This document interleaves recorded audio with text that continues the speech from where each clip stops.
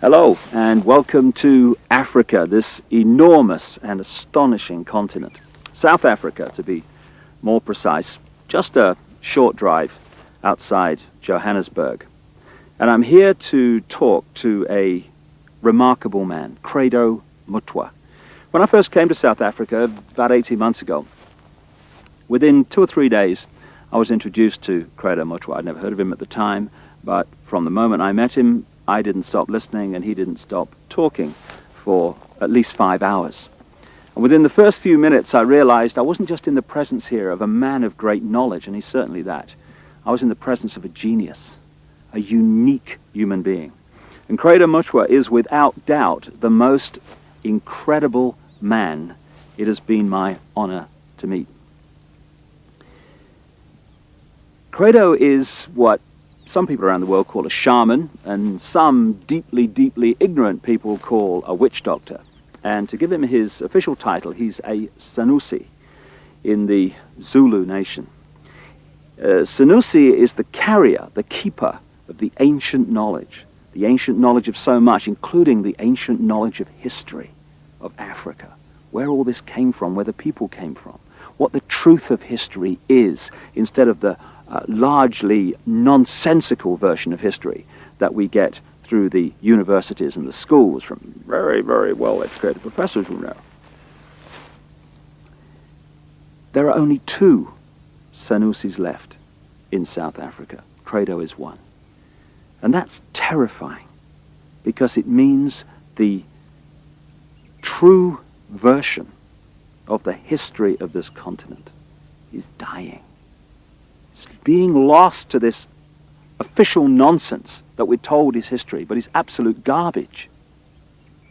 History has been rewritten, and the people who can put that history together again are going out of this world as they age and are not replaced.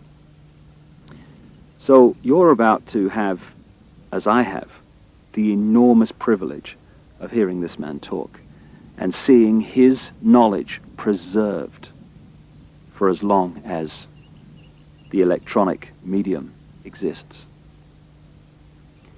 He is the official storyteller and keeper of the history, the knowledge of the Zulu people. But you know, knowledge is a very dangerous thing when you're trying to hold people down into a mind prison, you're trying to manipulate them, you're trying to control them. And so people like Creto Mutwa, who have the knowledge to rewrite history and therefore rewrite the present, they are very dangerous people to those that wish to control and suppress. This man has had endless threats to his life, endless attempts on his life, right up to the last few days. And he has upset the hierarchy of his own people as much as he's upset those others in other cultures and other races that wish also to suppress the truth for reasons of preserving their own religious domination or keeping people in ignorance. And so I've come here to talk to Creto at length about many things. And this is a series of unique videos with a unique man. And what we're going to start out with is to concentrate on a bizarre story. An off-the-wall story, you would think, but one which he is confirming at every turn from his own background, his own unique knowledge of this continent. Over the last few years, as I've been trying to uncover how the world's controlled by a few people, which it is, and who those people are, it has emerged from my research that, bizarre as it may seem, a reptilian race from another world, interbred with humanity in the far ancient world, creating hybrid crossbreed bloodlines. You see references to these in the Old Testament and into endless of the ancient texts. In the Old Testament, he talks about the sons of God, which in the original is sons of the gods, plural, interbreeding with the daughters of men to create the hybrid race, the Nephilim. These gods were the literal gods of the ancient people. And they used to sacrifice people literally to the gods. And these crossbreed bloodlines, as ancient accounts tell around the world, were put into the positions of ruling royal power in the ancient world.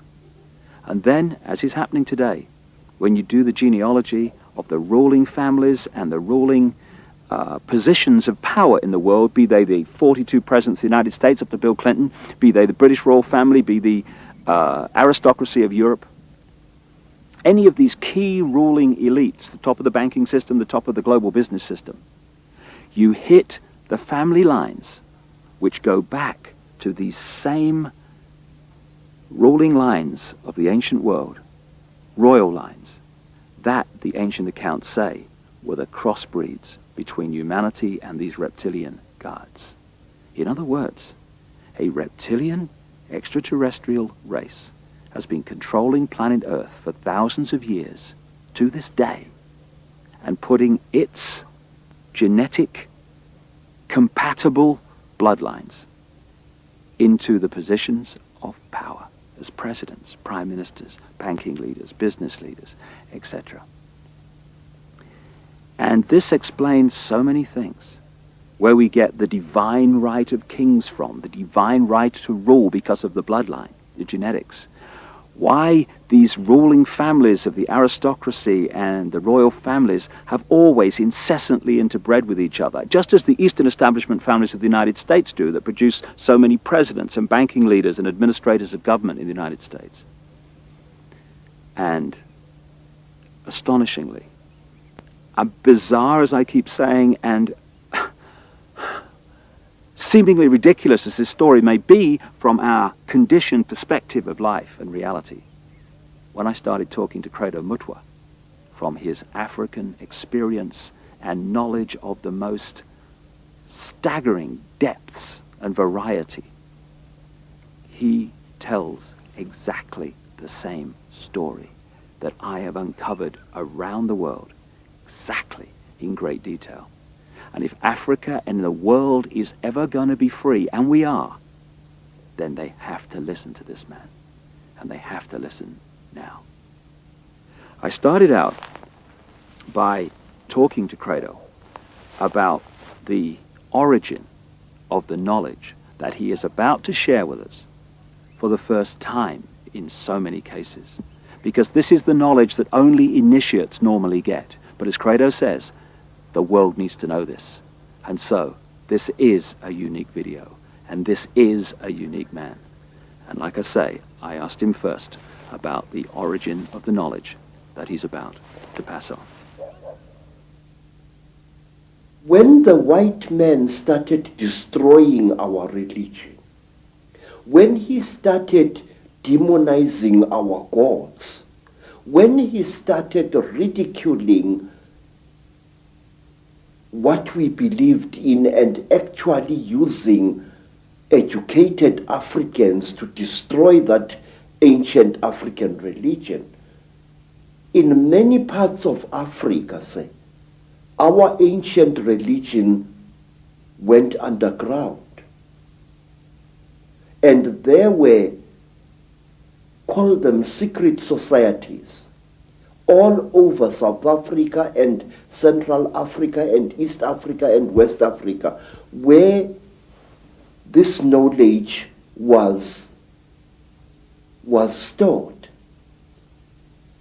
and kept by aging guardians, many of whom did not know that in other parts of the land there were other guardians who were doing exactly as they were doing. Now, when I first became a Sangoma, I was already, say, a person of education. I had entered school as a child of 14 years. And when I became a Sangoma, I was a youth of 16 years. And what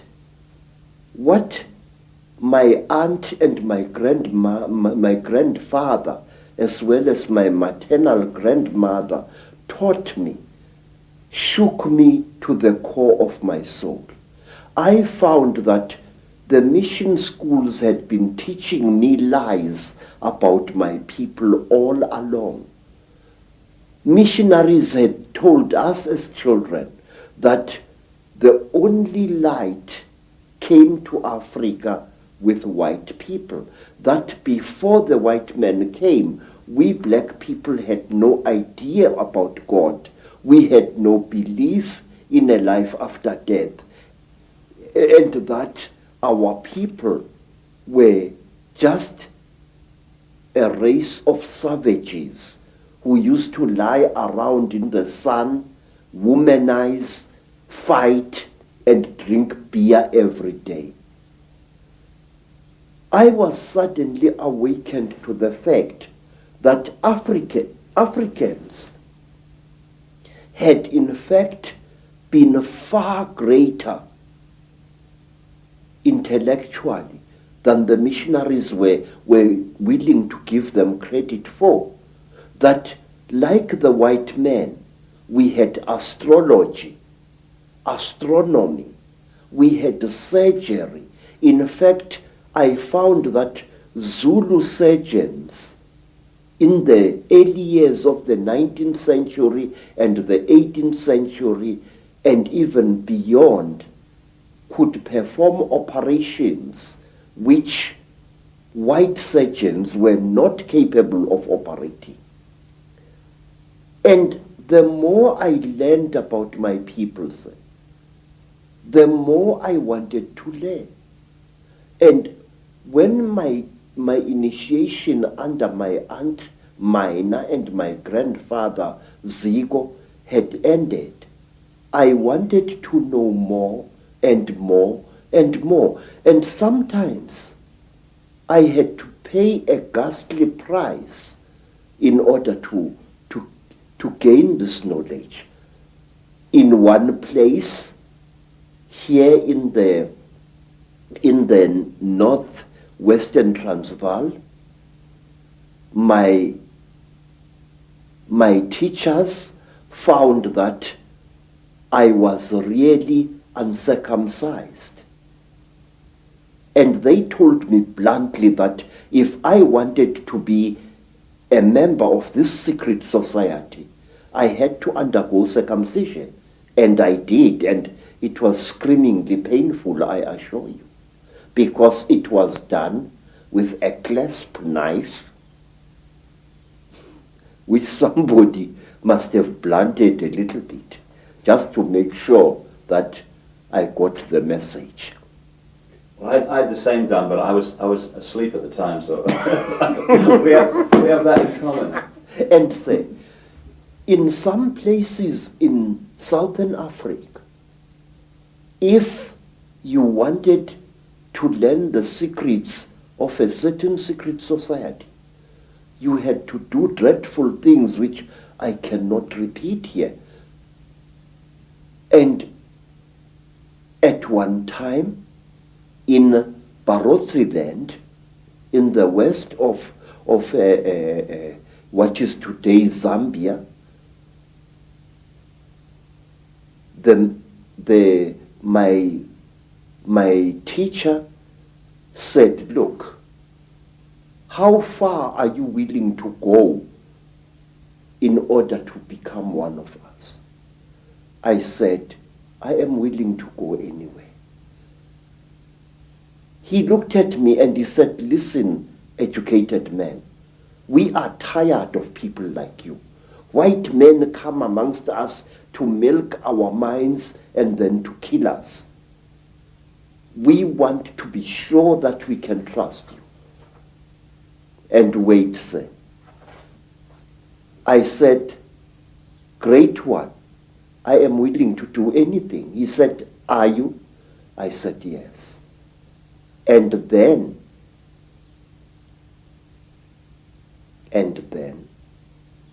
they went into a graveyard, and from there they removed the hand of a corpse, dead 2 days, and they brought it and they challenged me to cook it and eat it. I did so. And these were the peoples who first told me about a race of highly intelligent beings which they called the Chitauri, the talkers, a race of creatures which look like reptiles, who have ruled the world for hundreds, if not thousands of years. Through this dreadful act, I was able to gain knowledge which was denied to even the highest Sangomas, because they would not go through the ritual I went to. This is how secret knowledge is protected in Africa. So, and at one time, let me tell you another thing. Again in Barotse land, on the border between Angola and North Rhodesia, as it was called, I was brought into a hut. And in the hut was a young woman. She was as black as ebony, and her hair was like a huge black cloud on her head. Her teeth had been sharpened in the Barotse fashion until they looked like those of a reptile. And Mutwa was very puzzled. What's this lady doing here? I'm supposed to spend several nights in this hut, so what is she? What is she doing here? Now, Creto Mutwa, being a frightened Zulu, afraid of women but not afraid of wild animals, decided to sleep with his back to the wall, giving the lady a nice clean bath. And on the following day, Creto Mutwa was fined 15 pounds by the local chief because I had refused a sacred gift. I had been supposed to do something very amazing to this lady to show that I was one of the people. Bad luck. Bad luck. But why, Creto, have you chosen to reveal this knowledge now to a much, much wider audience? Mr. David, please, Africa is dying. Africa, is being murdered. And we are sitting like bloody fools. And we don't realize what's being done to our people. I have proof that can stand in any true court of law that the disease called AIDS is a man-made disease. And this disease is going to kill 3/4 of South Africa's black people within the next 10 years. There are wars in Africa which make no sense to me as a black man. Please, when people fight a war, Mr. David, why do they fight? People fight in order to get rid of something that is giving them pain. Whether that something is a tribal chief or a corrupt modern government. They want to fight to remove this burden or to be destroyed by it. That is the idea behind a rebellion. But in Africa we find wars where a group of rebels challenges a government and tries to fight against it. And then these wars end in the total destruction of the particular country where neither the rebels nor the government wins anymore. And why?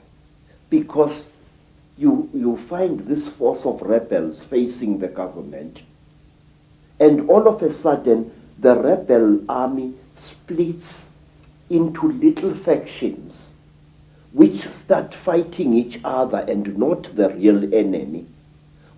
And soon it becomes a situation where everybody is fighting everybody else and the whole thing is getting nowhere. I say that these wars which are destroying Africa this way are orchestrated by forces from outside Africa. Our peoples need development. Our people need peace in Africa. We are basically a peaceful people. We are not warlike. Don't let historians tell you a lot of rubbish. Africa is not perceived by the people outside her as she really is. One, my people are Zulus, a tribe famous for warrior exploits for many, many years now. But wait, do you know, sir, that Zulu people actually hated war and didn't love it, as historians would have you believe? We Zulu people call war impi, I-M-P-I, and we call evil imbi or ububi. Now the word impi and the word imbi come from exactly the same root, which means that which is evil. We call copper itusi, which means the helper, the frightener away of evil spirits. But we call iron insimbi, which means the evil metal, the metal of war. Now, when a Zulu went to battle, he spiritually prepared himself for fighting.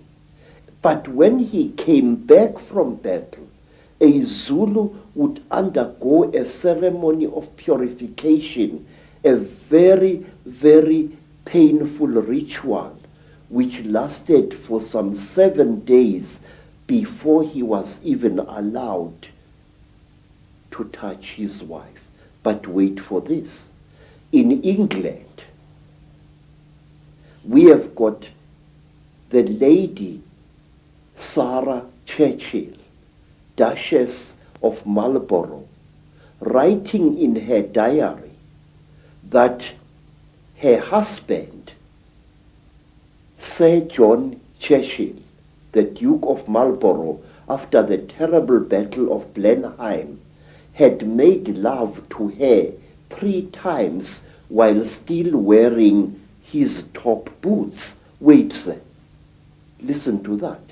Here is a man coming into his tent or whatever it was, with his boots still stinking with the blood of horses and the blood of men, and probably with human flesh still attached to the soles of those boots. Here is this man making love to his wife. What kind of attitude is that? That a man would come smelling of death and destruction to desecrate his wife in 3 torrid sessions? We never did that in Africa. We hated war. And furthermore, our people, the black people of Southern Africa, are accused of having been a male-dominated society. Absolute bloody poppycocks. Zulus were a female-dominated society. And if you want proof of that, ask yourself, who killed King Shaka?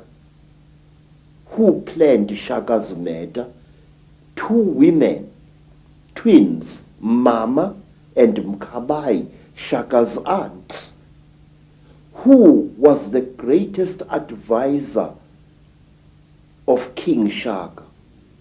His mother, Nandi, she used to plan every one of Shaka's military campaigns right down to the last detail. So, everywhere in South Africa, our word for great also means female, but that is something we shall discuss at another time. So, Africa is being murdered, and a race of people which once founded some of the world's greatest civilizations is being cruelly exterminated, and our politicians appear to be hypnotized as like a little antelope hypnotized by a python. Don't our leaders know what is going on in Africa? I'm going to talk, sir. I'm going to talk, and I'm going to reveal and damn the consequences. I am not a brave man, but it's high time somebody stood up and exposed the conspiracy around Africa and her people. So let's start looking then at the force that is the common theme through all this history to the present day that's been manipulating these highly malevolent, highly destructive situations. My own research around the world has certainly focused in on the fact that there is a force, not of this world, shall we say, that is the common theme. What is your experience and your knowledge of an extraterrestrial involvement in the history of Africa?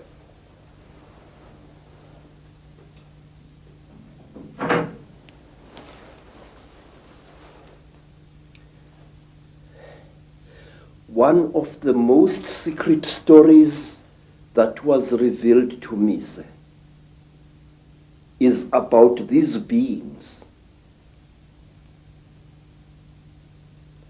This story was revealed to me first in Barotsident, then in the country today called Rwanda, once known as Rwanda Urundi. Then I learned about this story at that time on the foothills of Mount Kilimanjaro. This is the story, a story you find throughout Africa. There was once a time when the blue sky was invisible, when the whole world was covered with mist, when you could not see the sun as it is now, you only saw it as a splash of white light moving slowly across the sky. At that time, there was an eternal drizzle every day of the year. At that time, people could not see the stars. People only saw the trees growing, trees which were very, very big. There was no desert at that time, only jungle everywhere where you went. At that time, sir, people were what we call in Zulu, ngubili. A human being was both male and female in one body. And out of the sky, one day came terrible objects. They were like gigantic bows made of huge gleaming gold. They were shaped like bows without strings, and they were bigger than the biggest mountains. They came out of the sky bringing great noise, black smoke, and fire with them. And out of those huge objects came them. At that time, sir, human beings could not speak. We had no gift of language at that time. And people had, however, great mental power. A man would go into the bush and, using the power of his mind, actually call out an animal which he wanted to hunt and kill for his children. And the animal would appear and kneel down before the man, and the man would kill the animal and take it home. But when the Chitauri arrived in Africa, they told our people that they were gods and that they were going to give us human beings great gifts on one condition. We had to worship them and accept them as our creators. Some told our people that they were our elder brothers and that this earth had produced them generations ago. And they said they had come back to the green womb of their mother and that they were going to make us into gods. What they did, they created a very strange pair of caves in the land. They dug 2 caves. In one cave was a green light, in another cave was a red light. And they drove human beings into these caves. And each human being had to choose which cave the human being wanted to go into. And those who went into the green cave came out as women. And those who went into the red cave came out as men.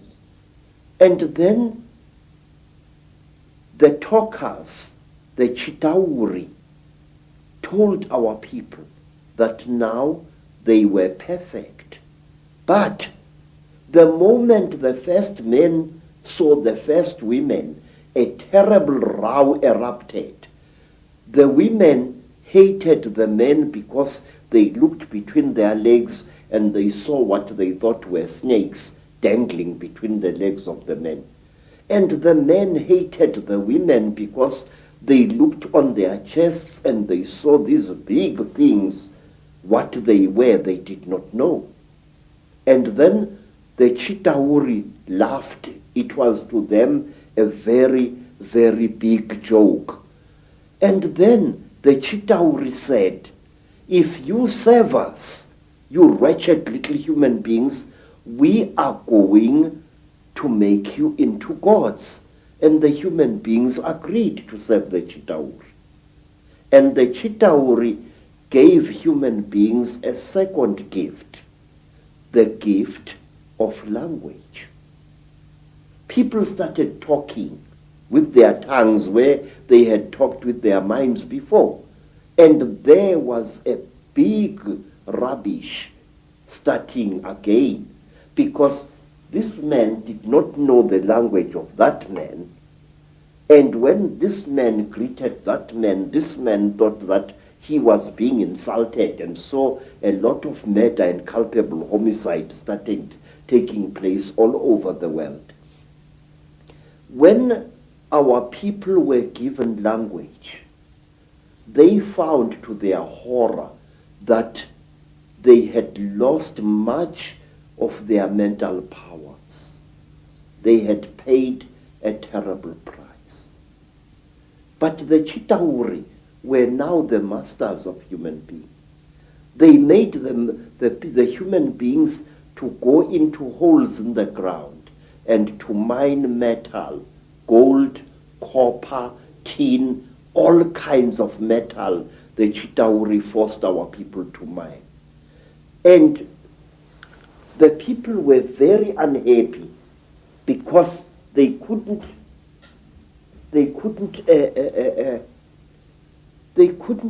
cope with the new sexual differences which were there now between men and women. And then from amongst the Chitauri came a very good female Chitauri. Her name was Mai Nzarantwari Samahongo. Mai Nzarantwari Samahongo was the senior wife of the terrible chief of the Chitauri, Umbaba Gorontwari Samahongo. She was sorry for human beings, this great reptile lady.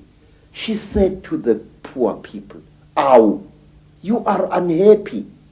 And the people said, "Yes, great one. We go into the holes every day, we dig the stones and we bring it to the gods, but we are not happy."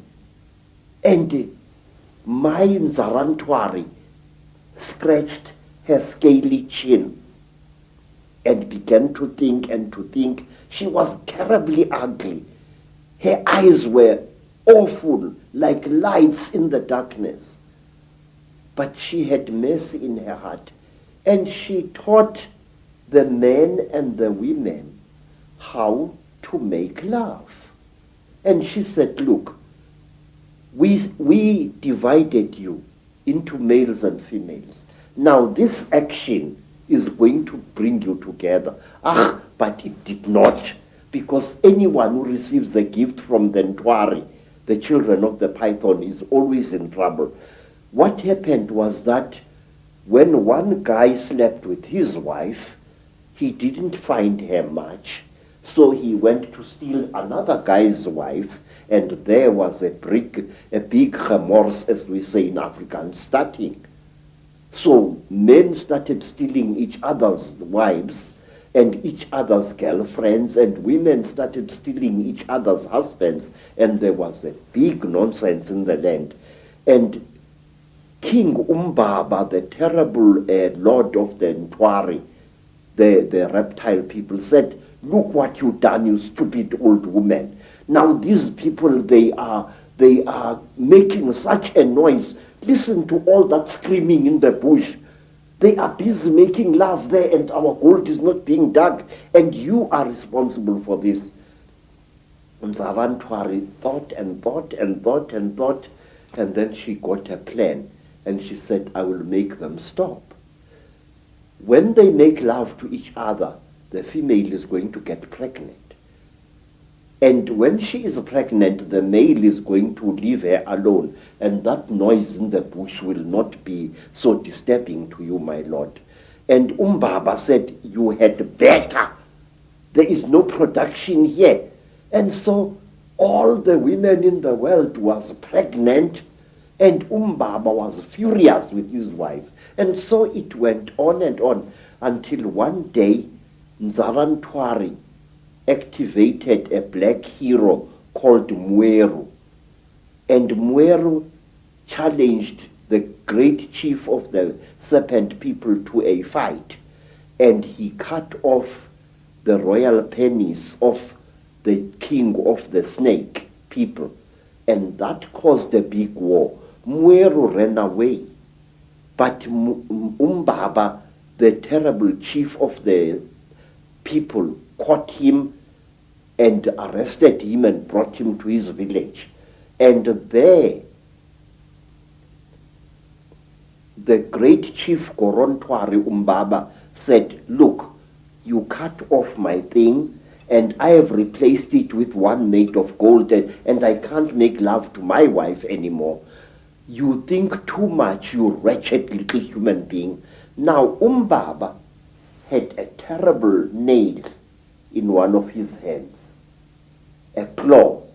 And with this claw, he drove the claw into poor Mweru's nostril, making a terrible hole into his brain, and he started drinking Mweru's brain, and then he threw away the corpse. To this day, we believe that the people, the Chitauri people, they eat human brains. And strangely enough, scientists have found skulls where the human brain has been removed and eaten by someone or something. Well, the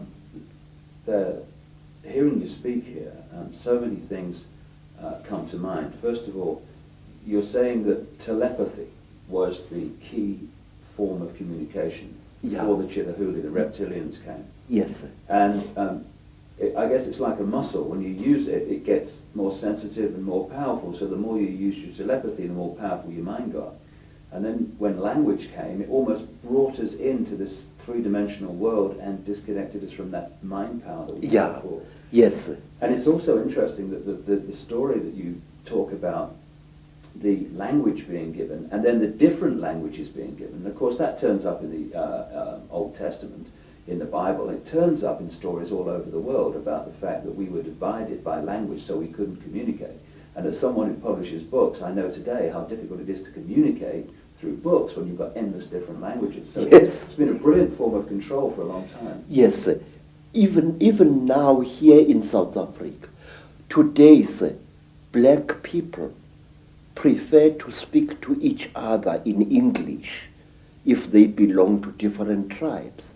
And they have even, over the many decades, black youths have even created a lingua franca of their own, which we call Tsotsi language, which is a mixture of African words and Afrikaans words. They do this in order to bridge the incredible language gap which exists between black people in South Africa. Let me show you an amusing thing, how different languages are. The language of the Xhosa people of the Eastern Cape is very similar to Zulu, but certain important words in the Zulu language, good words, are viewed as obscenities by the Xhosa people. For example, in the language of the Zulus, an ancestral spirit is called Idlozi. But if you use that word to a Xhosa, he says you are using a dirty word, because to them, Idlozi means sexual desire. And in the language of the Zulus, mealie meal, maize meal, is known as impuphu. But in the language of the Bapedis, maize meal is called bupi, and if a Zulu uses the word impuphu in front of a Bapedi woman, she feels that he has insulted her, because in the Bapedi language, impuphu means a woman's sexual organ. And in the language of the Mashonas, in the language of the Zulus, a mother is called mama. If I say my mother, I say mama wami. But in the language of the Mashonas, the people of Eastern Zimbabwe, the word mama means to sit down and have a crap. So one day when I said to my Mashona hosts, ngikhumbule umama, which in Zulu is, I remember my mother, I'm missing my mother, the Mashona gentleman immediately took me and directed me to his pit latrine at the back of his house. Because in the Mashona way, mother is mai, not mom. So you see this terrible difficulty, this subtle problem of language is a very big obstacle to communication in Africa. So we designed languages. There's another language called Fanagalo. which is a lingua franca consisting of African words as well as nonsense words and Zulu words, which was used a lot in the mines in the 1930s, 40s, and 50s. So to bridge this great language gap, we have created artificial languages in Africa, but today English is the preferred language of communication. Some say we should learn French, also another language of communication in Africa. Some of the problems of language can be funny, but it is the same situation, the divide and rule, that is actually, in other expressions, created this tremendous turmoil in Africa and other places in the world. Yes. And we're looking from my research, and staggeringly hearing you talk, you're saying exactly the same as I've come across. It's incredible confirmation that a reptilian race from another world has been behind the manipulation of humanity for a very, very long time. Now, what do these Chitahuli actually look like, the reptiles?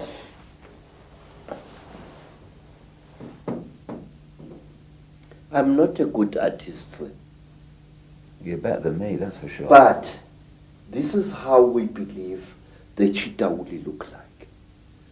They were created in this. You see, sir,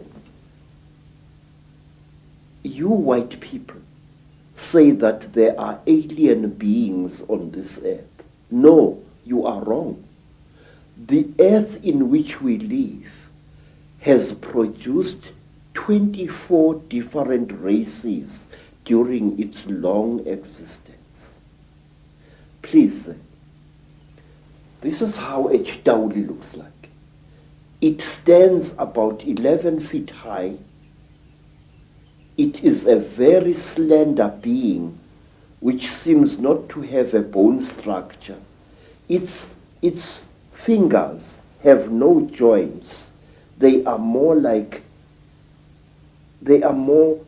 as if the bones in here were flexible.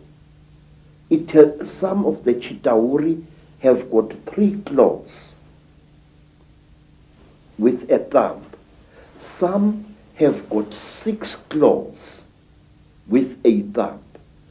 And some of the Chitauris have got horns on their heads. And what surprises me is this. Some film producers, like the producers who make the films Star Wars, George Lucas, often show creatures in their films which actually exist, which even the most uneducated of Africans who knows this Chitauli can identify. For example, in the new Star Wars film, what is it called? Star Wars or something like that. There is a creature who amazes me called Darth Maul. Darth Maul is a red and black being with a ring of small horns right round his head. That is exactly what the Chitauli look like. Some have got ordinary heads without any horns on their heads. These are the lesser Chitauli. But the royal Chitauli have got a ring of sharp horns all around their heads.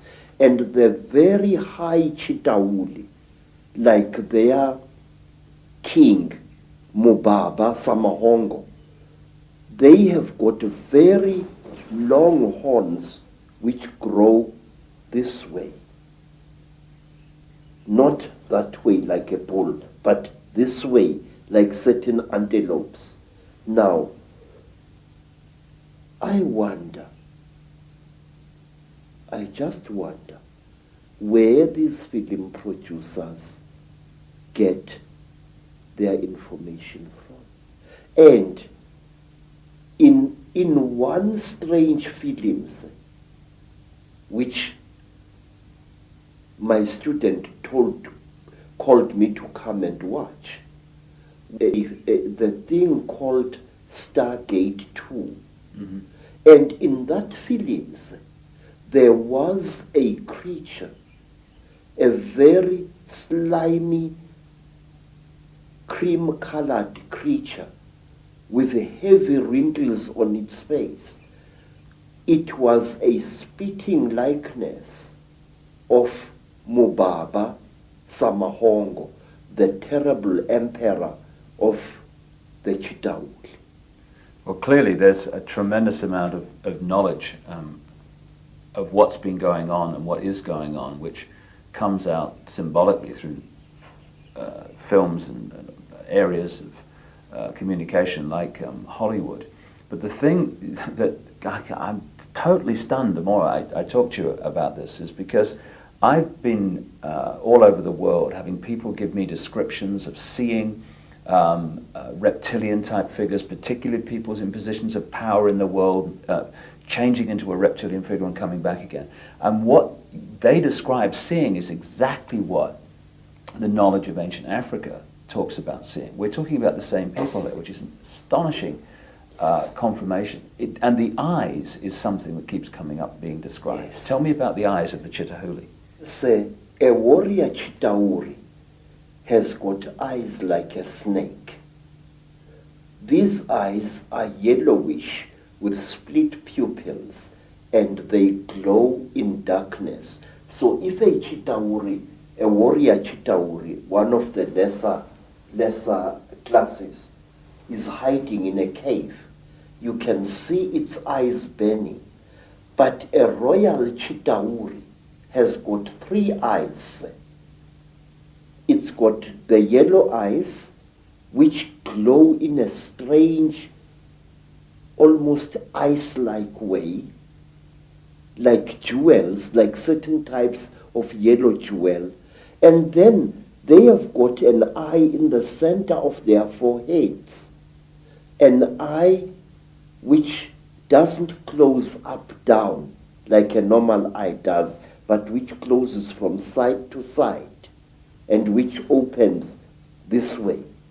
Now this eye of the Chitauri is the eye that kills, because it can knock a man down just by the fire, the glare that comes out of it. Is this where the a constant recurring theme of the evil eye comes from? Yes, sir. Yes, sir.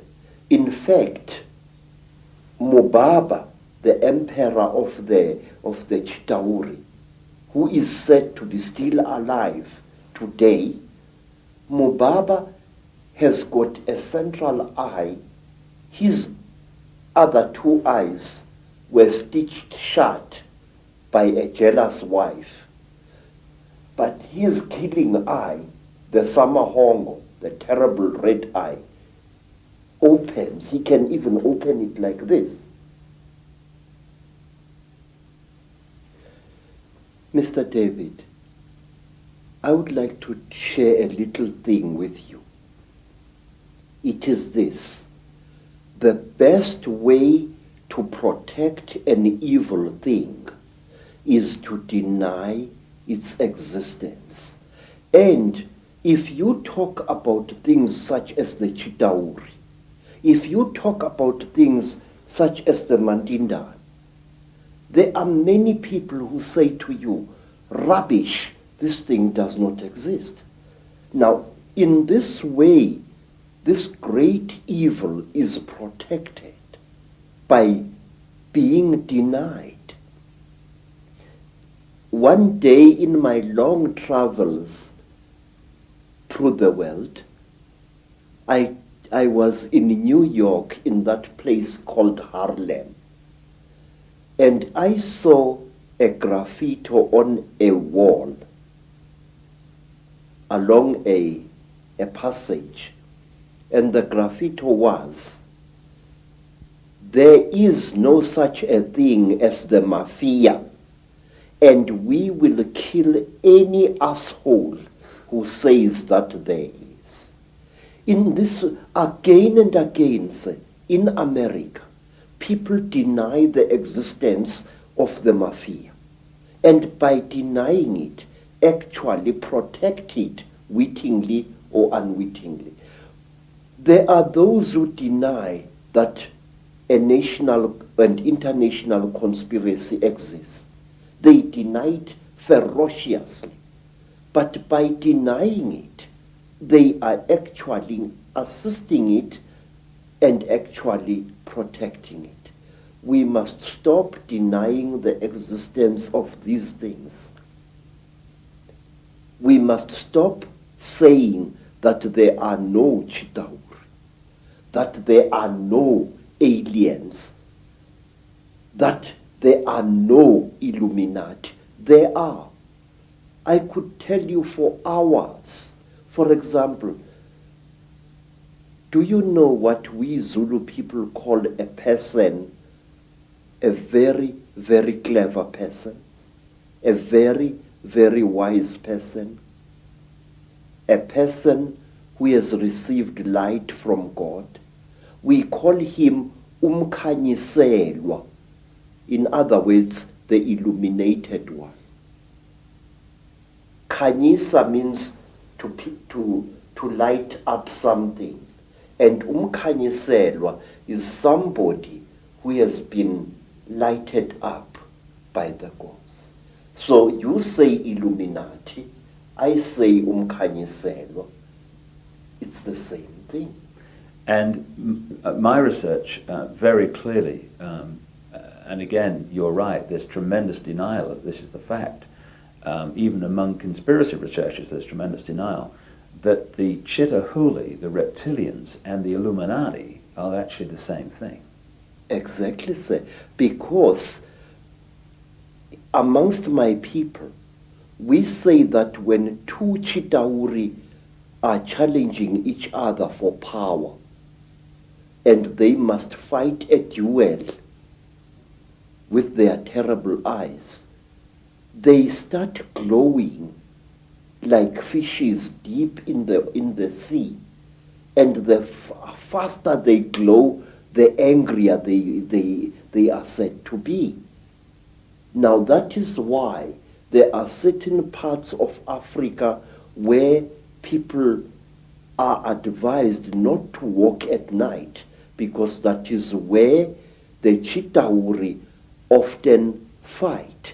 And one of these parts of Africa, say, is a remarkable place called the Mountains of the Round Rocks, Matobo, wrongly pronounced Matopo, in Zimbabwe. These hills are really not remarkable in themselves.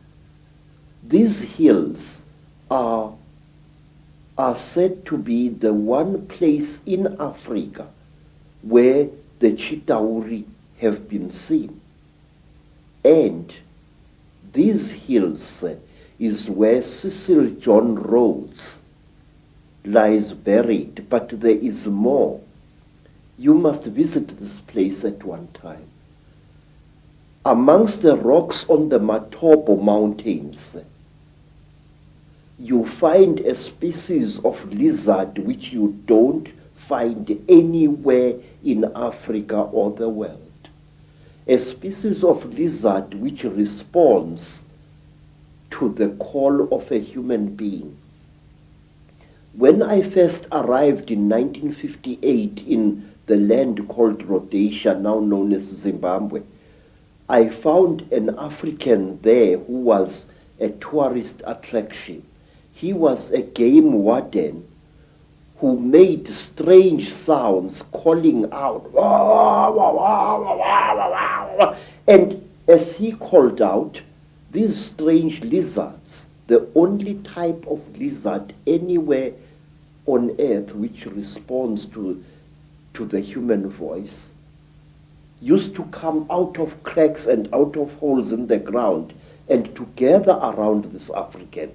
And it was this African game warden who told me that the sounds he is making are not just noise, they are the speech of the Chitauri star gods.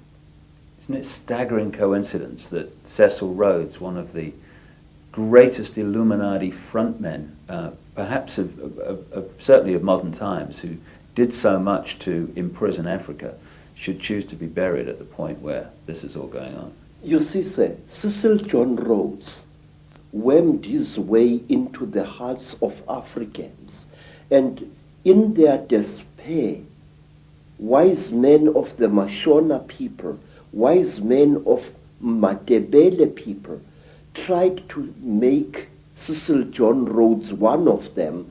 They told him about the secrets of the Matopo Mountains, that under the Matopo Mountains lies a city of great wisdom, which is the home of the last survivors of the Chitauri god beings in that part of Africa. And if you go to the Matopo Mountains and you carry a 4-pound hammer and you strike certain parts of that landscape with that hammer, it gives out a hollow sound which shows you that there are caverns deep underground there.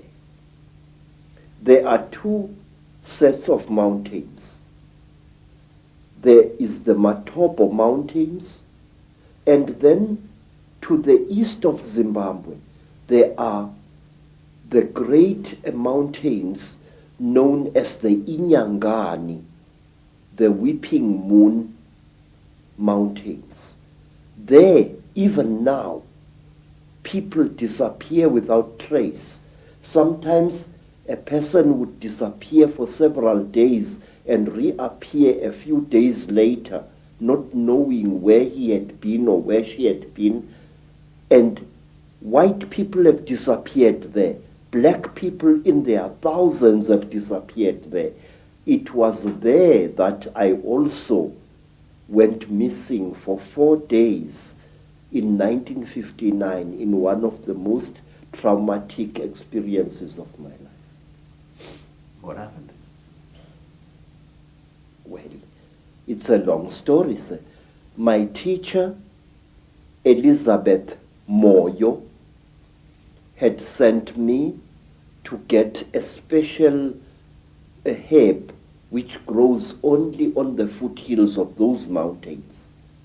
It was just an ordinary day like any other, just beautiful day like this one outside here. And I love the African wilderness. I'm at home in the bush, especially in the days when I was still in good health. I love the animals. I love their smell, and I love the smell of the vegetation. And I was looking for this herb when all of a sudden a bright blue mist fell all around me. It took me some time to react to this strange thing. It was a hot day, and all of a sudden the temperature around me dropped. It was as if I was on the slope of a very cold mountain, but it was a warm day. And then the next moment, I was in what appeared to be a metal-lined tunnel, a caving tunnel, and I was lying on what looked like a workbench, a very large workbench of some kind. You know, an iron table which an engineer or somebody working with metal would use for welding and cutting metal upon. But this workbench was very brightly polished. And there I was lying there with my trousers missing and only my khaki shirt, when I saw again through what appeared to be like blue mist a number of moving objects, which at first I thought were dolls. And these objects were moving towards me. I noticed with mild surprise that they were very thin, short, human-like creatures with very, very large melon-shaped heads. The creatures had no noses, as human beings have. They had only small little holes on either side of where the nose would be, and their mouths were like knife cuts at the bottom of their faces. And these creatures were coming towards me. In color, they were gray like certain types of fish, and they wore silvery gray garments which reached up to their necks and up to their wrists. I couldn't see whether they were wearing boots or not at that time.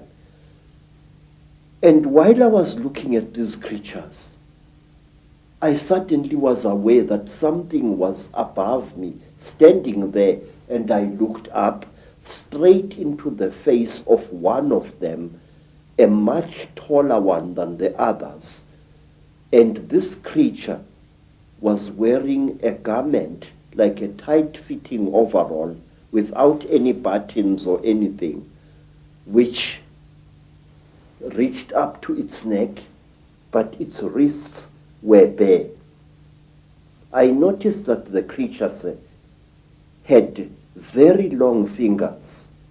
Its fingers had and each of its fingers had an extra joint, and it ended in a claw, a black claw like that of a chicken or a certain kind of bird, and that its thumb was not here, but here in the middle of the hand. And this thing was standing above my head and looking down at me, and I was looking at its eyes, which were very strange indeed. It was as if it was wearing plastic goggles over its eyes. I could see its eyes inside these tinted goggles, and it had holes on either side here, but it had no nose as I have. Its jaws were very small, and its mouth was a slit with tiny little scale-like things where its lips should be. And the creature carried a horrible smell on it. I can't describe that smell. It was a metallic, chemical smell which seemed to combine the smell you would smell when somebody is burning brass or copper, and a very ugly chemical smell, these two smells combined. And this creature was looking down at me. I was frightened, but I could not move.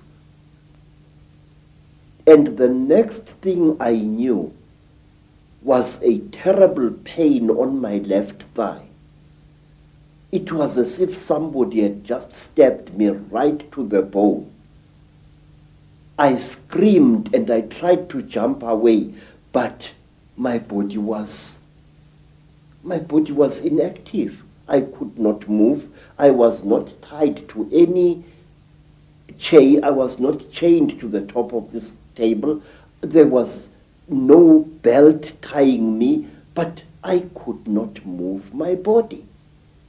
And when I looked down at what was happening, I found that one of the shorter creatures had driven something very painful into my left thigh.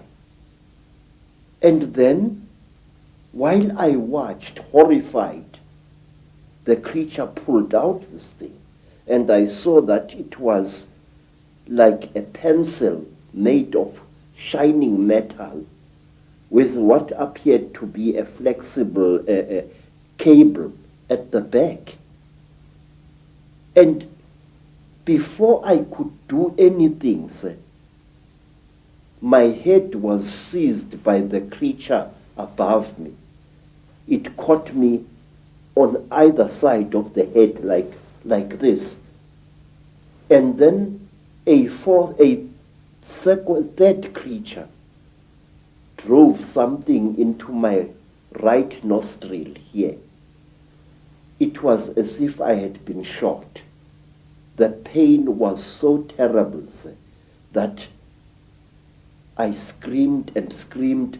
Blood filled my mouth, blood spattered out of the nostril, and the creature did not seem to care. I was stupefied. The pain was so intense, so terrible. And then, quietly, brutally, the creature pulled out the thing that it had stabbed me in the nose with, and blood flowed into my mouth, out of my nostril, and I was choking. And then the big creature coldly turned my head this way, so that blood came out of the mouth, and which gave me some kind of relief. And after what seemed like an eternity of pain, the creature brought something out of somewhere, which looked like an old-fashioned tea strainer in appearance, and it put this thing close to my nose. And then I seemed to drift away, and the pain subsided.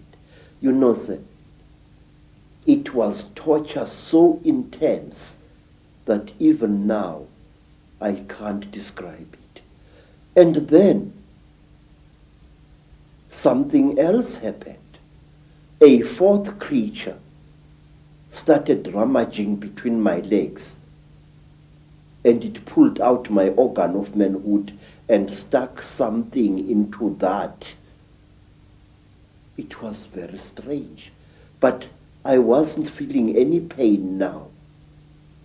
But I could feel the flexible cable moving inside me, right into my body. And then, I can't describe it. It was as if my seed was being sucked out by this small, bright, flexible cable. And then the creature just pulled it out. I screamed and I cried and I screamed, but I could not move. And then something happened which to this day still amazes me.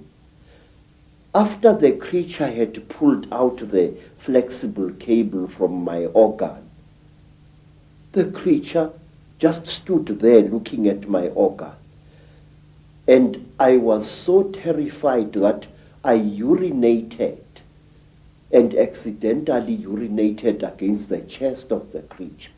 It jumped away as if I had shot it, and it stumbled backwards. But its face didn't show any expression. Its mouth didn't even open, but the way the creature reacted, trembling all over, it was as if I had really hurt it, but it was wearing this kind of garment. And after that, I was left alone, except for the big creature, which stood to my right side this time, with its arms folded, looking down at me. And then, while I was looking at this creature, trying to appeal to it, no pain anymore, no pain, please, I was pleading. Pictures suddenly flooded my mind. Pictures of buildings sunk in a red lake of water. Buildings rotting away. Buildings that appeared as if they had been bombed. And cities sunk in terrible mud. Trees sticking out like rotten ghosts. Trees without leaves, without branches, sticking out of the mud as if they had been poisoned. I saw visions of this. And then, through an entrance which I had not seen before, came a strange and terrible beings. It was exactly like this. It was tall, made entirely of metal, with burning eyes and a snout. It didn't do anything. It just moved and came to stand at my left side. It didn't touch me or anything like that. It just stood there, making a strange humming sound. Wow, wow, wow, wow, wow, wow, like that.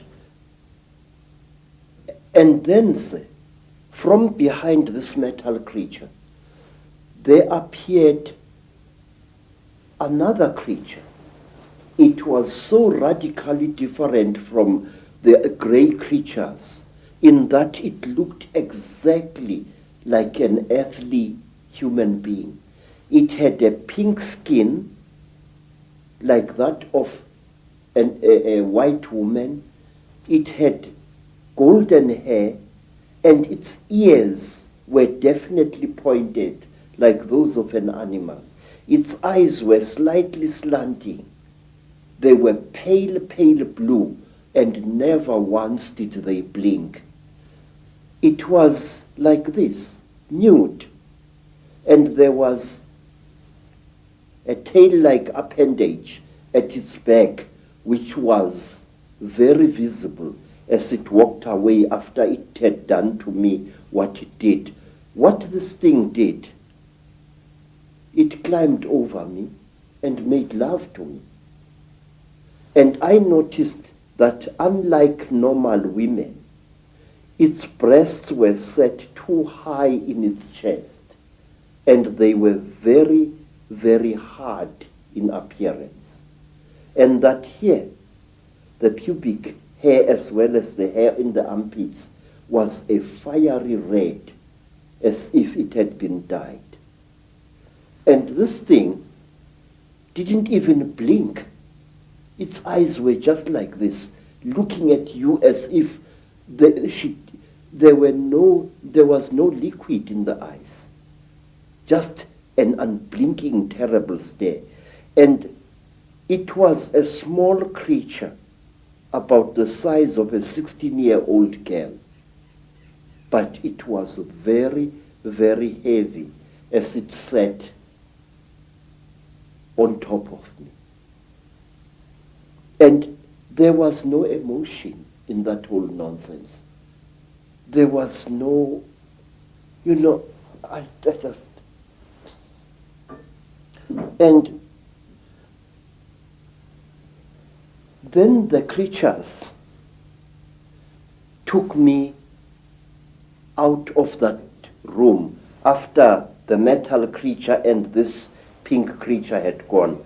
This creature took me out of that room, assisted by another one. And they pushed me along a corridor which curved slowly in that direction, towards my right. And there I was shown many things which even today I don't understand. I was shown little versions of this creature swimming in huge cylinders made out of what looked like glass, in a pinkish liquid, like ugly little frogs inside the liquid. They looked like aborted human fetuses. They were very, very terrible and disgusting. And then we came to another room, and there I saw a number of people undergoing the same torture that I had undergone.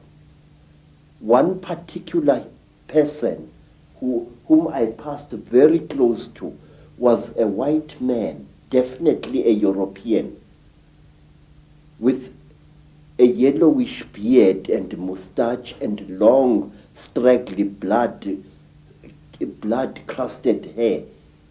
This man looked into my eyes and I looked into his eyes. And we were so close we were as I went past him. Then,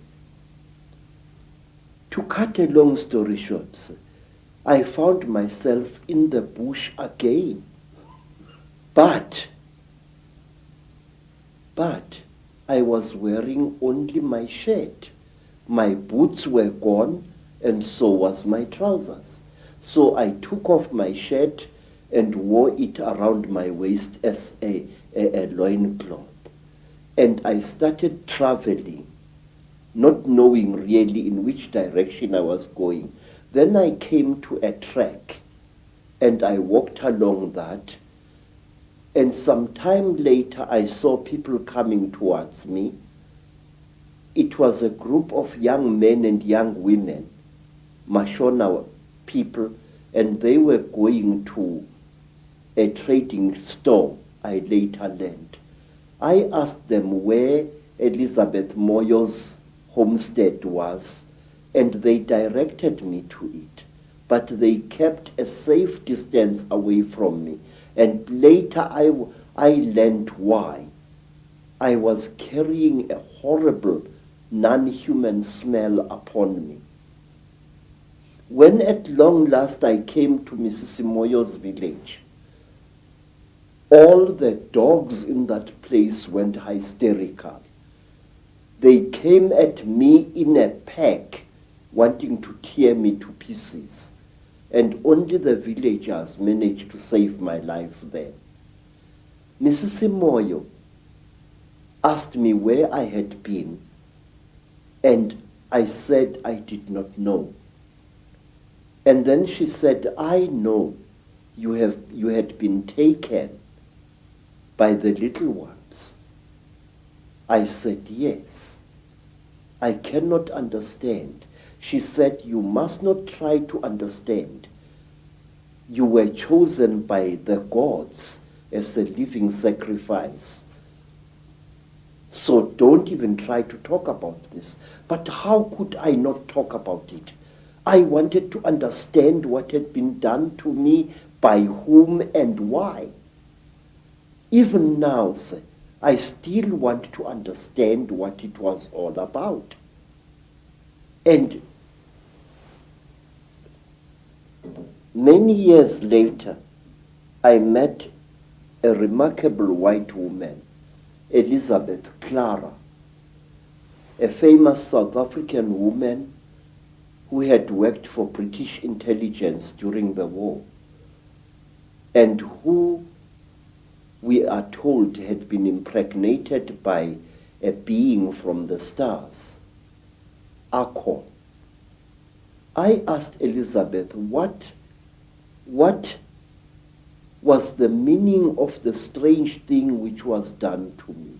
Because since that time, I had come across many black people, well over 200, who had been through the same torture as I. I had come across many black as well as Cape-colored women who had been mysteriously impregnated by the same creatures that I had gone through the hands of. And let me tell you one other interesting thing before I forget. About a year after I had underwent this terrible experience, I was walking along Jeppe Street in Johannesburg delivering parcels when a white man shouted at me to stop. I stopped. I thought he was a policeman wanting to arrest me for some reason. And when I tried to produce my identity document, the white man said, listen, I don't want your nasty word passbook kefa. I said, then sir, what do you want, Bas? He said, listen, where did I see you? Where did I see you? I said, I don't know, Bas. But he looked very familiar to me. And then he said, listen, don't bullshit me, man. Where did I see you? Where did you and I meet? Then I said to him, I saw you in Rhodesia, in a certain place. You were lying on a table. If I had hit that white man with a fist, he would not have reacted the way he did. He went pale, almost dirty gray in appearance, and he turned away with a terrible, dirty word, and he walked away. His eyes were filled not with anger, sir, but with pure, naked terror. Astonishing story. Yes, sir. But there is more, sir. There is more, because I still want to know what was done to me. Say, one day you and I must talk more, in greater depth than now. I would like to tell you that since that time, I have found that I know things that a man of my standard of education shouldn't know.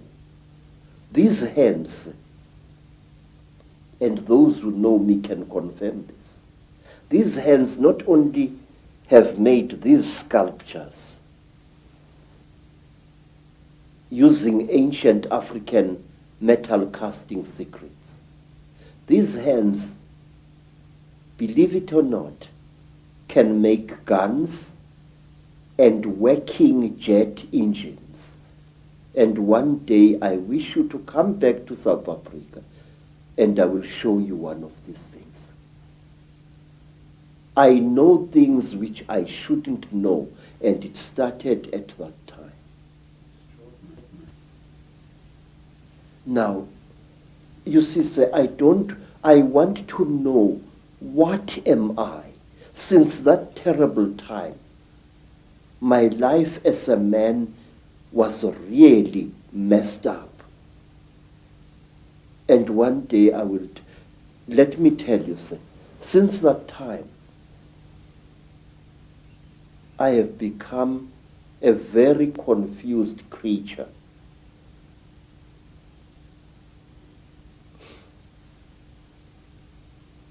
It's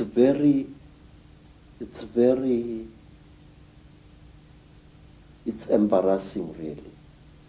But since that terrible day, I became bisexual, which to me as an African is very, very disgusting. Since that time, my mind doesn't seem to be my own. I think about things that a man like me shouldn't bother himself about. I worry about people. It's sickening. I have ruined my life because of worrying about people. I feel that I want to take every human being on this earth by the shoulders, shake them roughly and say, listen, Pastor, there is more to this earth than you think. Say, I have seen the Chitauli. I have smelt them. I have had personal experience of these. And there are people who claim that these creatures are gods. There are people, sir, who claim that these creatures are experimenting on us. That is a lot of rubbish.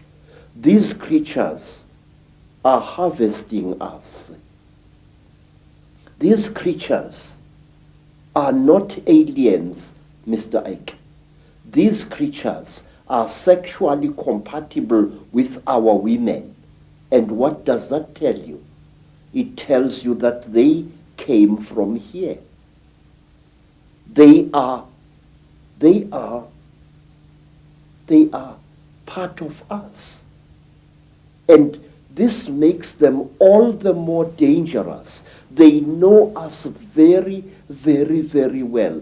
They know the great weaknesses of our minds, just as they know the great strengths of our minds. They operate in what I call the gray area of human existence, that side of our lives which we don't want to acknowledge the existence of. They create, African tradition says that the Chitauli, where they engaged God himself in a terrible war, and God defeated them, the real God, Nkulunkulu, the Creator. God defeated them, and he closed their mouths so that they are unable to talk or to eat food anymore. But we are told, say, that the Chitauli fatten on the energy that we human beings give them. They make us to fight each other. And when the whole land is drowning in death and fear and terror, when hundreds and hundreds of people are angry and afraid, the Chitauli get fat because they eat that what we call the dark power, which is brought about when human beings destroy the planet on which they live. They feed off human emotion. Yes, very, very intense human emotion. We are told, for example, that if you see a Chitauri walking through the bush or just standing there and looking at you, and you are accompanied by your wife or your girlfriend, you must immediately make love to that girlfriend and release as much emotion as possible, and the Chitauri will be pleased and will walk away from you and not harm you. And another thing, say, we are told that the Chitauri eat energy which is generated when hundreds of human minds or one human mind starts thinking at certain levels. We are told that the Chitauri want us to think at certain levels. Certain wavelengths. Yes, sir. And they reward us with long life. May I ask you, sir, have you ever thought as a thinking person, why is it that in the great universities of this world you find professors who think at certain levels and who live unnaturally long lives? Albert Einstein, Raymond Dart, Robert Broom, all these professors live a long, long time.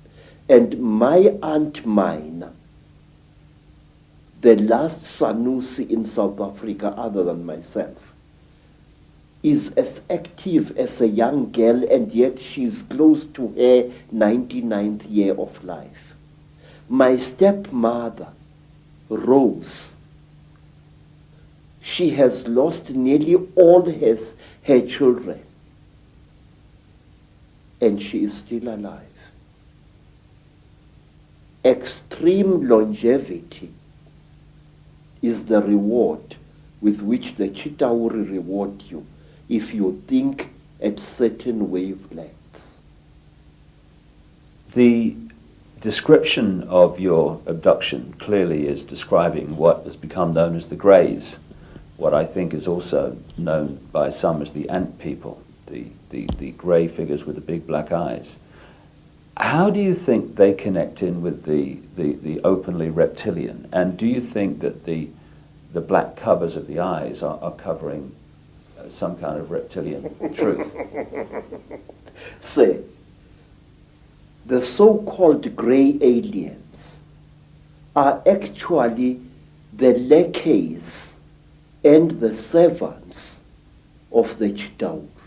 If you see a Chitaur and you see this, there is very little racial difference. In fact, I will even go so far as to say this, that these creatures are actually the offspring of the Chitaur. The way they gather substances from human beings and from animals,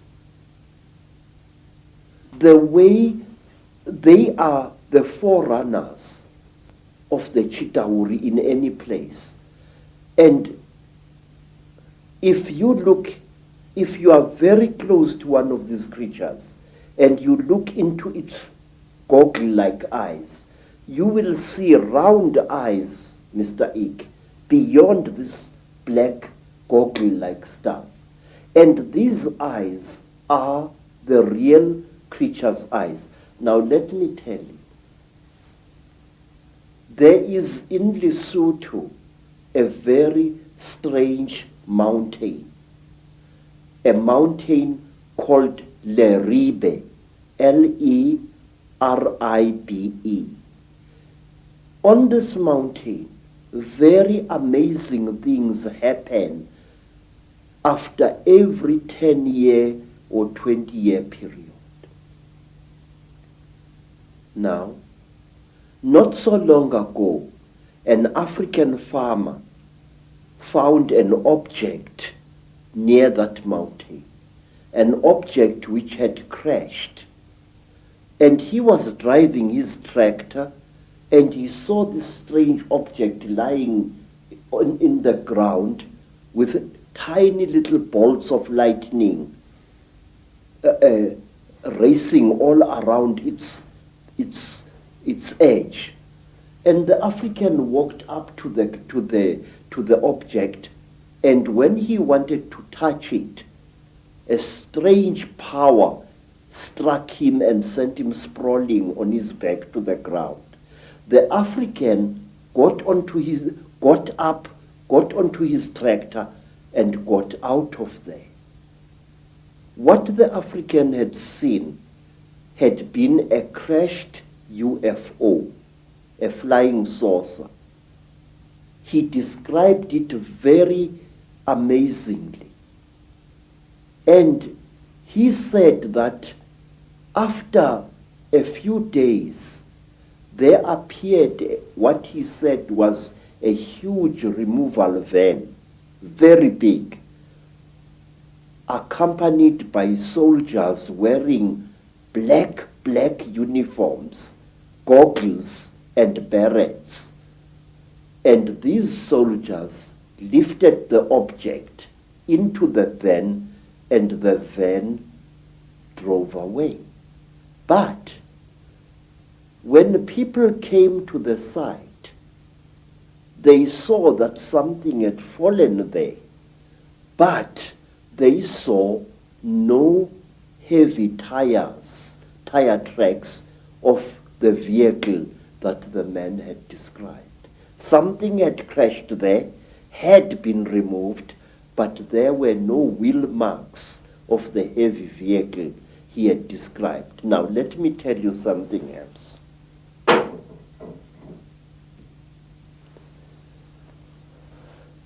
It was in 1958. In fact, I think that the incident I'm going to describe to you, sir, is somehow connected to what happened to me in 1959. I'm sure of it. A friend of mine in Lesotho called me. He said that he had something very important and that we had to share this. He said, please, I must come to Lesotho. I must come. And I went there. And then I found that he had dug a hole at the back of his hut. And he asked me that he and I and his second wife should go into this hole on the night to come and there to share something very, very holy. Well, we went down the hole. We used a broken ladder, and there inside the hole, we ate small pieces of something. He told me to chew these things very thoroughly, as they were quite hard. I still had teeth in my face at that time. And I chewed and I chewed and I chewed and I chewed. But I noticed that what I was chewing was some kind of dry substance, and that it had the same taste that you would feel in your mouth if you sucked a copper penny. It had that coppery taste, like as if you were sucking an old copper coin. And then we left the hole and we went into his house. And on the following day, we all became terribly ill, very, very ill. Our skins erupted into a rash. It was very, very painful. It was very, very itchy. We bathed with urine trying to take the itching away, but it failed. We bathed with sheep dip, and it failed. And in the end, I could no longer breathe at all. My tongue appeared to swell many times its size. And then I got so sick I could barely open my eyelids. The skin was itching like mad and I could barely breathe. And as the days went by, it was about a week, but it seemed like 100 years, slowly the rash subsided. And my skin began to peel, as did my friend's skin and the skin of his wife. We were very, very, very sick. And when I could speak, I asked him, what was the thing that you gave me to eat? This is the thing that has made us so sick. Why did you do this, my friend? He said, look, what we shared was something that can only be eaten while you are hiding in a hole. And that thing is the flesh of a god. I said, God? He said, yes. I said, but I am sick now. He said, wait, you'll recover. You either die within 2 days or you recover. Now we are going to recover because we are still alive after 2 days. Mr. Icke, I can't describe to you what happened next. I wish you to imagine, sir, you are sick, weak, and feverish. Suddenly, you get stuck, staring, raving, laughing mad. We started laughing. Ha ha ha ha ha ha ha. It was utterly incredible. What had made us to What had caused the laughter we did not know, but we laughed for hours, all three of us. And then, when our jaws couldn't laugh anymore, a new thing happened. My friend's eldest daughter gave us all water. And when I drank that water, my sense of taste was so heightened that I was utterly shaken.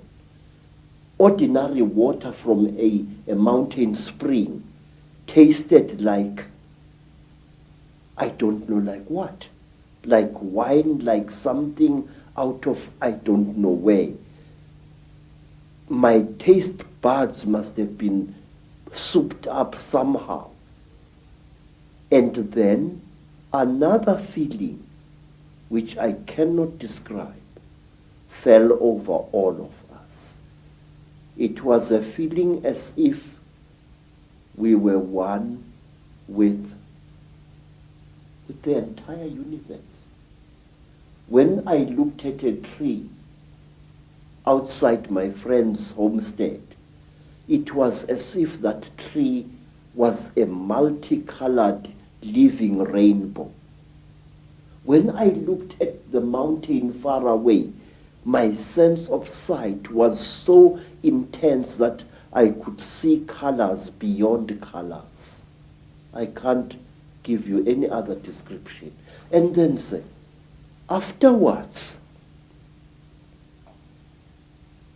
I was very weak, but with a monstrous appetite. And then I left my friend's homestead and returned to South Africa. Every step of the way, I seemed like a person reborn. It was a feeling that no words can describe.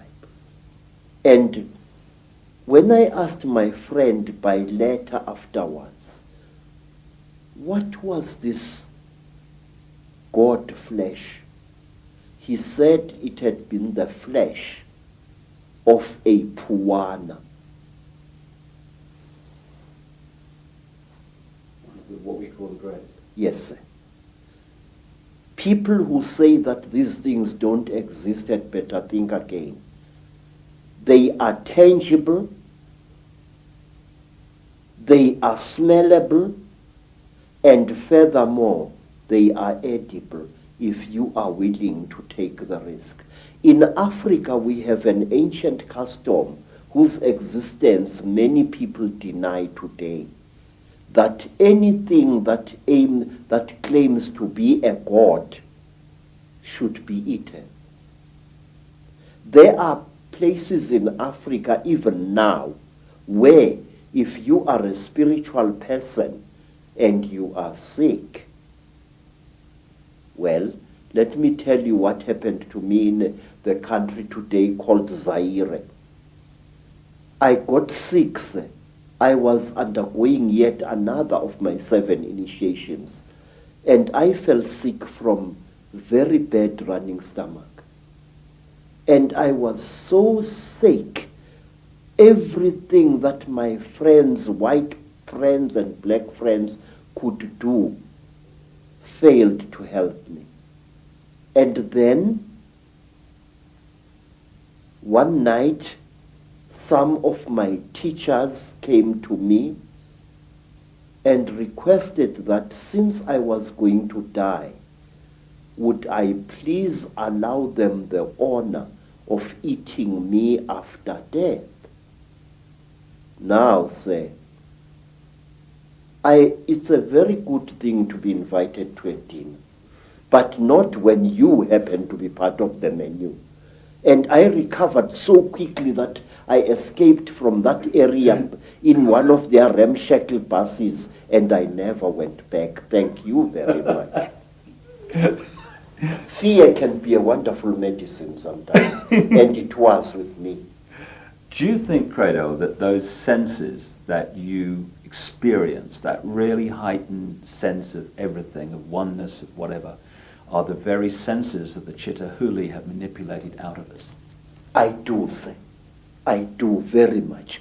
They were senses like no human being possesses. May I add, no human being possesses anymore.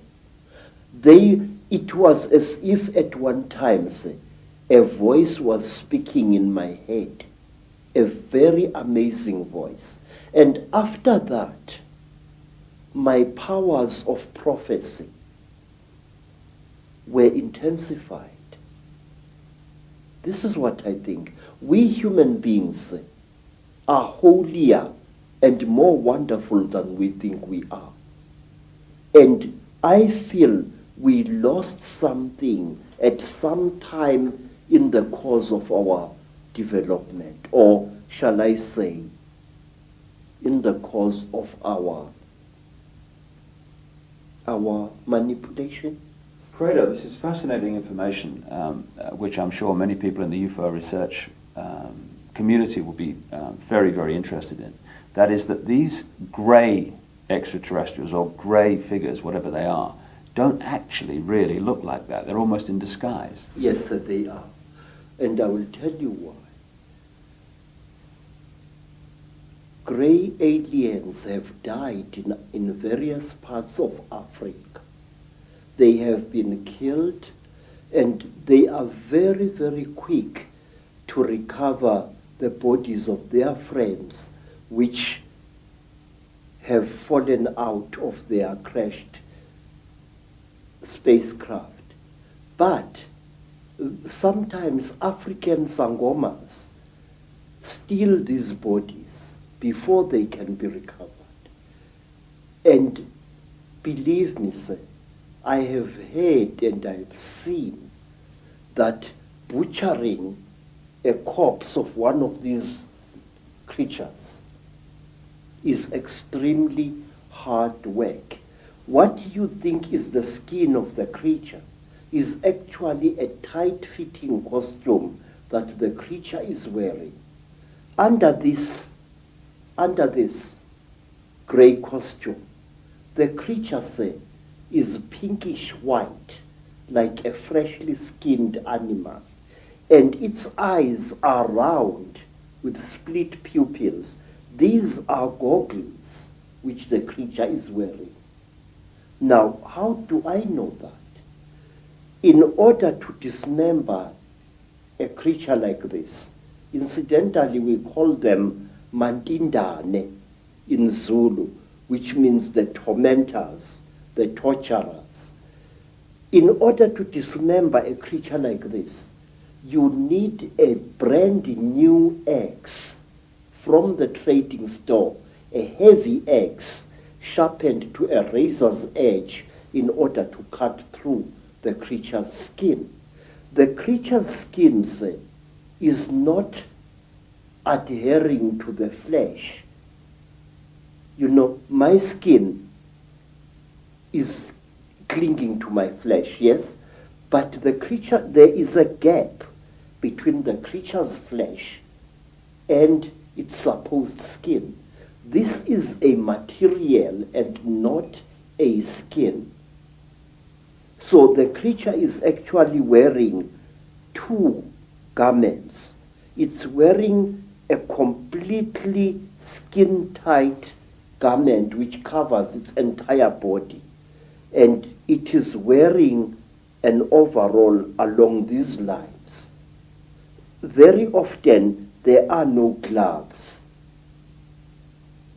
And here, to cut up a mantindane, you need very, very sharp iron. And you have got to be a strong person even to reach its flesh.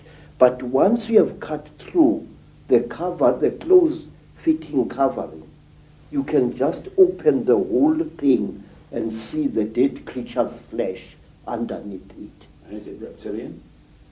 Yes, sir. It is. I will tell you how the creature looks like without its grey skin. It is like certain types of tropical fish. It's like the belly of that type of fish that is fried in South Africa to make fish and chips. That grey fish, that long grey fish, the texture of its real skin is like that, but the blood vessels are very close to the surface. In fact, not so long ago, Mr. Icke, right here in South Africa, several hundred school children, some black, some colored, were terrorized by a creature they called Pinky Pinky, a creature which looked as if it had been skinned alive. That was a Mantindan without its skin or costume. It's interesting when you're talking about the black eyes of these greys being a cover for something, and then you have the stories of the men in black who seem to interact not very positively, to say the least, with people involved in UFO and UFO investigation and stuff. And these men in black have these black goggle-like sunglasses, which are almost a mirror of the same. Exactly, sir. But let me tell you that over the last 100 years or so, the men in black have become westernized, in Africa at least. In old Africa, if you killed a Mantindan, one of these, you were visited by terrible beings who wore long black robes made of animal skin and deep hoods over their heads. And these creatures used to wear white masks with very, very terrible looking black eyes painted on them. They were called Izilo Zengubo, the beasts of the blanket. And may I tell you that these terrible beings, our African version of the men in black, used to play an important part in the choosing of certain kings in South Africa. That is one of the stories that I wish to tell you in greater detail one day. Whenever you have harmed a Mantinda, you received a visit from men in black. And one of my uncles was a night watchman just after the Second World War. And he saw what he thought was a burglar breaking into a factory which stored surplus army property. And he threw his knobgiri at this figure and hit it very hard. The creature fell behind some boxes, and then and only then did my uncle, a tough old Zulu, realize that the thing he had brought down was not a human being at all, not a young thief, but a Mantindan. My uncle threw down his second stick and ran screaming out of the factory. And not long after that, because my uncle had taken from the creature what he thought was its bag, he took the bag with him to Alexander Township after he had run out of the factory. But he could not open the bag. And while he was sitting in the shack in Alexander Township, just near Johannesburg, there arrived at his shack 2 white men who posed as detectives. And these so-called detectives told my uncle's common law wife that she must give to them the bag that my uncle had taken from the little man. And she did, and they vanished. What I'm trying to say, Mr. Icke, is the richer we become, the more we behave as the Chitauli are said to behave. Some of us, when they acquire a lot of wealth, start consuming metals and other minerals that they really do not need, which, however, if you study the story of the Chitauri, you are told that the Chitauri use these minerals and metals as medicine. We are told, say, that the Chitauri, when they get sick, smear their bodies with gold dust, which gets absorbed into their skins and they become all right. May I point out, it was once the custom of the Munumutapa kings of Zimbabwe, the men who built the Zimbabwe ruins, that on certain rising of the day star, the priest king would be smeared from head to foot with gold dust, and sometimes he was ritually sacrificed on the top of the wall of the Zimbabwe fortress. And to my amazement, when I visited South America, I found that the ancient Mayans had exactly the same custom where a god king was smeared with a mixture of fat and gold dust. And I know from my own research that the Maya people and the Central and South American people have a massive accounts and legends of the same reptilian gods. Yes. The thing is,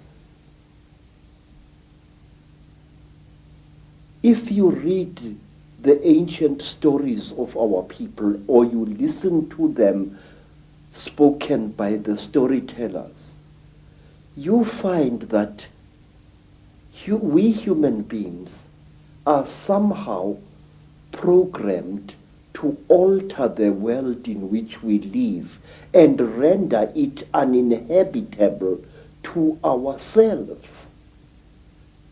We are told, say, by the griots of Nigeria, by the griots of the Dogon people, that at one time, a few thousand years ago almost, the entire Sahara Desert was not a desert at all.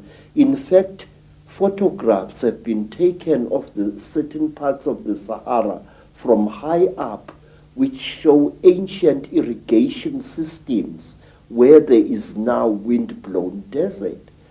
Questions: are we being used as instruments for the destruction of our own species?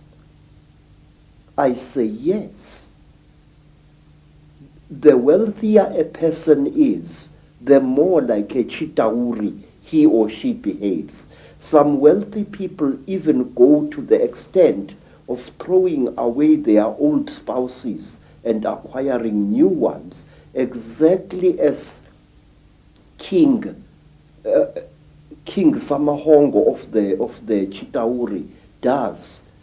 He kills and eats all his wives when they can no longer make love to him properly, and he acquires new ones. He killed and ate 36 of his wives over a long reign, and only one wife was cunning enough to keep out of his clutches. You see millionaires divorcing their wives and acquiring new wives. And the Chitauri, unlike traditional Africans, believe that a female is inferior to the male. And so do the wealthy people who acquire great wealth in this world. They tend to look down upon women and even to abuse them. Well, let's connect this into the present day. And one thing that is a constant recurring theme is the reptilians or an extraterrestrial race interbreeding with humanity and creating particular bloodlines. And you've got an amazing artifact, I guess that's the word, necklace here, which I know is incredibly heavy, which has a very significant contribution to make to this theme of extraterrestrials or another race, not human, interbreeding with humanity. Now, first of all, where did this come from? Sir, we don't know. This necklace has been around for so long that we don't exactly know from which tribe it came. All I can tell you is that this necklace was in existence when the king who founded the Zulu nation, Zulu, was still a boy. It is described in ancient legends centering around this king.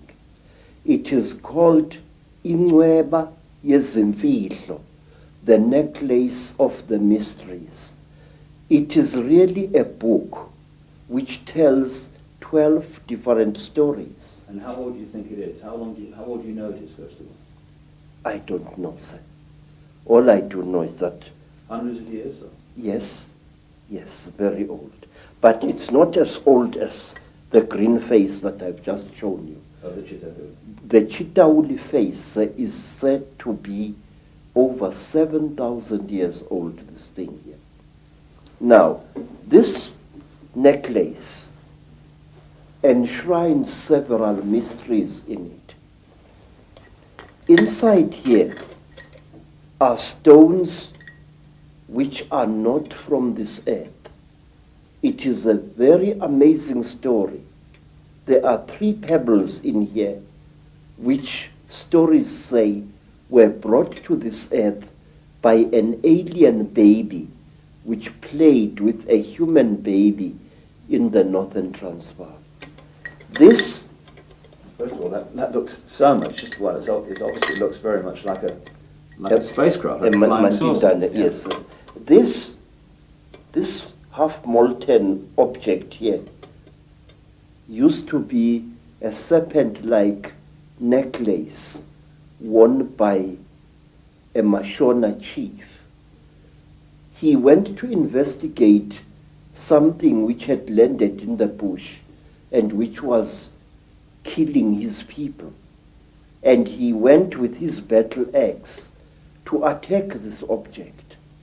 And the object blew a jet of very terrible fire at the chief. And he became just smoke. And this was all that was left of him. Now, this necklace enshrines one of the oldest and the greatest mysteries in our country, that the god beings which we call by the name Chitauri and which are called Zishwezi or Imanugela in the languages of other tribes throughout Africa. These gods came down to the earth in great vessels made out of gold, and they united with female human beings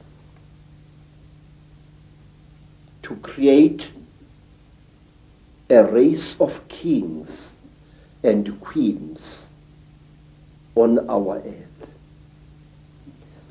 There isn't a tribe, Mr. Icke, anywhere in Africa.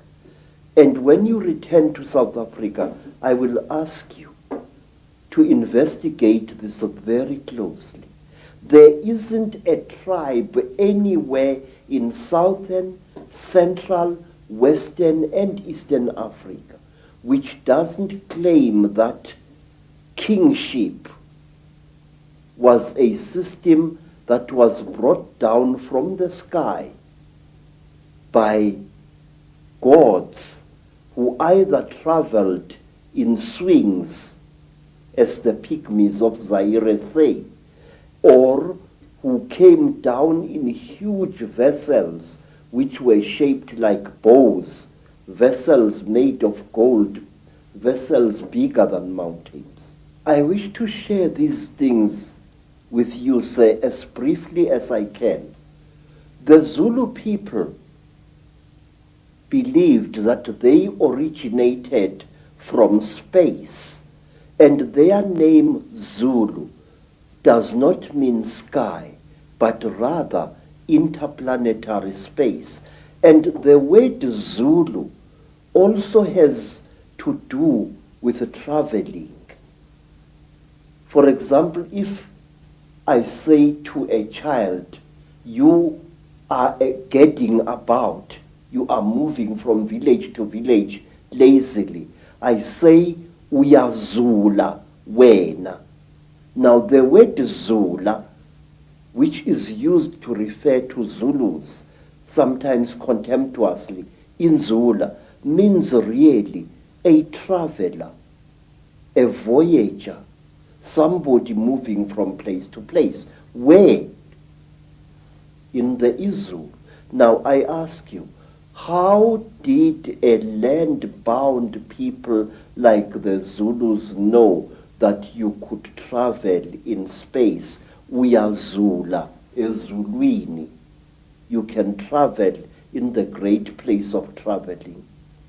For that matter, Zulu people knew that the earth was a sphere and that it was the sun that was still in space and the various planets orbited around it. I will show you on the other necklace of knowledge. And when a Zulu refers to the earth, he says umhlaba jikelele.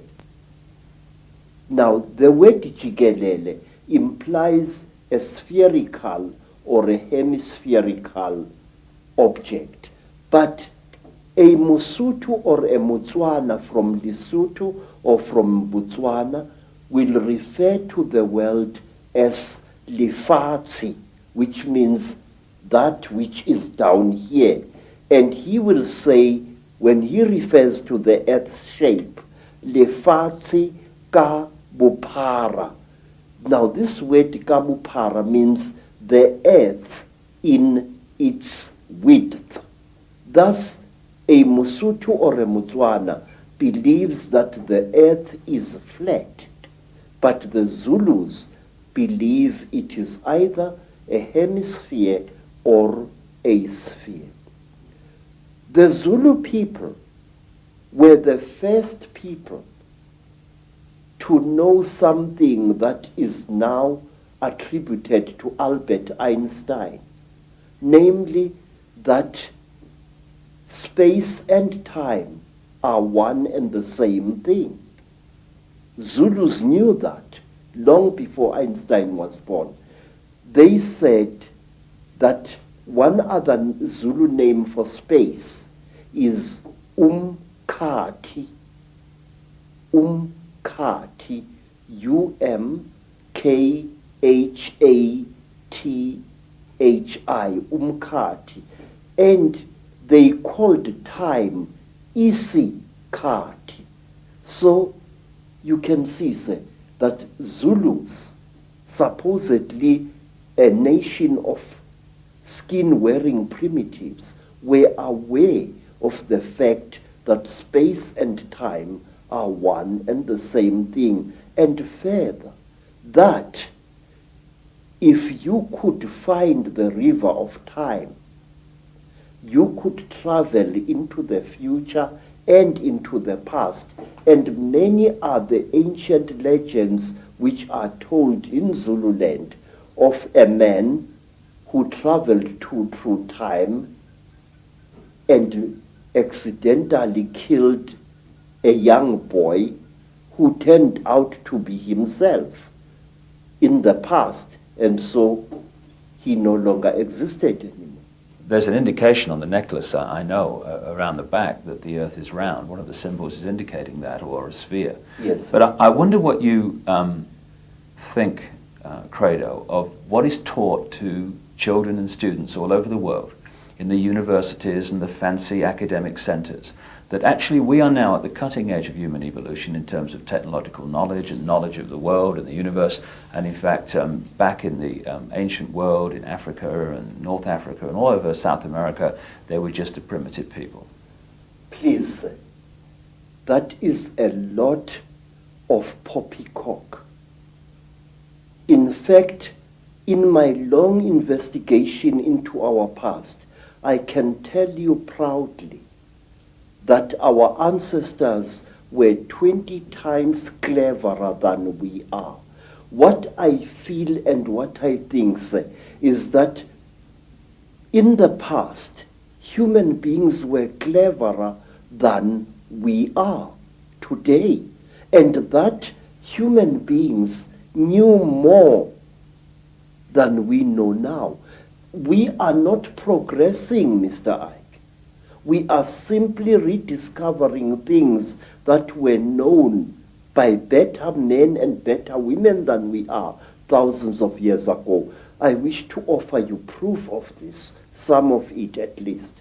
Say, there are things that I have found in my travel through the world, things that prove to me that our ancestors were highly advanced in chemistry. Our ancestors had become so clever that they could take science and reduce it to such a simple level that they were able to help hundreds of starving human beings after some traumatic happening in the past. Let's concentrate on some of the images on the necklace and the symbols, because that leaves no doubt that a lot of knowledge has been around for a very much longer time than we are ever told. First of all, on the hand, I'm seeing the eye. Now, the all-seeing eye and the symbol of the eye is one the Illuminati use all the time. And it's one, of course, that was a very big symbol of ancient Egypt, the Eye of Ra and what have you. Why is that eye there on that hand? That represents the terrible eye of the Chitauli, the eye which sees everything, the eye which knows everything. It is said that when a Chitauli dies, he passes his third eye onto his next of kin. And to the Chitauli, an eye is a very, very powerful symbol. This is the eye of the Chitauli. But there is more to these things. Here there is a hole that goes right through the copper. Now if you put water in that hole, you end up with a simple magnifying microscope, and you can see gems through that water. The magnification is amazing. The great symbol that's pointed out again and again on the dollar bill, which is on the reverse of the Great Seal of the United States, put on there by the Illuminati, a president called Franklin Delano Roosevelt, is the all-seeing eye. And so is it your understanding that the all-seeing eye, when it's used by the Illuminati, represents this third eye of the Chitauli? Yes, I do. I really am sure of this. Why? Because in Africa, even ordinary human eyes are regarded as very powerful devices of magic. If an African shows you respect, he mustn't stare at you, but he must stare at a point beyond one of your shoulders. Now, we call this hlonipa, which means deny me your eyes. We believe, sir, that when emotionally roused, an ordinary human being can inflict great damage on another human being by the unseen fires that emanate from one's eyes. We believe that a Zulu warrior must never allow his dying enemy to look at him. For example, when a Zulu was killing an enemy, he used to cover that enemy's face with his shield to prevent the enemy looking upon him with his eyes and putting a curse upon him. It's interesting, people who've experienced the Chitahuli, the reptilians, in relationship to the British royal family and others at various rituals, have said that at the point of sacrifice, the point of death in the sacrifice, that these reptilians stare into the eyes of the person dying, which would kind of fit why those warriors were very concerned about that. Yes, sir. What are they doing then? We have got a ritual, sir, which covers many fields. A ritual which is called ukuthatha umoya, taking away the soul, where when a king is dying and he is fighting to pass on his knowledge and his courage to his successor, he would demand that the successor should stare heavily into the dying king's eyes. And also, when a creature is being sacrificed in Africa, whether it's a human being or an animal, that creature must be stared at by the sacrificer so that its spiritual characteristics are drunk in by the one sacrificing it.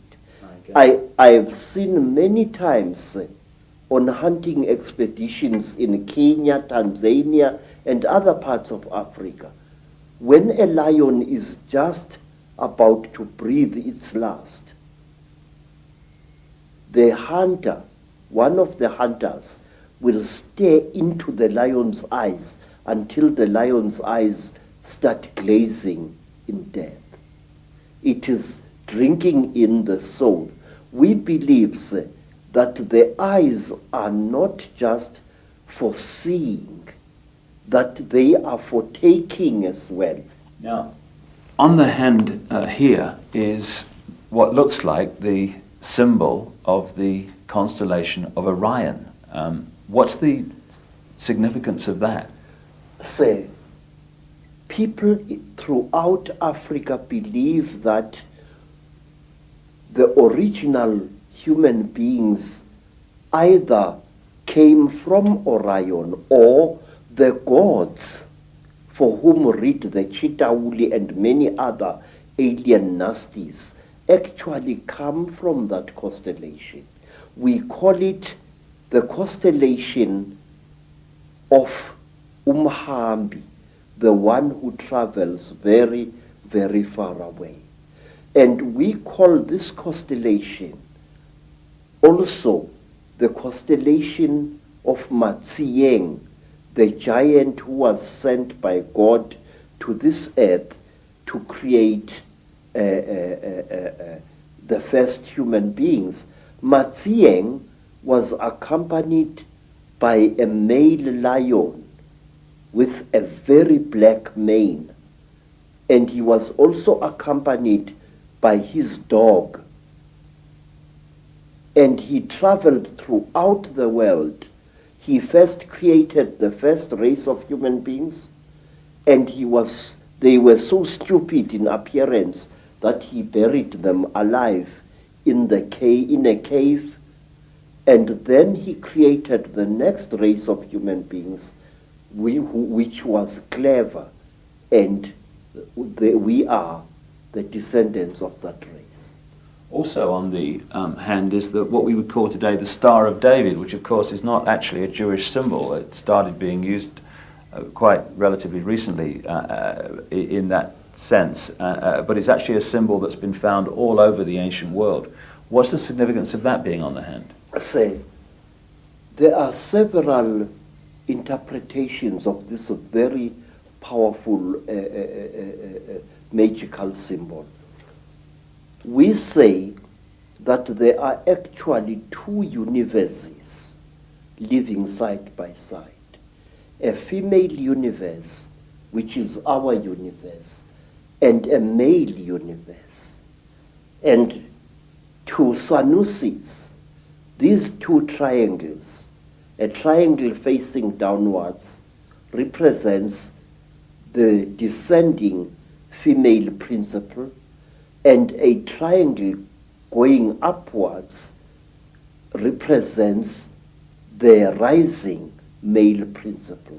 It is a symbol of the unity of the feminine and the masculine. It is in fact the symbol, a very important symbol of duality.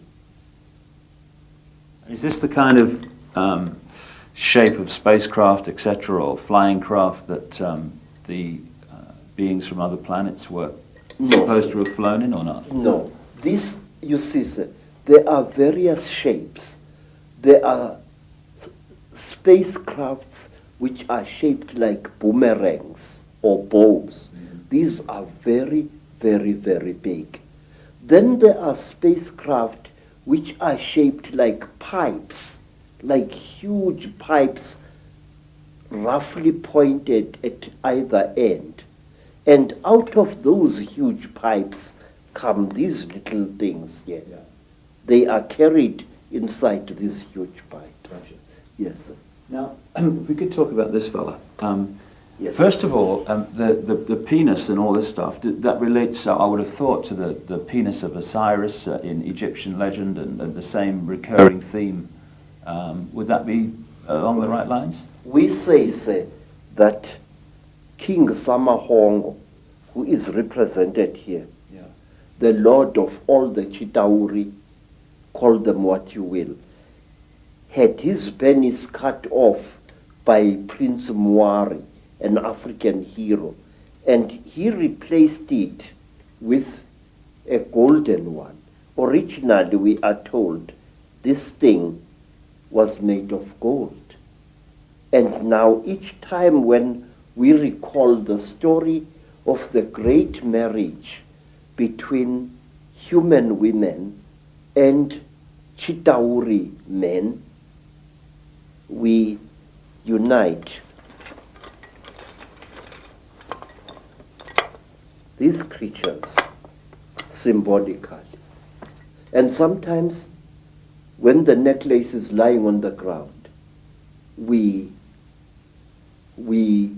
make a bed out of animal skin for these two figures, and then we lay them side by side and cover them with a small skin. So, why are the depictions of the gods, if they were reptilian, why are they not constantly reptilian? Why are they symbolized in other forms? Because it is very, very, very forbidden to portray a Chitauli as it really is. Only in that large green head do we see a Chitauli represented more or less as it is. So this was dictated by the Chitauli from Yes, the start, was it? Yes. All along? It was. You are not allowed to represent the sons of the python as they really are. Then you are really in trouble. If you want to talk about the Chitauli, you must either play with shadows, you must place an image of a Chitauli against a light and project its shadow onto the wall. So you've got a fish, I know, on the necklace as well, and fish are scaled. Is this anything to do with the symbolic representation of the Chitahuli in a way that they couldn't do it openly? Yes. There is a particular Chitauli who is called Wowane by our people. Wowane was one of the few good Chitauli, because there are also some good people amongst them. Mm-hmm. And Wowane had a brother called Mpangu. According to one of the great stories, there erupted a terrible war on the red world where human beings had originally been created. And this war was between men and women. On Mars, yeah. Yes. And in this world, men and women nearly decimated each other.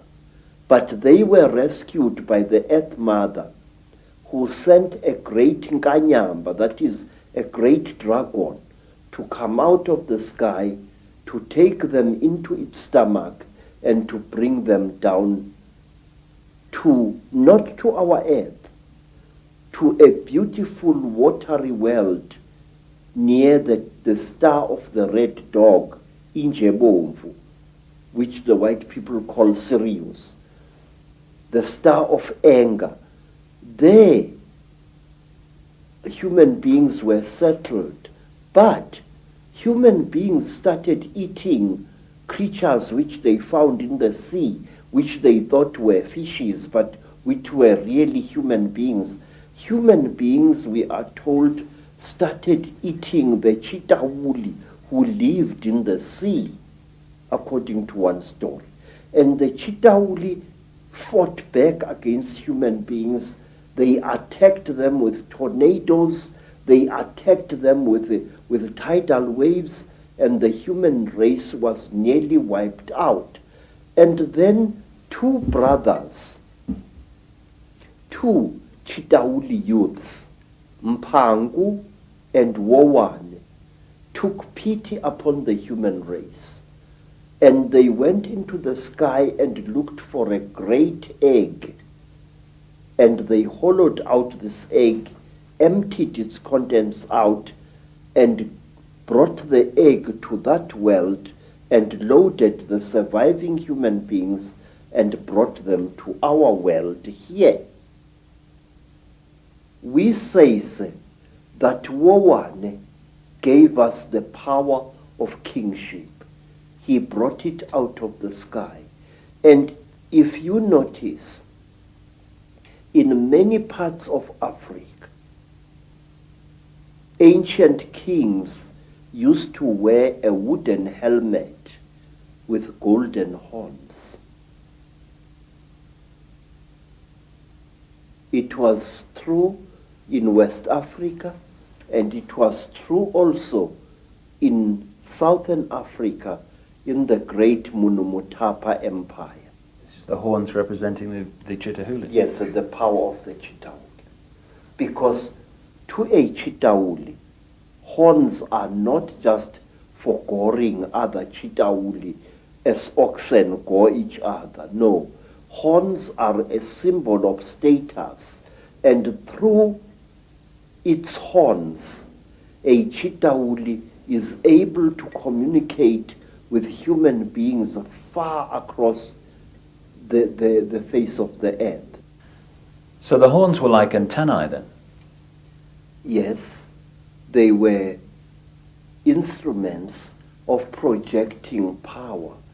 In fact, it is said by storytellers that King Samahongo punishes those Chitahuli who show mercy to human beings by pointing at them so that both their horns fall off their heads.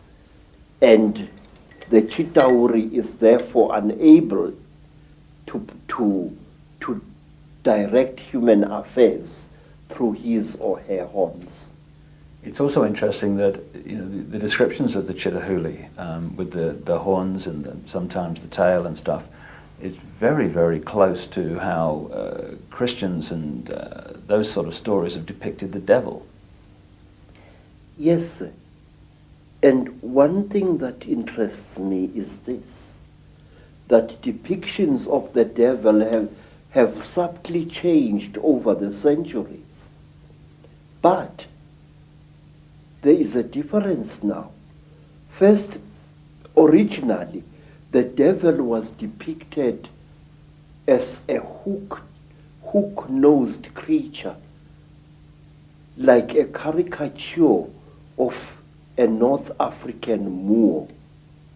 That was at the time when the Europeans were fighting the Moors as well as the Arabs during the Crusades. Many depictions of the devil then show the devil as having a hooked nose.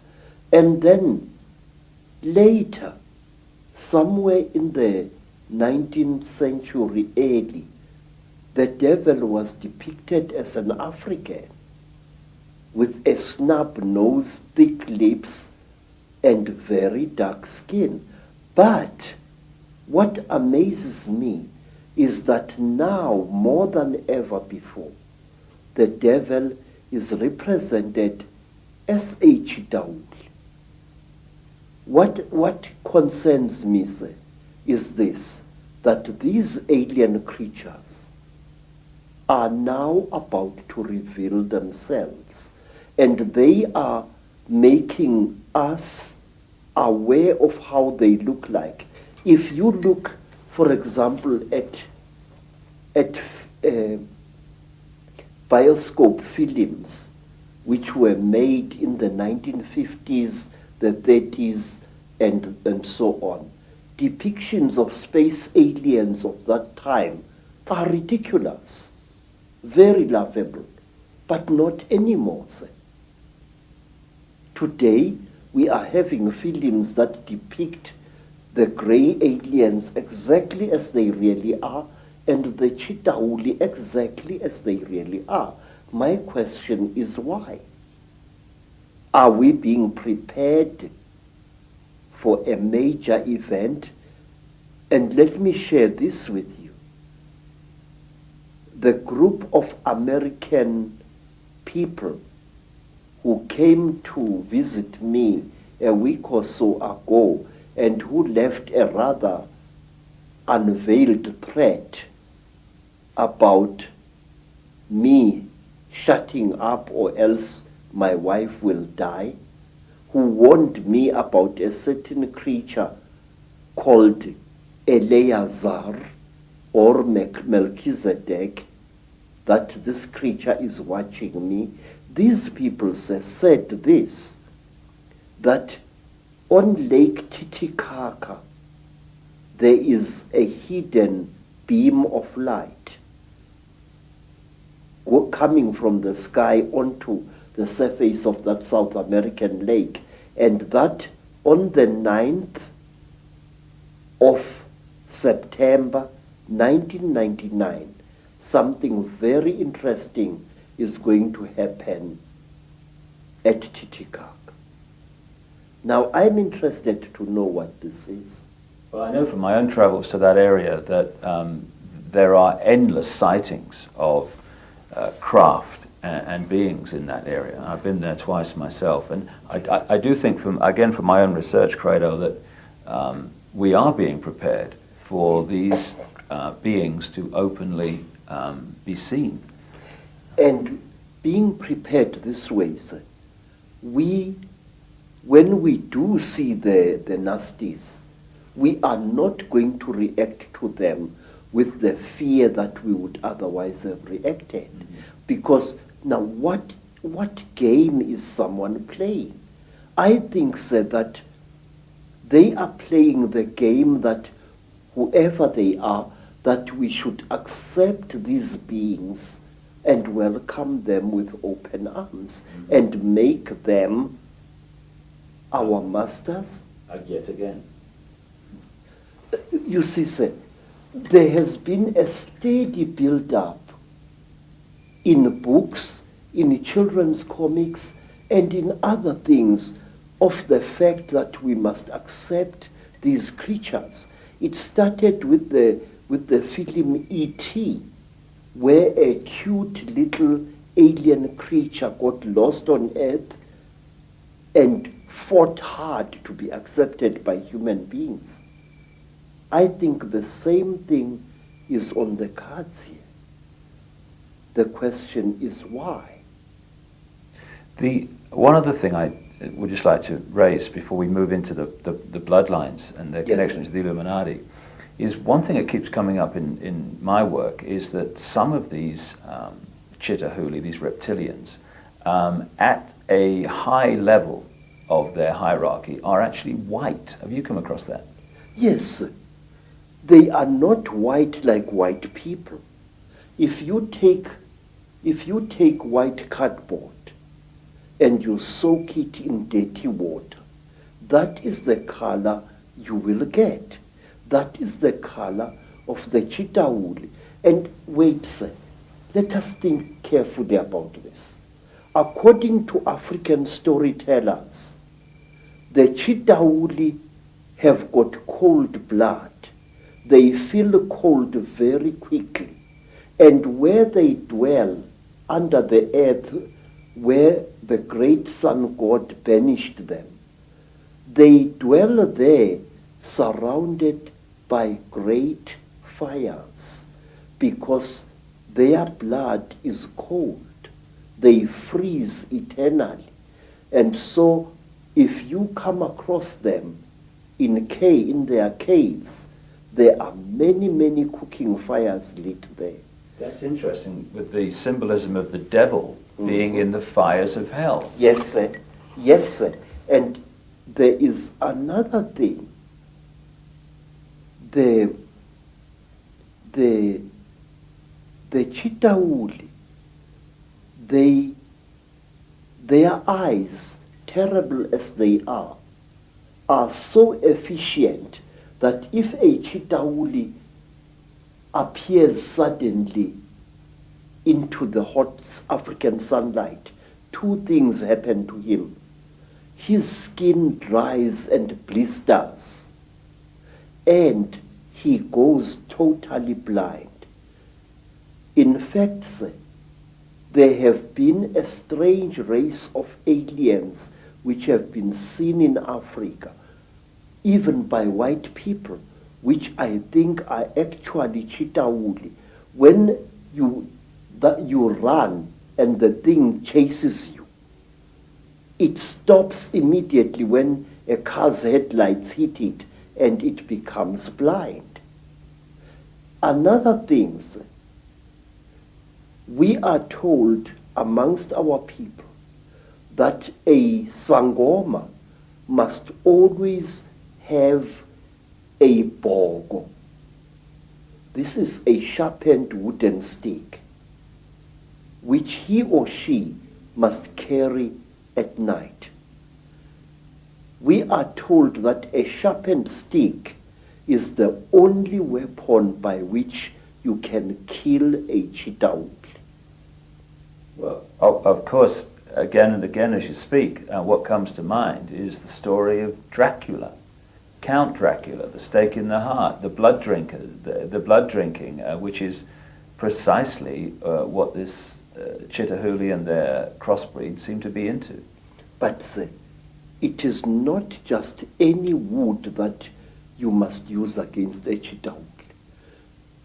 We believe that Rhodesian teak, a wood which has got a strange bitter taste, is the one type of wood that is poisonous to the Chitahuli.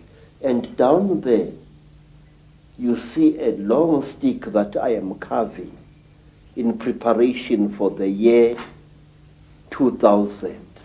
I might not be alive to see the year 2012. But this sticks, which I've been working upon for the last 5 years, is going to be the one stick which my successor will carry, and it will end in a sharp point. This wood, Rhodesian teak, is the wood that we say can actually kill a chitauli. And where the chitauli are found, you find Rhodesian teak or any other teak trees either being felled in large quantities or being pushed over by elephants. May I point out to you, sir, that many of the trees that are being destroyed in the Amazon jungle and in the southeastern Asian jungles, as well as in the African jungles, are teak, the one wood that the chitauli fear. And while on the subject of wood, the only mask that can protect you against a chitauli is a mask made of teak. And in some of the flea markets around Johannesburg, I'm seeing more and more masks carved in Mozambique and in Zimbabwe, representing a chitauli. The eyes are huge, round, with slits through which a person can see, and the lips are non-existent, and so is the nose. I've seen hundreds of such masks being sold by curio sellers in the streets. One of the other things that comes up in terms of the way they look is the domed head. Now, I was in Egypt recently and saw depictions of Nefertiti and the Akhenaten family, and they had big domed heads.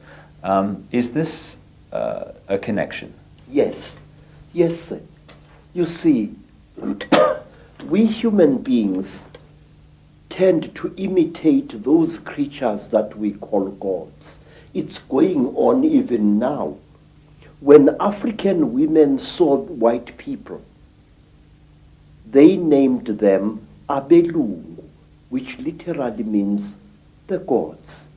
And today, in America and in Africa, black women and some black men are going out of their way to give themselves hair which is European and not African in character. Now this thing it dates back thousands of years. First of all, the one race of the Chitauri, the ones that are called Nomo or Nomo by the Dogoni people, are depicted as having beard-like growths of the same type that look like the beards of Egyptian pharaohs. They are shown having, it is said that when a Chitauri gets very old, after tens of thousands of years, he or she develops a bone-like growth under the chin, which twists around like the horn of that kind of fish-like creature I saw in Europe in a picture called a narwhal. And this thing curls up this way. Now, Egyptian pharaohs used to wear beards like that. Mm-hmm. And some African kings wore beards like that, real beards or even false beards made out of ivory or out of the tusk of a warthog. And there was a time definitely in history when African kings as well as Egyptian pharaohs went out of their way to imitate the appearance of the Chitauri. Queens like Nefertiti had their faces misrepresented by the court painters. They looked exactly like the Chitauli as near as possible. The high cheekbones, the drooping chin, the unusually large head. African sangomas, African inyangas, ancient Egyptian pharaohs, all of them used to wear headdresses that made their heads look much larger than they actually were. If you look, say, at the crown, certain crowns worn by Egyptian kings, the whole head, the crown, is intended to be an extension of the pharaoh's head, to give the pharaoh an appearance of above average intelligence. In Africa, we had kings who favored headdresses made out of the scrotums of elephants or rhinoceroses or even buffaloes. A scrotum which was dried and made bulbous and worn on the head by the king to make his head look larger than it was.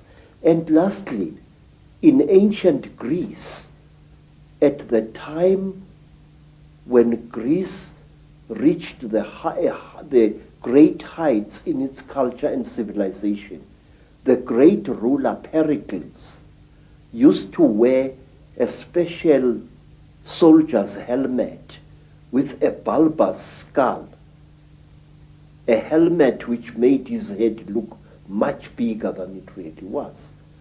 Do they still do that today? Are there still African traditions that do that today? Yes, very much so. And in America, some Native American shamans used to wear a special head made out of this, the head and the horns of a buffalo, which also made the man's head look bigger than it is. Say, popes, the Pope in Rome wears a hat which is intended to show him as having a brain bigger than average. That crown which has got three crowns, one on top of the other one. And now, bishops, especially in the Greek Orthodox Church, they wear crowns like that. And the Tsar of Russia, one of the Tsars, wore a bulbous crown which was in two sections, which made his head bigger than it really was. And in Persia, in Iran, some ayatollahs wear a turban whose effect is to make the man's head look bigger than it is. So does a Sikh. And so, for that matter, to the ancient priests of Israel, they also wore an onion-shaped headdress, whose impression was to give him an above size head. Aren't there also traditions in which they manipulate children's heads as they're growing so that they become more stone-like? Yeah. During my travels in Africa, say, I came across an amazing people whom you must visit. They are called the Mangbetu people, and they live near Lake Rudolph in Central Africa. They are a beautiful, aristocratic people. And what they don't know about the universe is just not worth knowing. The Mangbetu people believe that an elongated skull with a flattened forehead pleases the gods. They flatten the skulls of their children, causing constant headaches to the child, even when the child has grown into adulthood. And I asked a beautiful Mangbetu woman, "Madam, why do you torture your children this way?" The woman, the wife of a senior chief, said to me, "Look, the gods want us to be like this. Story that you're telling, Creto, from the African perspective, is it in effect the same story as told in the tens of thousands of clay tablets found in what we now call Iraq, who become known as the Sumerian tablets, that talk about a race of gods called the Anunnaki, who came in and brought knowledge, ruled the people, and interbred with them? Yes. Do you say, therefore, that the Anunnaki in those stories that have increasingly, of course, been translated in a number of books, yes, they were reptilian, you say? Say, all I do know is this, that here in South Africa, amongst the Xhosa people, amongst the Zulu people, there are beings who are very revered even now, and they are called Amanuna or Amanono. Amanono is Zulu, Amanuna is Xhosa. Now these beings are godlike beings, we are told. They can change their faces. They can change their appearance. They can shapeshift. Yes, sir. They are shape shifters. A manuna, now if a Xhosa man has married a very beautiful wife, a wife whose face seems to change every day, he teases that wife by calling her his inuna, linuna lam. In other words, a shape shifter. Say, it is said that the people who are closest to the hearts of the Manuna gods are women. And why? Because the women give to the Manuna the power of, they worship the Manuna, they hero worship them, which explains why Nefertiti wanted herself to look like one of them, and her children too. She was actually hero worshipping these creatures, and the how you say, women say, are copycats, and I'm not being sexist when I say this. Women will copycat any being that they think is supreme. In Egypt also, you have the python-like headdresses, which are pretty obvious when you look at them, that the pharaohs were connected with. Yes, sir. And the reptile has played an unusually strange part in the culture of all African tribes. For example, it is my suspicion, sir, that we black people of Southern Africa are going to be deprived of our nationhood in the very near future, and that we are going to be ruled by people of Uganda. But wait, what is the real meaning of the word Baganda? Baganda. And what is the creature that you see depicted on the walls of houses and on the roofs of houses of some of the greatest empires in Africa? It is the python. There was a golden python which was used as a decoration on the roof of the house in which the king of Benin, the Oba, lived. Zulu people revere the mamba, a very terrible snake. Zulu people revere other snakes as well. And in Venda, in the northern Transvaal, the Venda people regard the snake as well as the crocodile as sacred. And they, even today, their girls dance at initiation, a long, rather sinuous dance representing the movements of a python.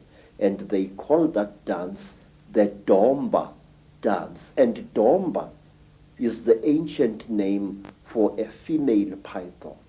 Well, wherever you look, all over the world, whether it's the Maya of Central America, you look at South America, Africa, anywhere, the symbolism of the snake, the crocodile, the representation of the reptilian is there. You go into Europe, and the Illuminati created cathedrals like Notre Dame in Paris. You've got the stately homes of the aristocracy, etc., with the gargoyles, the reptilian figures. It's been in our face, but we just somehow have had a blind spot to see it.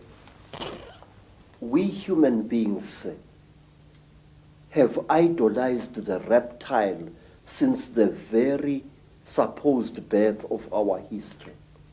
Go even further, much further. What was the creature which was honored by the ancient Greeks in their Delphic oracle?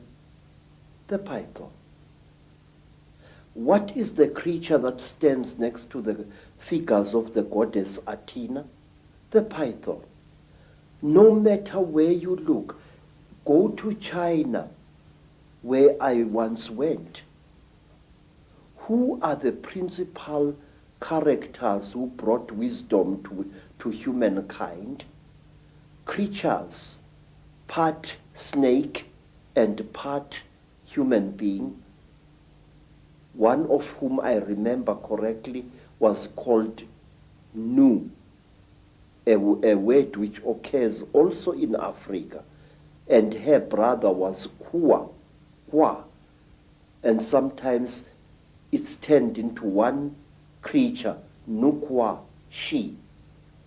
Everywhere we human beings have sacrificed our dignity as a species and attributed great intellect and great glory to reptiles, tortoises, turtles, lizards, snakes.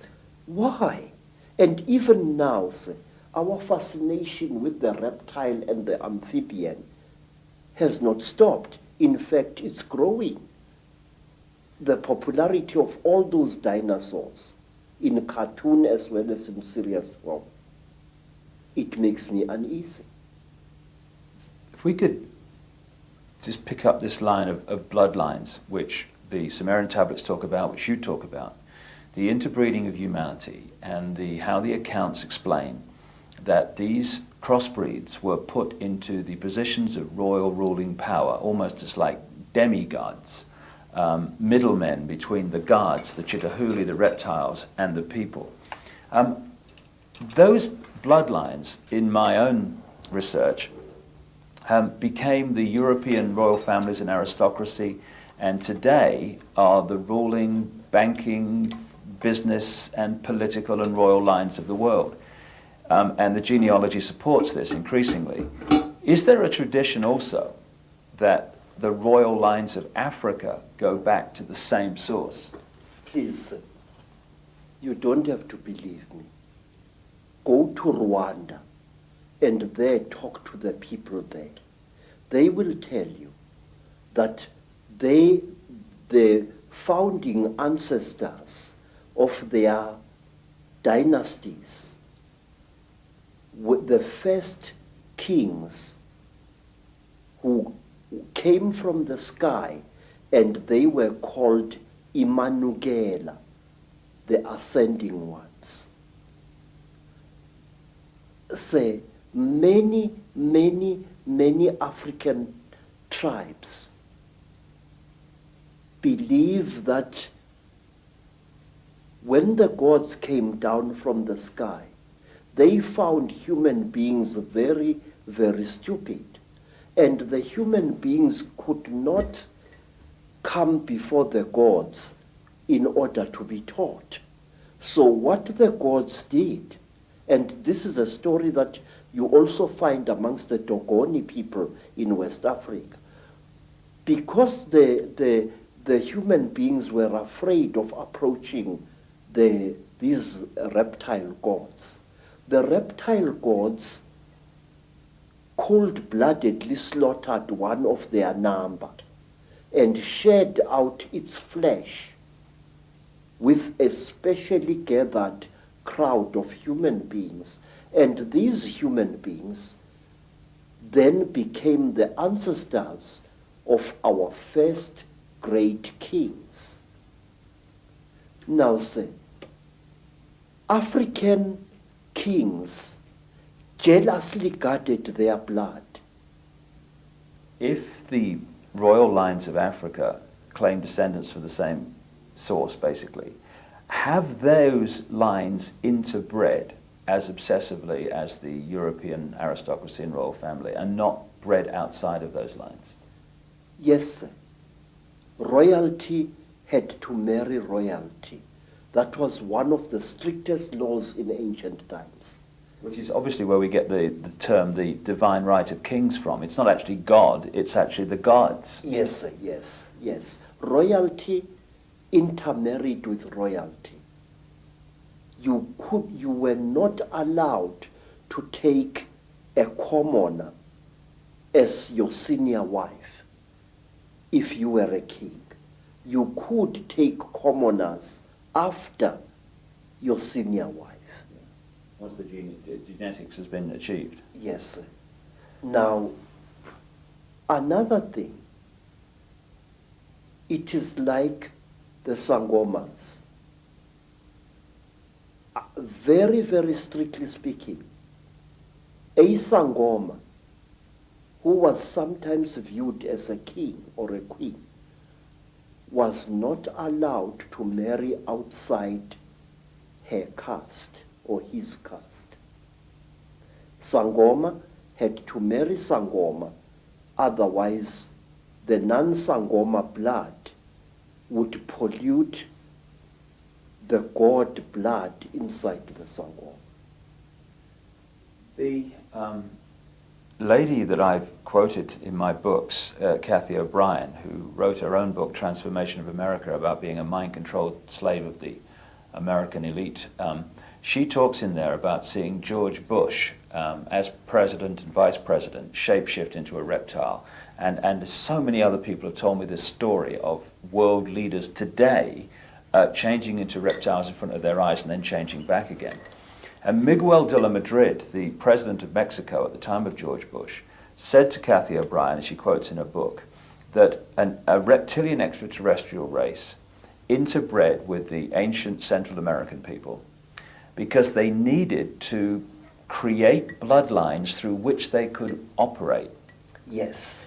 And he said that these bloodlines were, in effect, today's world leaders.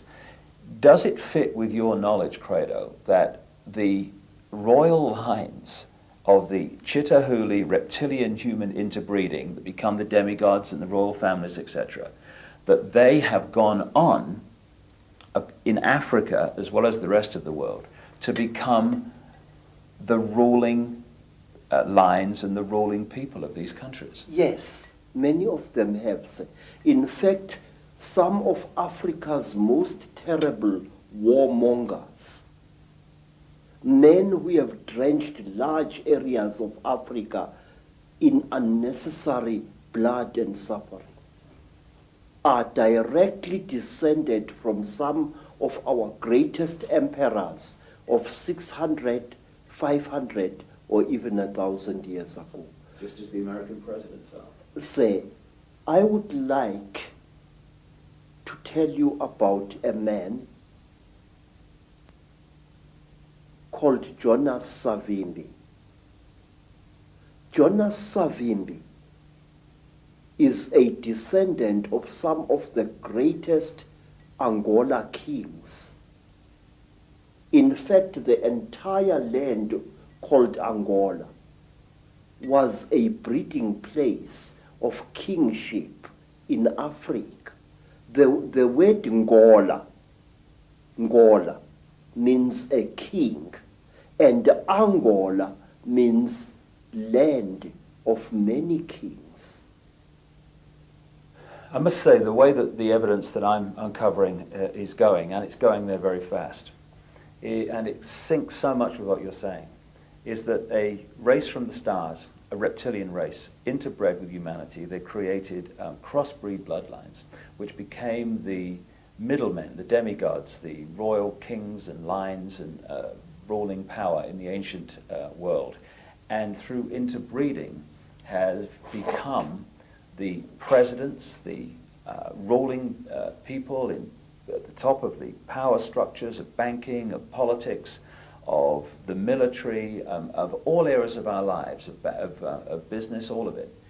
Is that the way that you have seen it yourself? Yes, sir. You know, Mr. Icke, I wish for one moment I could contradict you. But for the last 40 years, I have observed an extremely disconcerting phenomenon in South Africa and in other parts of Africa as well. And this is the phenomenon. You find a rising black leader, a real leader amongst men, a ferocious activist for the rights of his people.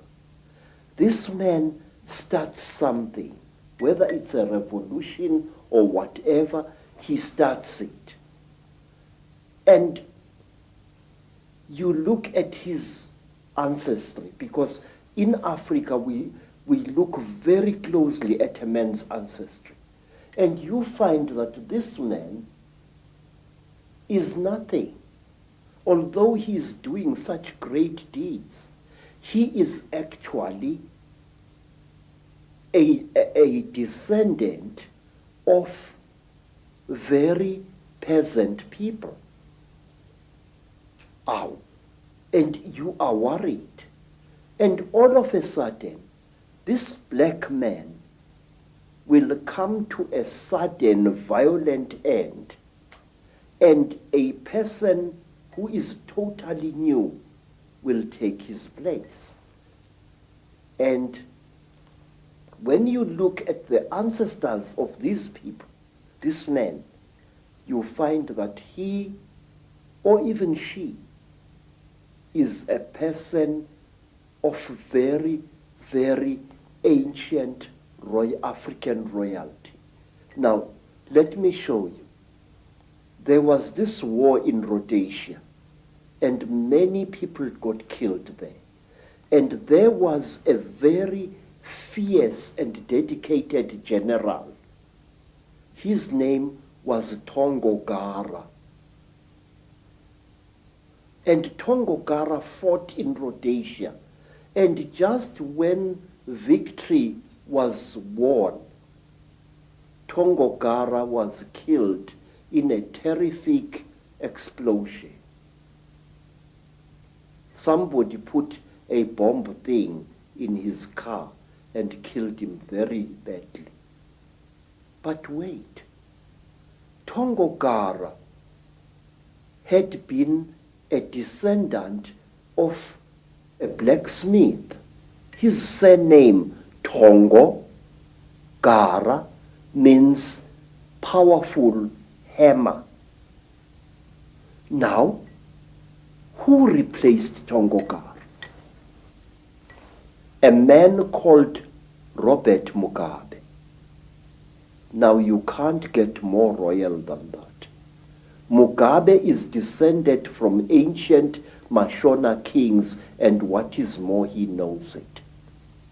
Always a leader is removed, and when the power really comes, a new leader descended from some faraway monarch or tribal chieftain 2 centuries or 3 centuries ago comes on the scene.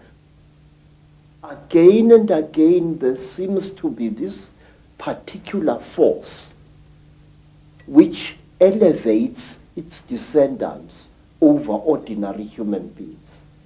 I can give you hundreds of cases of this. Now say, talk about a tradition of shape shifting. African kings, even now, and even ordinary tribal chieftains, especially in times of crisis, often spread the story through the land that they are able to change shape at will. There was a time when the South African government created the various Bantu homelands, and these homelands were ruled by those tribal chiefs who were agreeable to the apartheid system. Now, some of these chiefs were very unpopular with the people on the ground.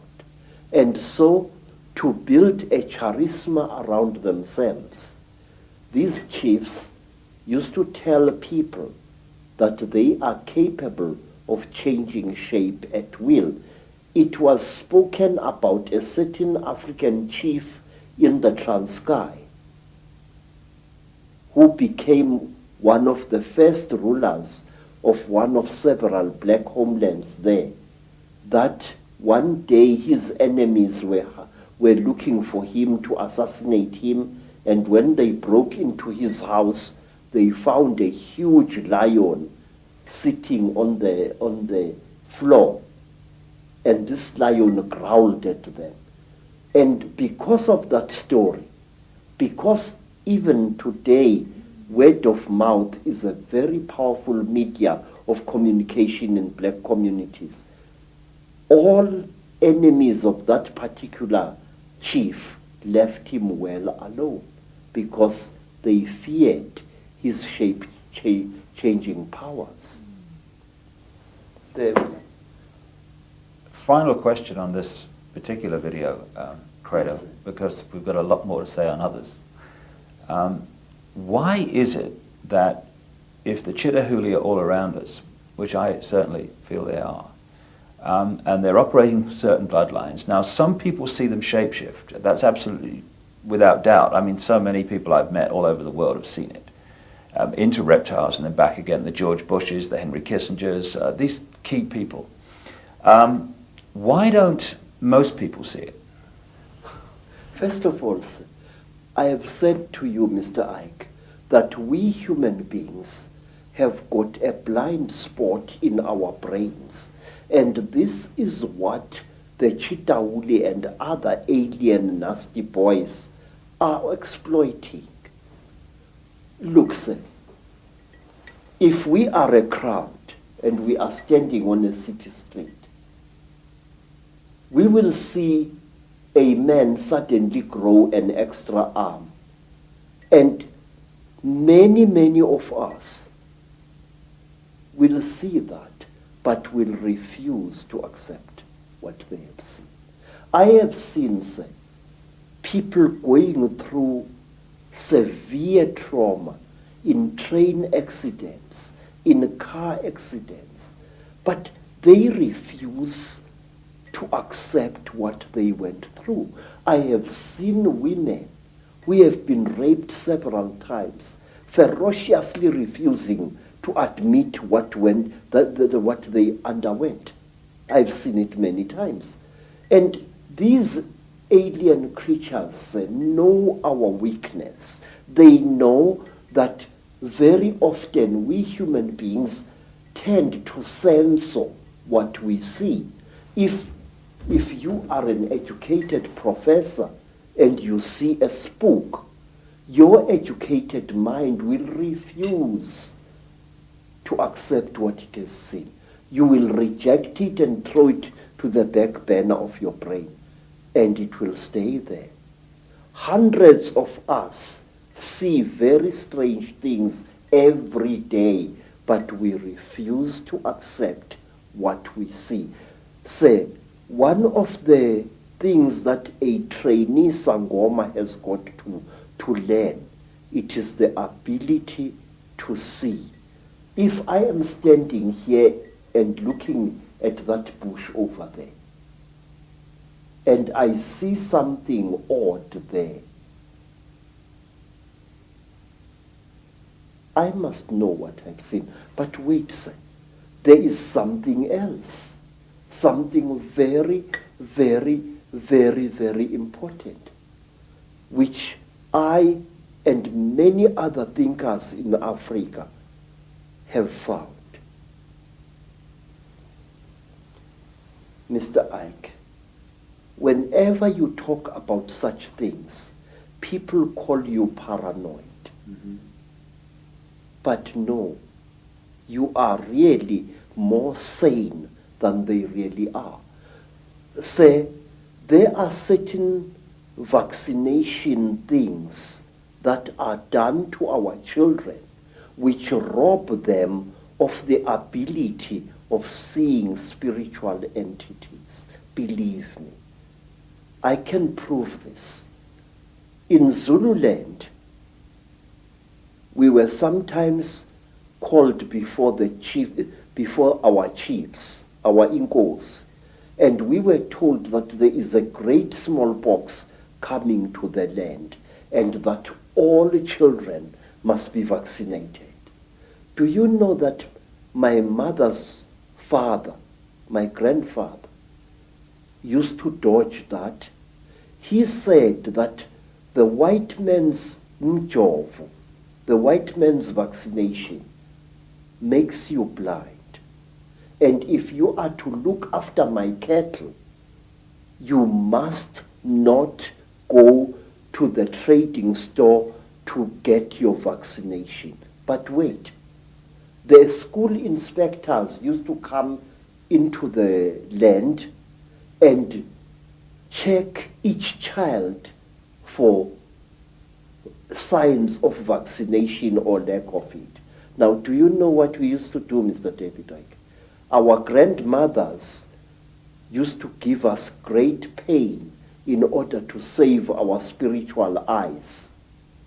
They used to heat grains of maize, and then they would heat this grain of maize, and using a piece of wood as tweezers, place it firmly against the skin of the child.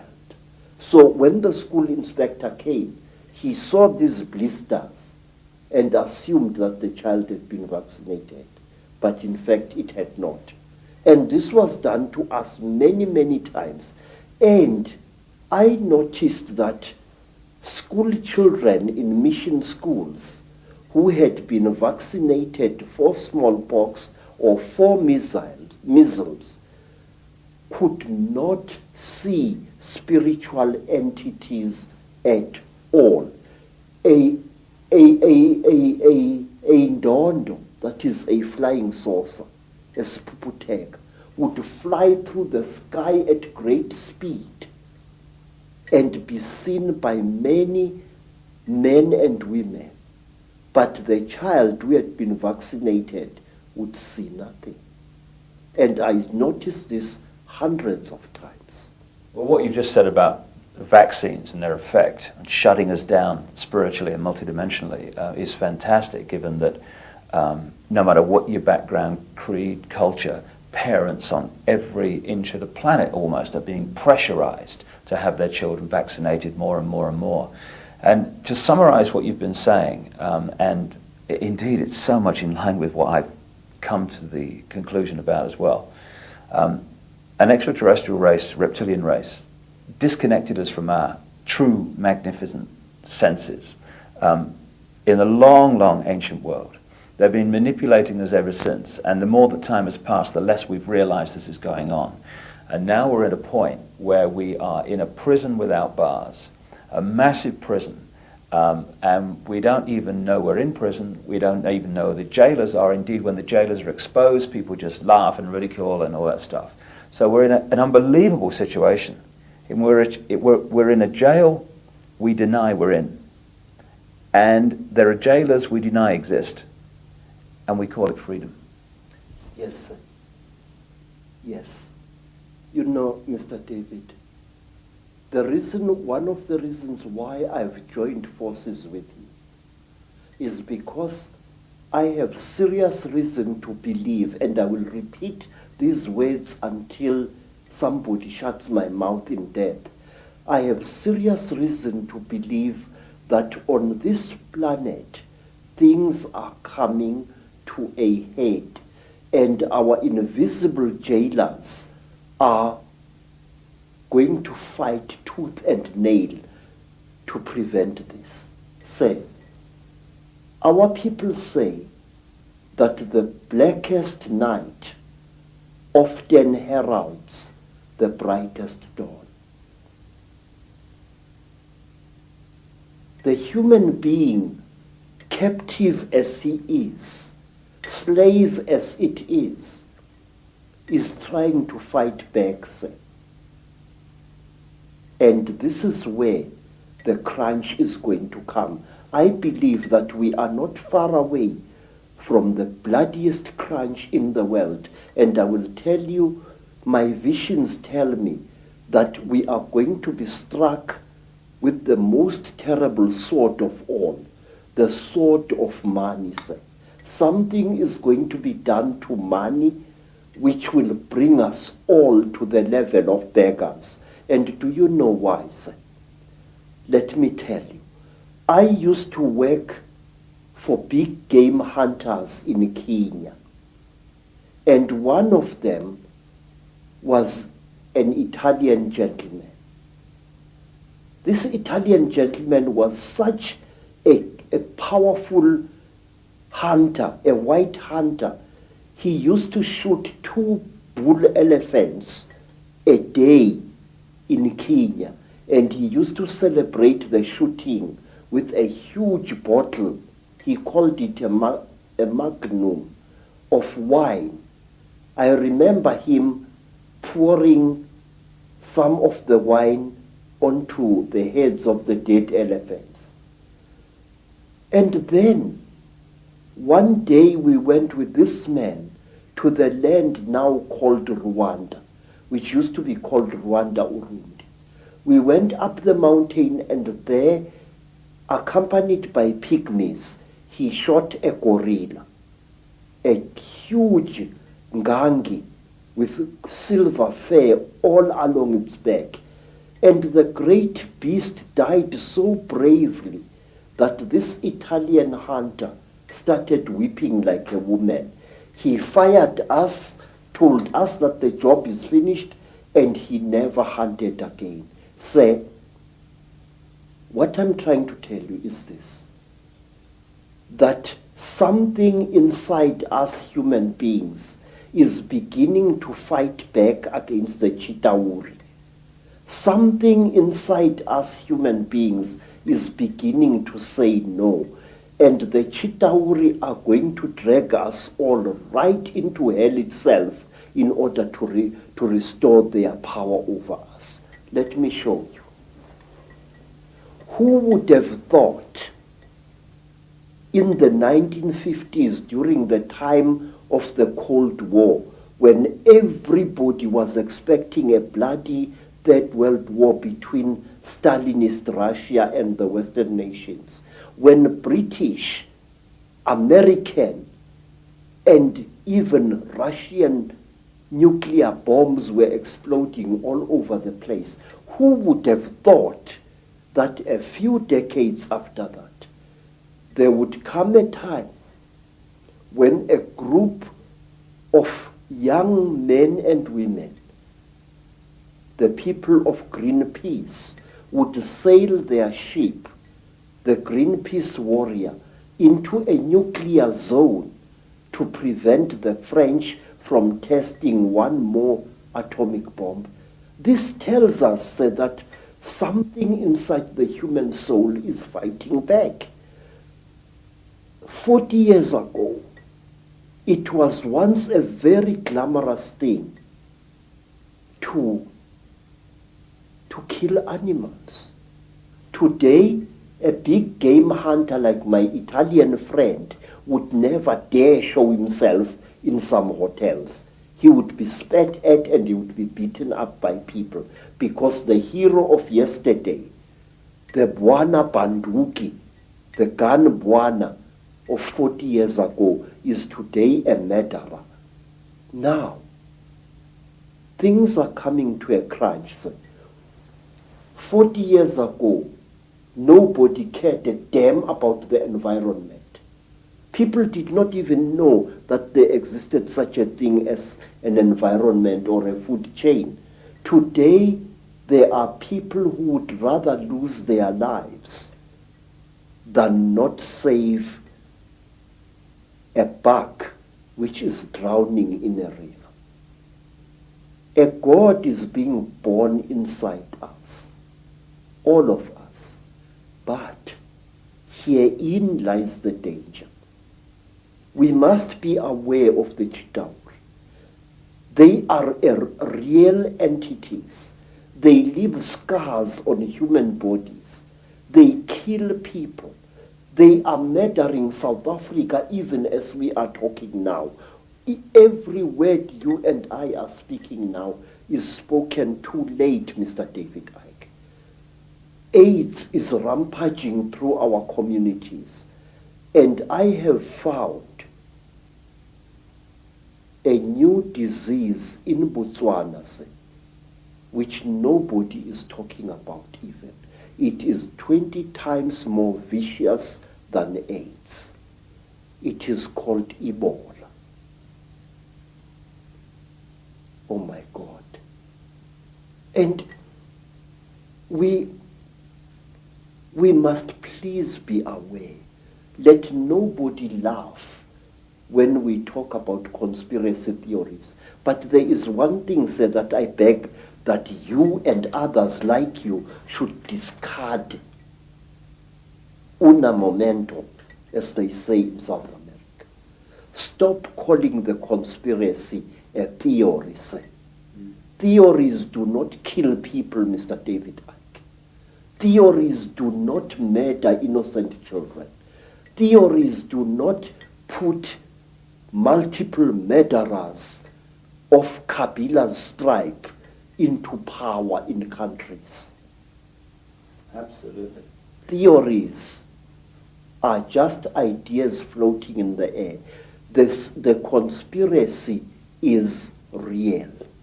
It is there and it kills. The staggeringly intelligent, the staggeringly wise, and the staggeringly knowledgeable Creto Mutwa. And his knowledge the world needs to know. Not only is Creto a man who has gathered this enormous knowledge together, he's a man with the courage and the foresight and the wisdom to know that the world needs to hear this, even though most of the world, particularly those who run the world, don't want anyone to hear this. But if we're going to be free, and we are, then we need to know all there is to know, and not just that which the few want us to think is the world, when a very different world is unfolding all around us every day. In the next video, we're going to be taking the story on with Creto and showing how these reptilian bloodlines and this Chitahuli, this reptilian group, expanded their power across the world, took over Africa and other great continents, and today are the ruling elite that controls planet Earth. And by knowing that, and by knowing how it's done and how it works, we can take control and power back into our lives from those who have controlled us and this planet for thousands of years. It's a great time to be alive. From Africa for now. Thank you, and thanks for listening to A Remarkable Man.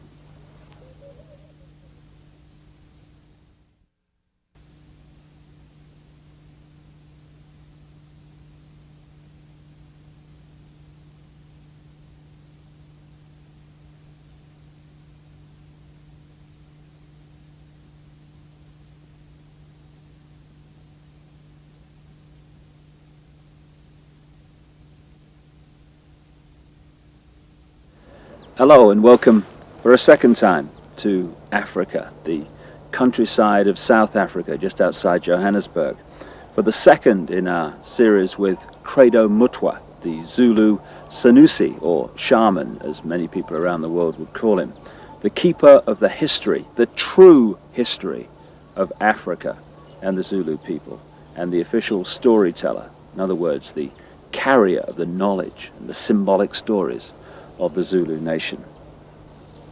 He is, without any question in my mind whatsoever, the most remarkable, astonishing man it's been my honor to meet. And to share his incredible knowledge has been a time I personally will never forget. In the first of these videos, we discussed with Creto the story of the Chitahuli, the reptilian extraterrestrial race from another world that came to the earth in the far ancient world, that brought advanced knowledge which built many of the, according to conventional history, unexplainable, magnificent structures all across the world, thousands and thousands of years old, and also interbred with humanity, creating hybrid crossbreed bloodlines.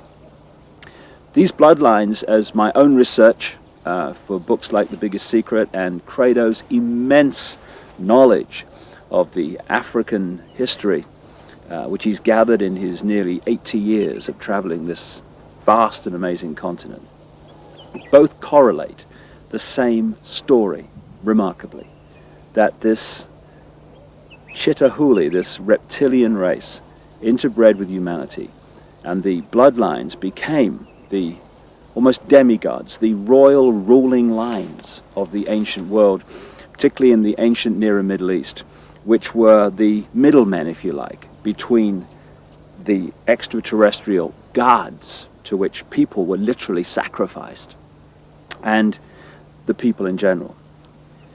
And as the genealogical research is showing, these crossbreed bloodlines, the Nephilim, as the Old Testament of the Bible calls them, the result of the interbreeding between the sons of God, as the Bible calls them, the sons of the gods in the true translation, and earth women, the marriage, the bringing together of the sons of God and the daughters of men.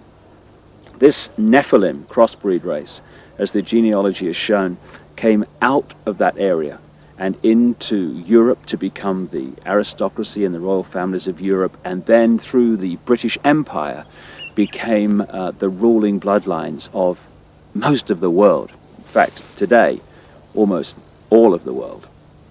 Like the 42 presidents out of the hundreds of millions of people who have been Americans since the Declaration of Independence in 1776, 42 have become president. They're all related. What? And they go back to these ruling aristocratic families, which eventually go back to the crossbreed, intercourse between the Chitahuli, the Anunnaki, as some accounts call them, and human beings. And it's the British Empire that we're going to talk about now, in its relationship to taking over the planet in a way that today is now global. The British Empire became the British Empire because this network of bloodlines, which had become known as the Illuminati, centered itself in London at operational level, particularly after the arrival from Holland of William of Orange, who became King of England in 1689. And from that time, he signed the charter that created the Bank of England, and the banking system as we know it started to expand and emerge. But from that time, the British Empire and the other European empires came into being, and they took the planet over. Now, one immensely important area that they completely controlled and raped was the fantastic continent of Africa. And to look at how Africa was taken over by this Illuminati, Chitahuli, reptilian crossbreeds, and indeed the reptilian race itself that's behind it all, is to see how the world has been taken over, the methods used, the way it was done, the manipulations. And what we're going to talk to Creto about now, among many other things, is the way that the continent of Africa was hijacked by the Illuminati. And I asked him first to tell me the story of how this great continent was taken over. So, there are mysteries in this world that we as thinking human beings must look into. And one of these mysteries is this. there is overwhelming evidence of the fact that before Africa was actually colonized by the white people from Europe, it was first prepared by strange people for this colonization. When the first Portuguese ships started sailing around the Cape of Good Hope,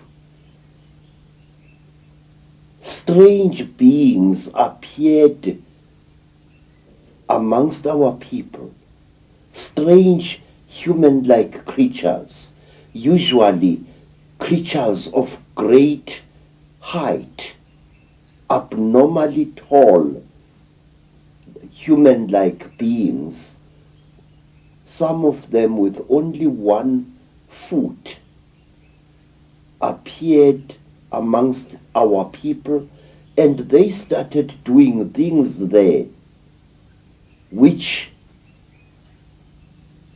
made it easier for the colonialists to invade us and to conquer us.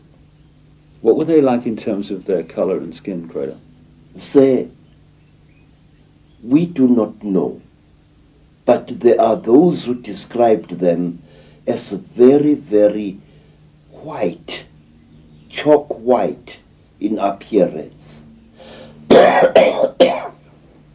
This went on for so often that it became traditional to our people to represent these beings with white chalk.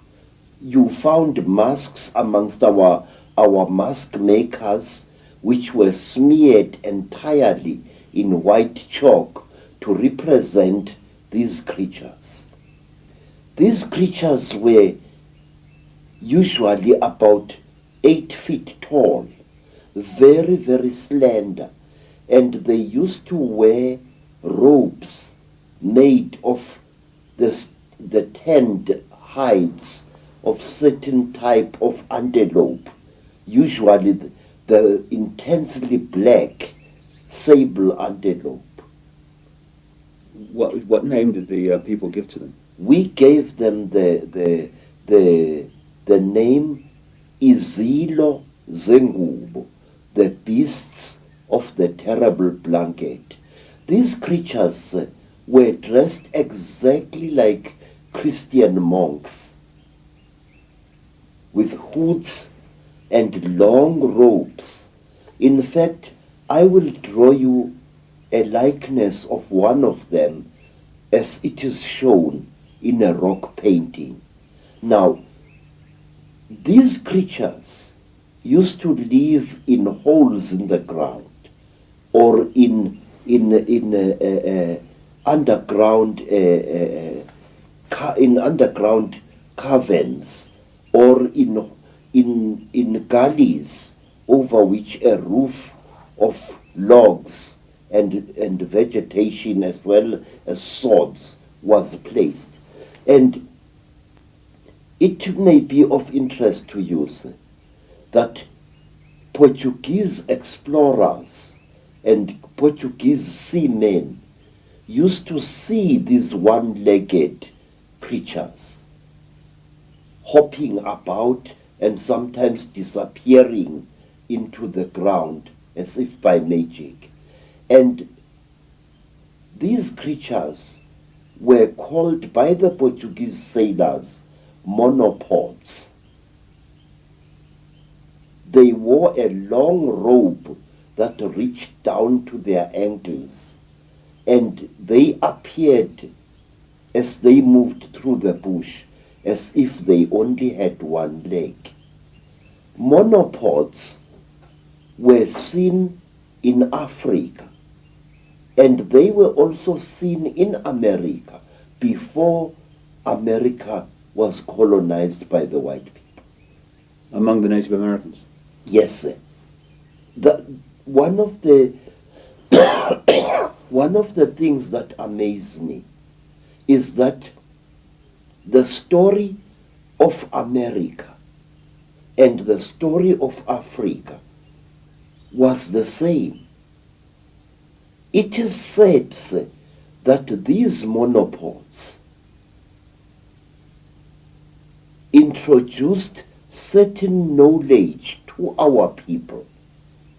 They actually prepared our people mentally for what was to come. For example, these monopoles, these beasts of the terrible blanket, used to wear a cross-like ornament on their chests as a charm, a cross made of either gold or silver. Doesn't it amaze you that when the Native Americans saw the cross painted on the sails of Christopher Columbus's ships, they recognized it as a sacred object? Let me tell you, sir, exactly the same happened in South Africa, where our people were made familiar with the cross long before the white man set foot in Africa. And when our people saw this cross, this time brought by missionaries, they recognized it as a sacred object. In other words, now, I don't know how to put this there, but can you put it for me? Our people were prepared long beforehand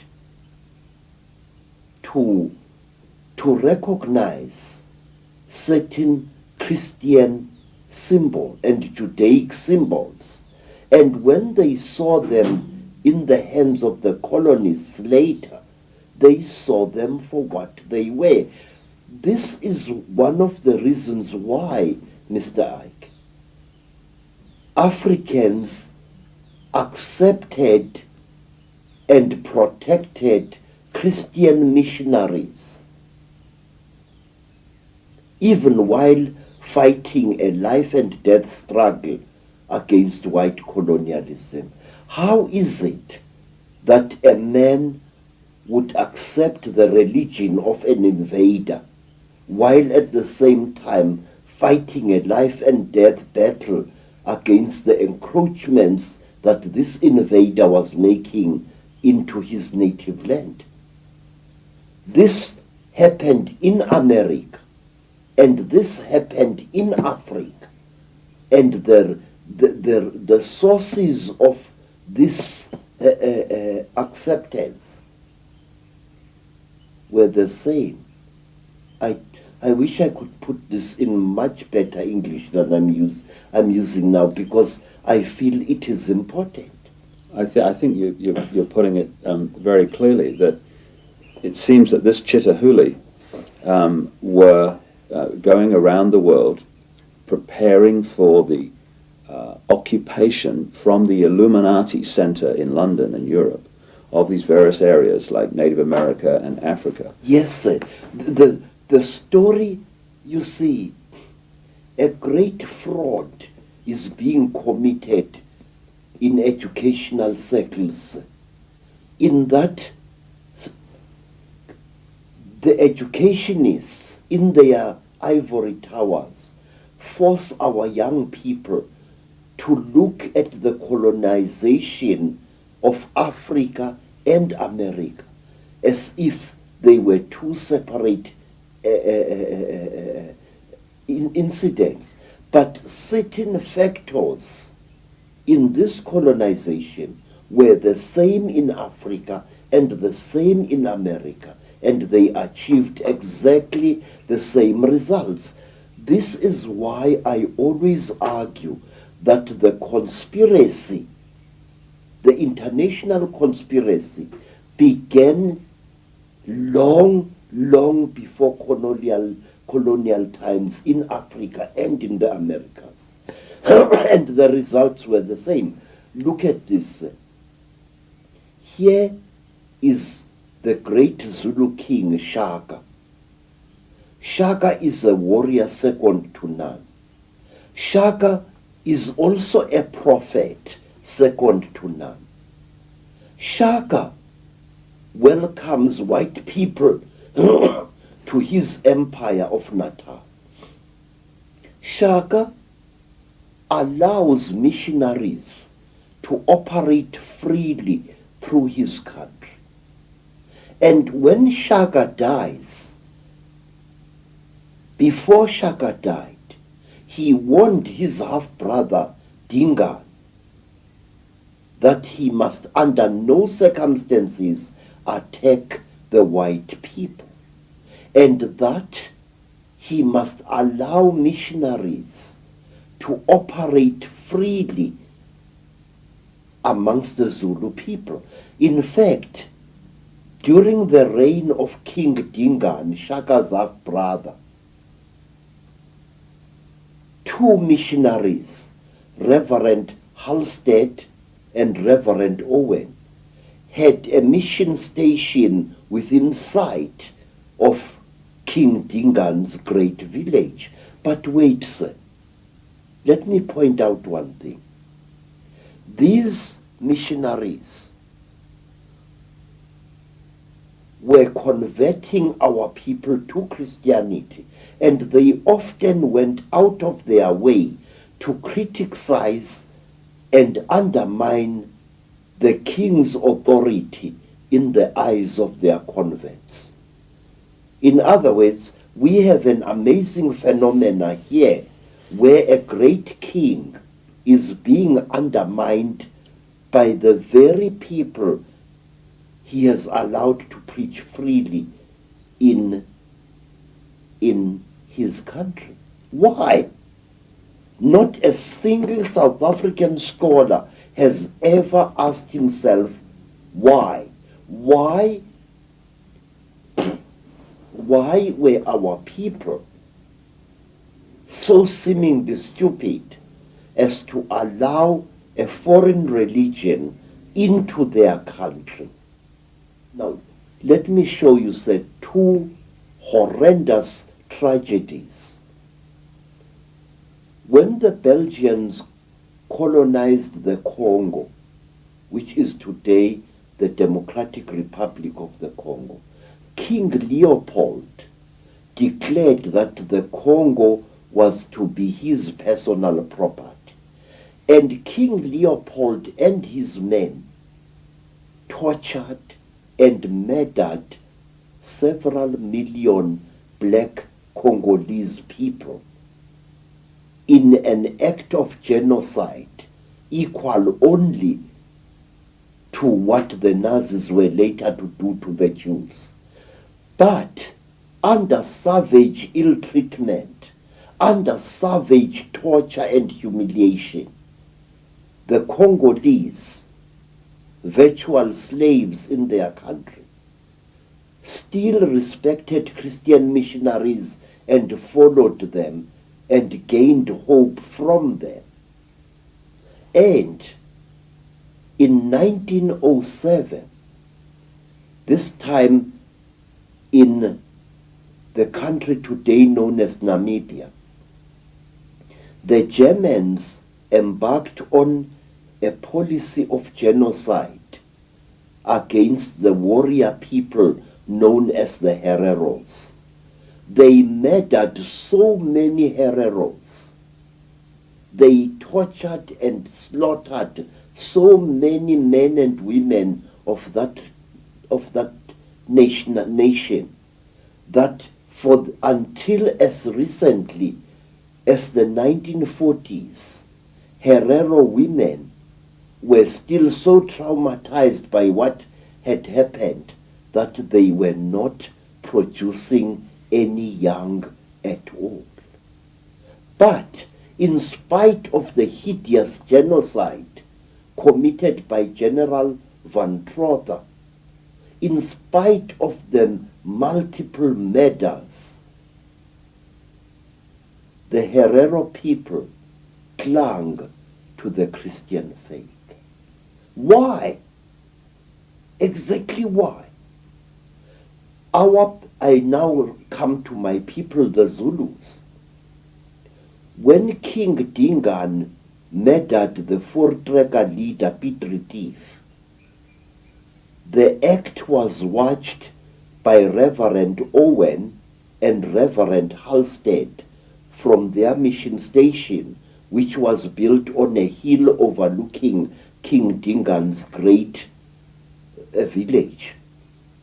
Halstead and Owen, unharmed by Dingaan, decided to flee from the place after that. And Dingaan was deeply sorrowed that his favorite preachers had decided to leave him. And King Cetshwayo, the warrior king who won the Battle of Isandlwane in 1875 or thereabouts, never harmed missionaries. And a king who followed Cetshwayo, King Dinizulu, who was brutally tortured by the English, had a great friend in Bishop Colenso, a Christian bishop, and his daughters, one of whom was called Mary. Although he had suffered so much at the hands of the British authorities, King Dinizulu never abandoned his white Christian friends. They comforted him, and he depended desperately upon them and their Bible in his darkest hours. Would the same basic story, Creto, be true of how the British or the Illuminati based in Britain took over Australia too? Yes, I have found exactly the same stories. The Aborigines, like Africans, were deliberately softened up long before they were colonized by the white people. There were men, mysterious men, who often posed as gods, who undermined the will of the Aborigines to resist the encroachment of the colonialists. It's also interesting that Captain Cook, who is the guy who's supposed to have, quote, discovered Australia and New Zealand, that area of the world, Yes. was actually sponsored and funded and in fact controlled by the Royal Society, which was a Freemasonic and is a Freemasonic science operation based in London. Yes, sir. Let me show you another interesting thing. There is a man I have been investigating in vain for over 40 years now. A man who committed acts of hideous genocide upon our people here in South Africa. A man of whom historians are so fond that he is practically a white cow whom you may not dare to point a finger at. If you see me sitting in front of you, a man who was demonized over 30 years ago by the South African news media, it was because I asked questions about this white man, Sir George Grey. Who was Sir George Grey? What was he? Was he a Freemason? Was he an Illuminati? How is it that this Sir George Grey, who is the actual founder of the most oppressive laws that British colonialism ever settled our people with, apartheid was laid down by Sir George Grey. The carrying of identity papers was laid down by Sir George Grey in the 1850s, in the last century. And Sir George Grey dealt our kings a mortal blow. But let me first tell you, this man was sent from London to quell a Maori rebellion in New Zealand, which had defeated the efforts of military men. The Maori were unstoppable. Their rebellion was blazing like a bushfire through New Zealand. But when George Grey was sent to New Zealand, he managed to quell this rebellion with very, very little loss of life. What did George Grey do? I have never been able to find a book which tells me exactly what did George Grey do in New Zealand in order to pacify the Maoris who had beaten the efforts of the British soldiers. Because that same George Grey was brought from New Zealand to South Africa in order to quell a great rebellion by the Xhosa people. And George Grey used outright trickery in order to force the Xhosa people to actually destroy themselves. George Grey deliberately and cold-bloodedly tricked the Xhosa people into slaughtering their own cattle, burning their own crops. It is one of the saddest stories of our country's blood-drenched history. And almost overnight, George Grey reduced the Xhosa people of the Eastern Cape into a nation of dying skeletal starvelings. Because after George Grey had manipulated the Xhosas with raw trickery into destroying their crops, destroying their cattle, he practically had them on the plate. Hunger, raw hunger and starvation achieved what military might had failed to achieve after many, many embattled decades. George Grey was a psychologist par excellence. George Grey was a trickster who knew the native races, and he knew how to exploit their beliefs to bring about their own destruction. Let me show you what Grey did. One day,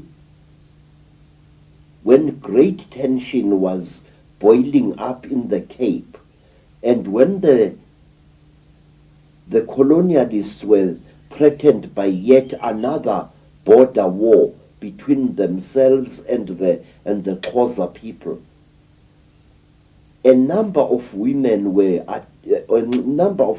women, amongst them a Sangoma, a priestess diviner called Nongawuse, were tending crops when they heard voices calling out to them in the bush. Nongawuse, because she was a spiritual person and a healer, responded to these voices. She went together with her sister Nonteto to investigate, and they found a deep hollow in the ground, and from this hollow they heard the voices coming. And as the women knelt next to the hollow, the three amazing figures emerged from the grass. Tall men wearing long black robes made of animal skin with very big hoods on their heads appeared out of the hollow, and one of their faces were painted white, or so it seemed to the terrified Xhosa women. And these men were unusually tall. And they told the woman, Nongawuse, whom they distinguished by her attire as a traditional healer, that she must go to the Xhosa people and tell them to start killing their cattle and start destroying their crops.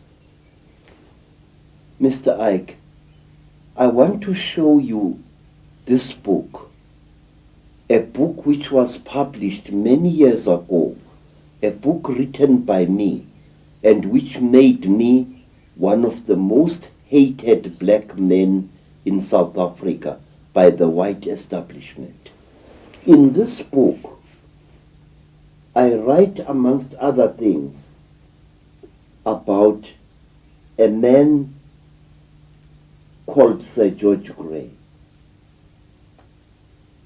And in this book, I questioned certain things about this man, because Sir George Grey was the creator of race discrimination and apartheid in South Africa.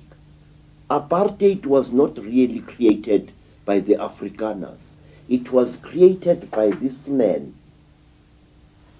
many, many years ago. Well, Sir George Grey was Illuminati, a black magician, and fits the bill exactly with what happened in all these other countries you're talking about. Say, when I questioned, when I raised questions in this book about Sir George Grey, I was savagely attacked by nearly every professor in various universities of South Africa. The intellectual prostitutes, yeah. Yes. The liars in ivory towers, as I call them. I said that the Xhosas did not commit suicide in 1857. They were murdered. They were manipulated by Sir George Grey into destroying themselves. Isn't it interesting, Creto? I've noticed this myself, that the story you've just told about how those people were manipulated to kill their cattle and what have you, is mirrored again and again in the story that has spawned religion after religion. I mean, whether it's Mohammed or whether it's Joseph Smith with the Mormons, again and again, the initiator has a vision or an interaction with some guard figure or angel, and bingo, they get told to do certain things, and the rest is history. Yes, sir. And what is most interesting is that these interesting angels have suddenly disappeared in recent times. You no longer hear of an angel coming to tell some prophet to establish a new religion. No. Where have they gone? They carefully choose certain times. Now, Sir George Grey, so let me go back to him. He manipulated the Xhosa people into killing themselves. And a poor woman, Nongawuse, became the scapegoat, because in every evil thing that has been done in Africa by the white colonialists, as well as by the Arab colonialists, there are always black scapegoats who are left holding the blame. And in this case, Nongawuse was. According to South African official history books, we are told that Nongawuse had had a dream that her people must kill their cattle, her people must destroy their crops. And as a result of Nongause's dream, thousands died. And another lie was added to compound this infamous lie. We were told that Nongause had been a child when she had this dream. But that's a lie, sir.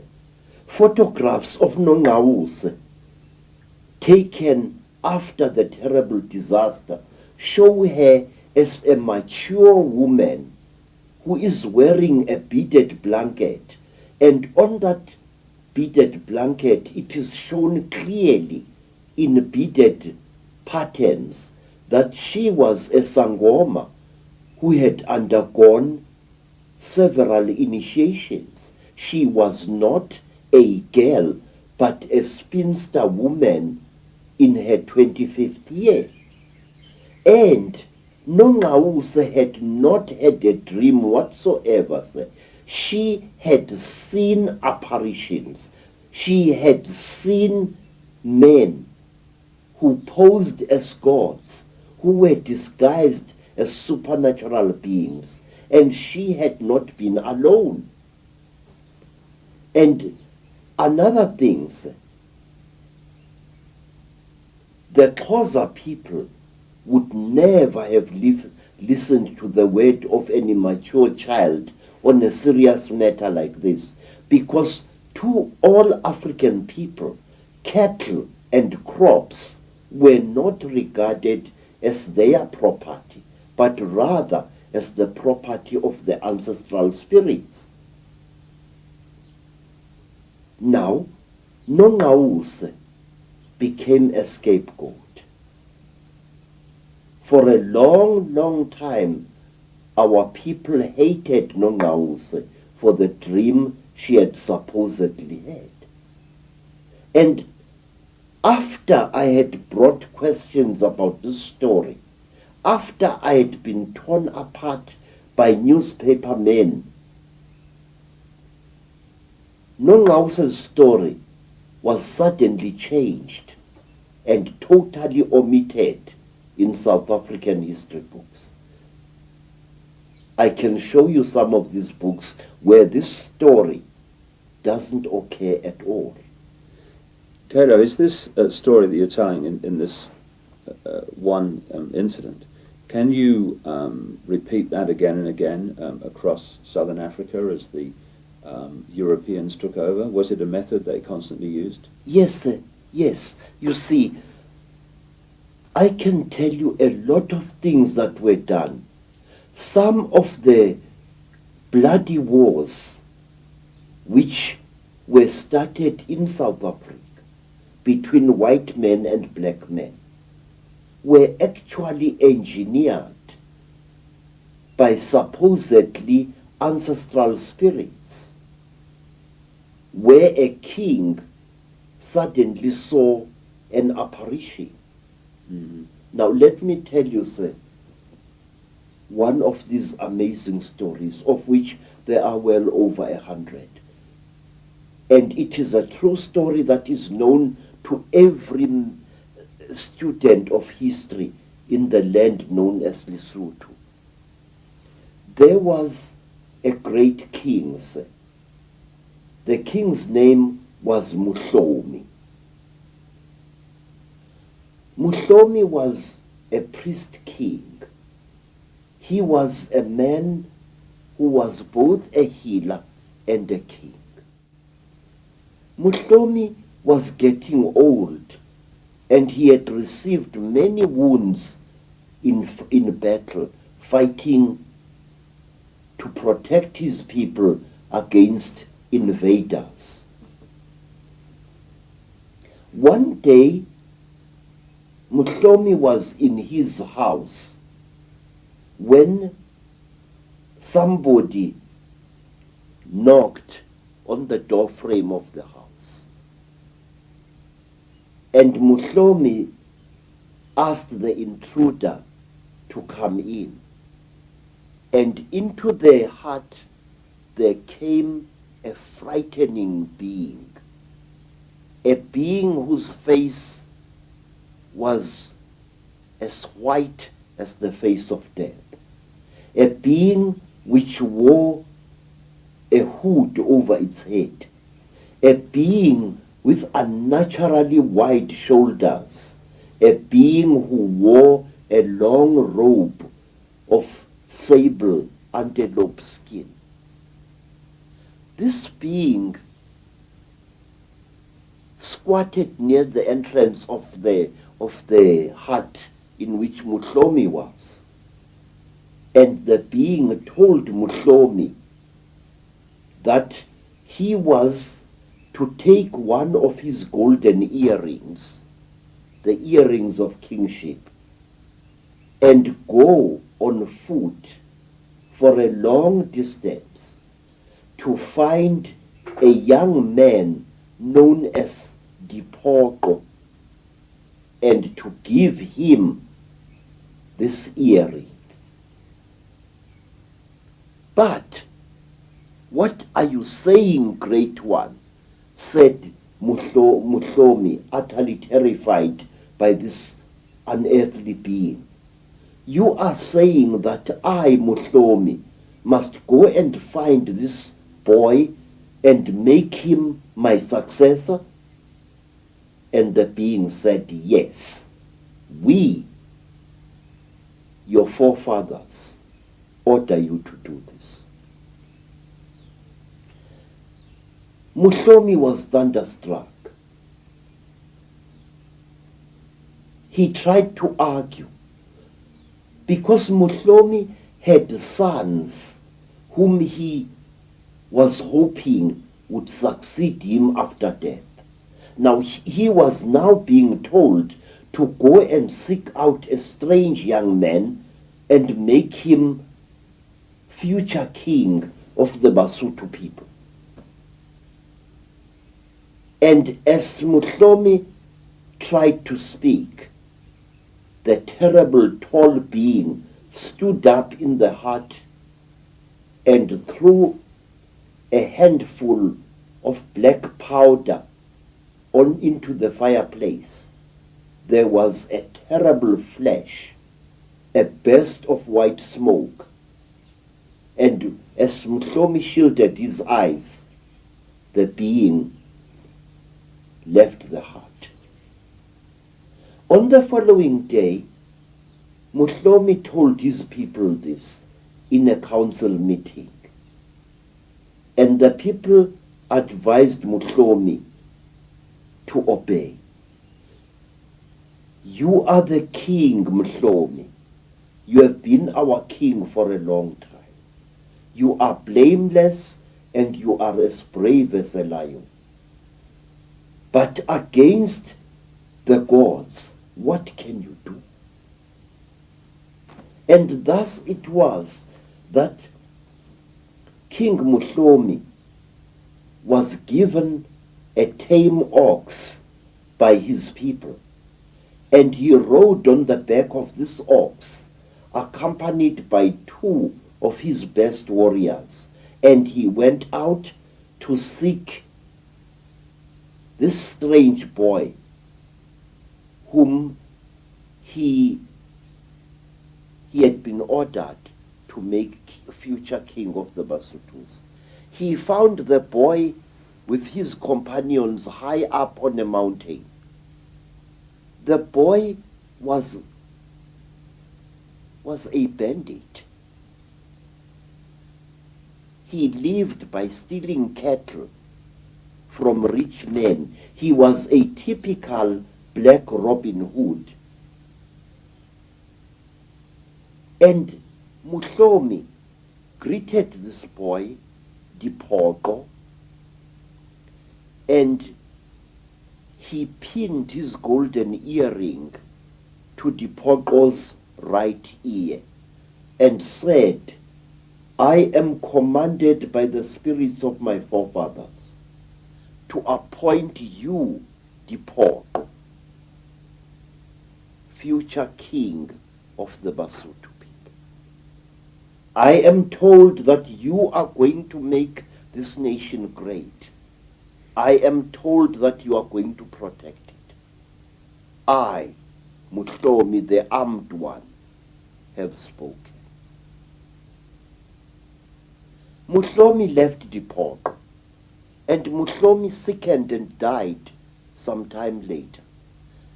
And the man named Dipoko, a young man, a cattle-stealing bandit,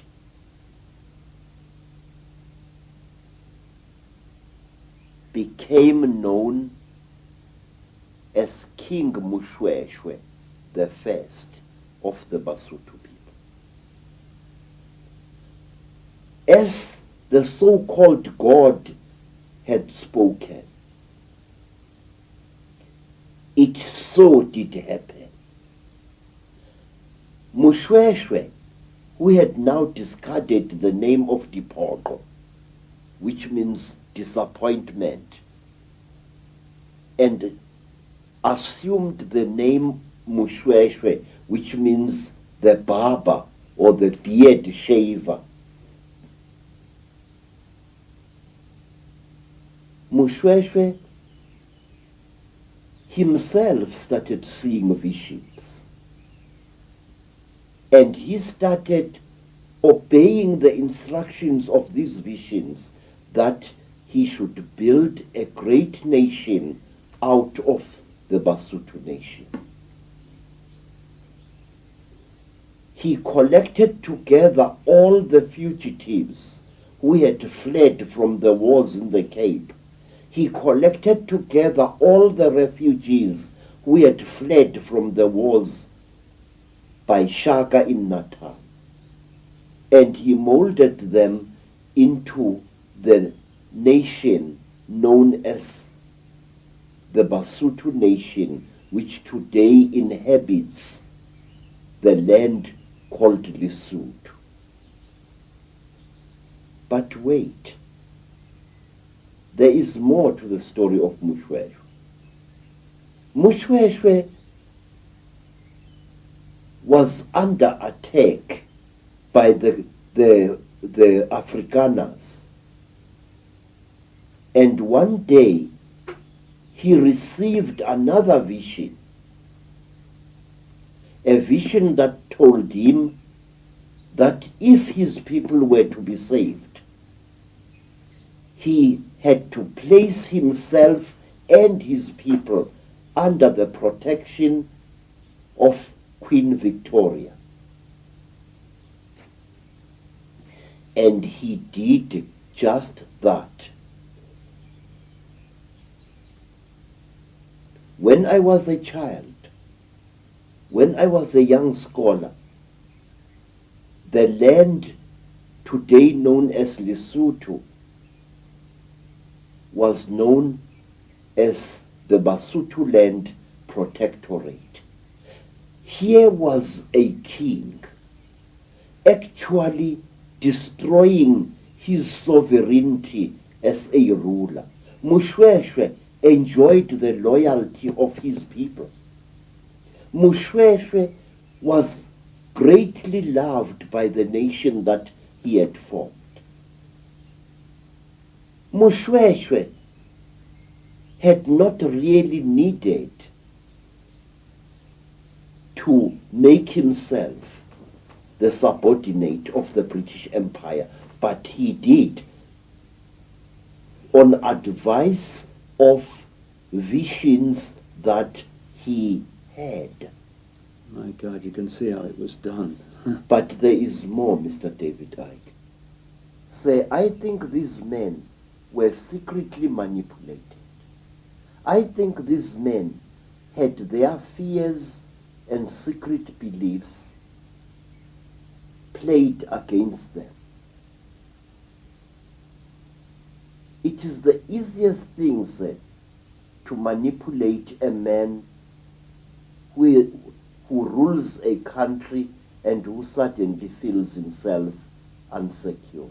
For example, the British appear to have pursued a double-edged strategy in South Africa. They did it in Natal, they did it in Lesotho, and they did it in Swaziland and in Botswana. What did they do? They used to manipulate the white Afrikaner settlers, the Boers, into fighting the native people. And then they used to send agents to the embattled black kings to tell these black kings that the best thing that they could do is to place their people and themselves under the protection of the British Empire. Problem, reaction, solution. Yes, sir. Now, let me ask you, sir, how did a black king know that the English were the most militarily powerful people at that time? The Africans only saw their immediate enemy, the Afrikaners. The black people only saw the Boers traveling in their ox wagons. They only saw the muskets of the Boers. But here we have a situation where a black king learns from someone about the powerful ships, sea-going ships, and the huge guns that the British have got.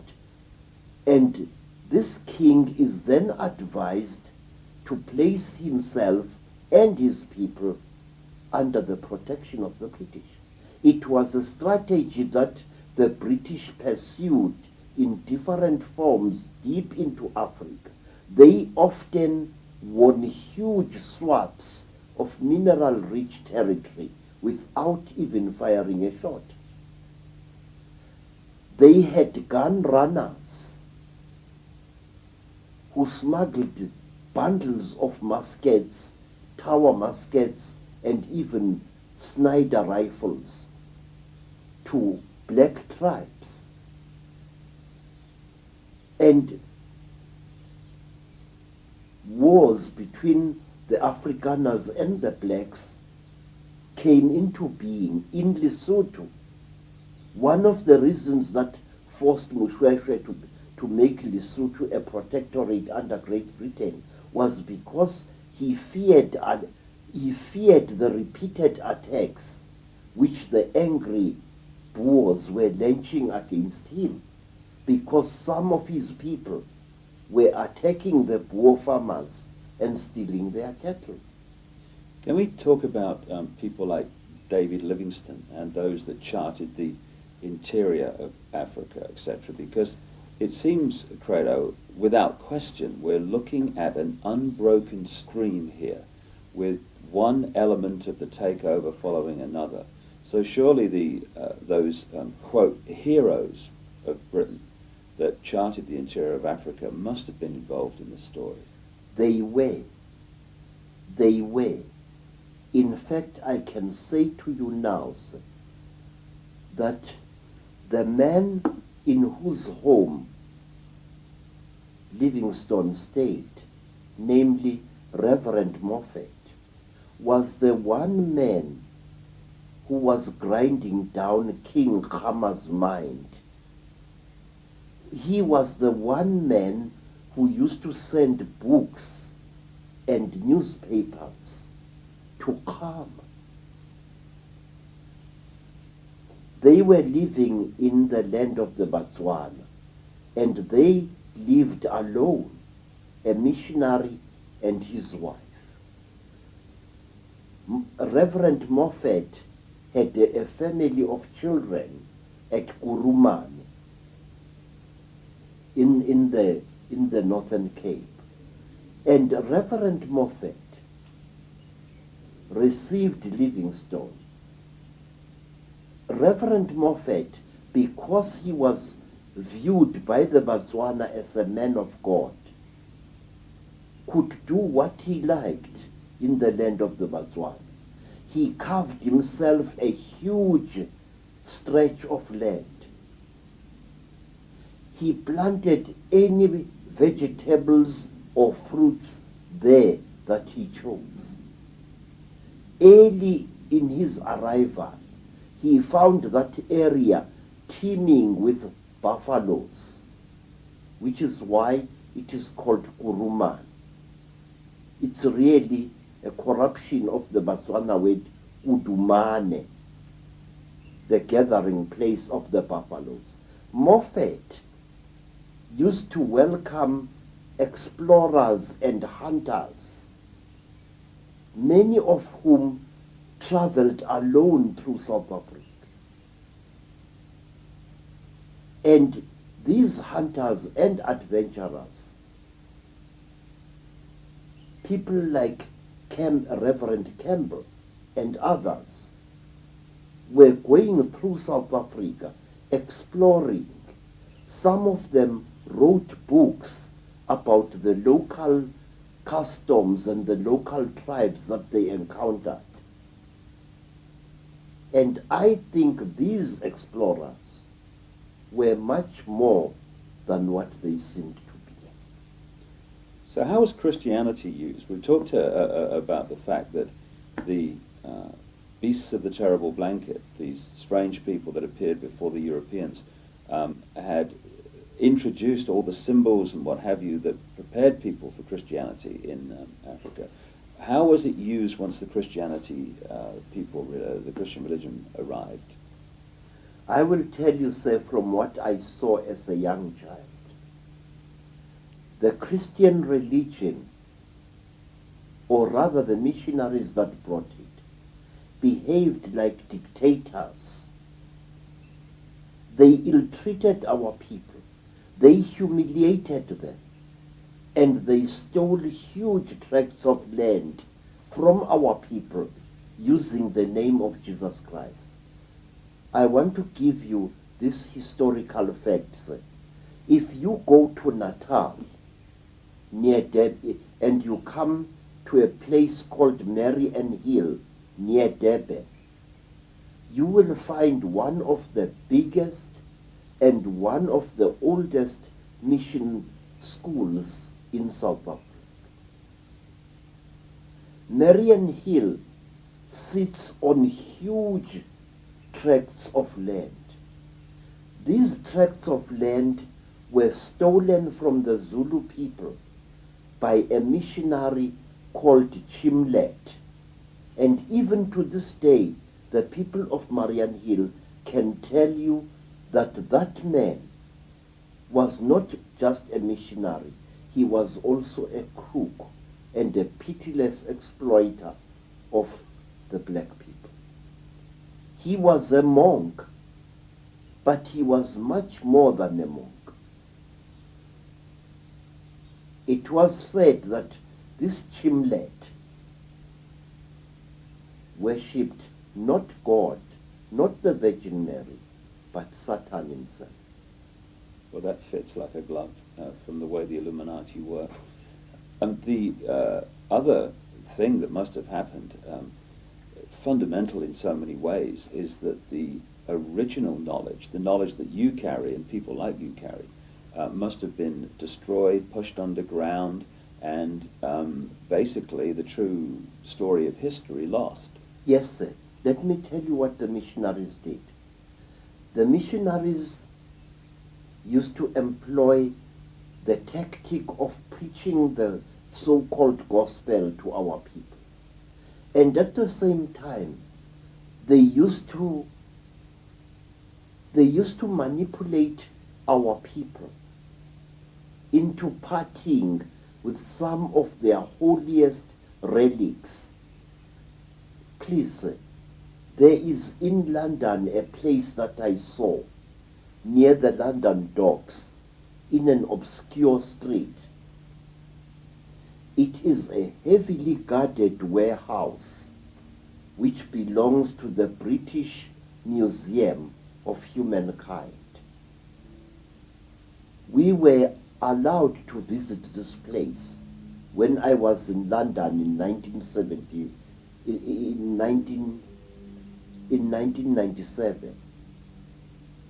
And there, in that warehouse, I saw cupboard after cupboard after cupboard filled with priceless African artifacts in ivory, in bronze, in various indigenous woods, and sometimes in iron and in gold. I saw royal bangles from dead kings, bangles made of brass and bronze, bangles which showed every sign that they had been removed by force from the arms of dead men and dead women. All these things, I was told, had been collected by Theophilus Shepstone and the London Missionary Society and were sent to this museum where no African is allowed to view them. I was lucky because I was accompanied by a white woman whose father, I suspect, was a Freemason.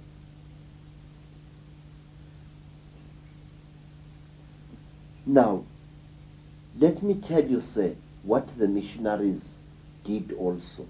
The missionaries established hospitals in their mission station. Reverend Moffat had a hospital in that mission station. And when an African was brought there, sick unto death, the missionary used to tell this African that as a condition to his entering the hospital, he first had to be baptized as a Christian. And also as another condition for entering the hospital and receiving missionary treatment, the sick African had to surrender all artifacts from his ancestors that he had in his possession. My God. One day, sir, my grandfather, Zulu, had an accident. He had bought himself an ox wagon, but he did not know how to control it. And one day the ox wagon plunged off a cliff, and my grandfather was badly injured. And when he was taken to a mission hospital in the west of Zululand, the first thing that the missionary said to my grandfather was this, that he knew, the missionary, that my grandfather owned a heap of metal objects which he kept in one of his huts, and that as a condition for receiving treatment for his broken bones, he had to surrender all that metal property to the missionary. Those things you have got in your home are full of evil spirits, said the missionary Reverend Lee. You must let me have them so that I can take them to a holy place in England where they would be destroyed. My grandfather stood up shakily and walked out of the mission hospital. He walked, and somewhere along the road he collapsed. And tribespeople who knew him took him to their village. And there, when a passing Afrikaner doctor rode by in his ox wagon, the black people asked this doctor, who was not a missionary, to please take care of my grandfather. The doctor took my grandfather aboard his ox wagon and took him to his farm far away. And there, the Afrikaner doctor,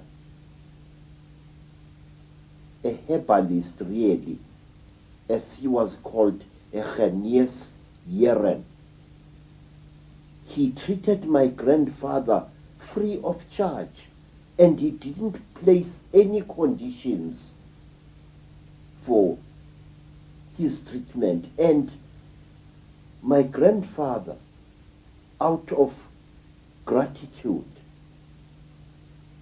returned to his village a healthy man and took 3 fat cows and led them with his sons to the faraway home of the Afrikaner doctor. Again and again, our people were robbed of their heritage. Our people were robbed of scientific equipment. Our people were robbed of irreplaceable artifacts, some of them dating back hundreds of years into the past, by the missionaries, especially the London Missionary Society. And if you go into that museum, say, near the docks in London,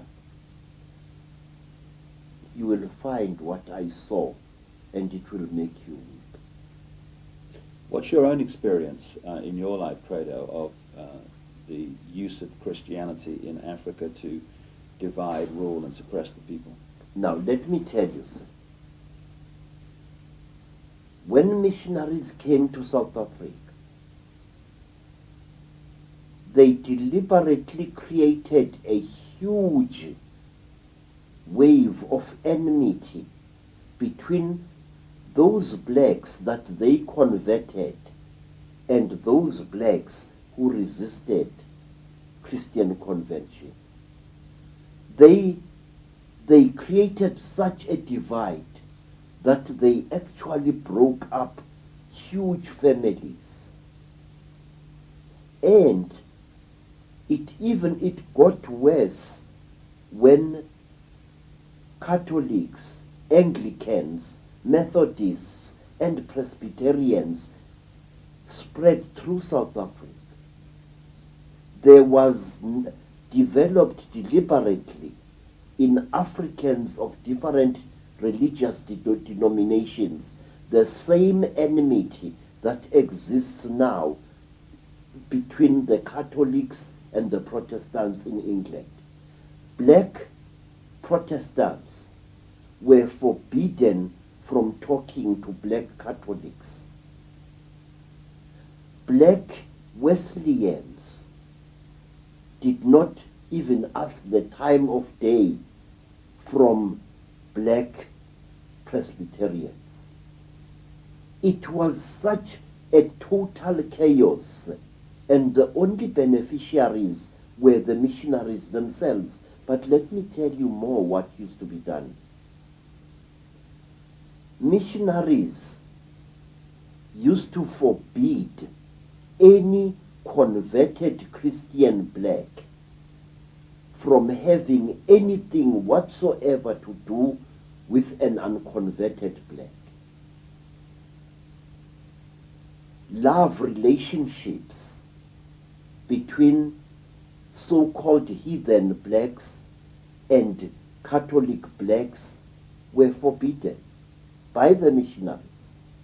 That was how my father and my mother parted, traumatizing my life even before I was born. My father had been a confessing Catholic, and he fell in love with what was called a heathen Zulu woman. Now, the condition for such a love was that the woman had to submit herself into the Christian faith. And my grandfather, a fierce old warrior, contemptuously refused to have my mother become a Christian convert.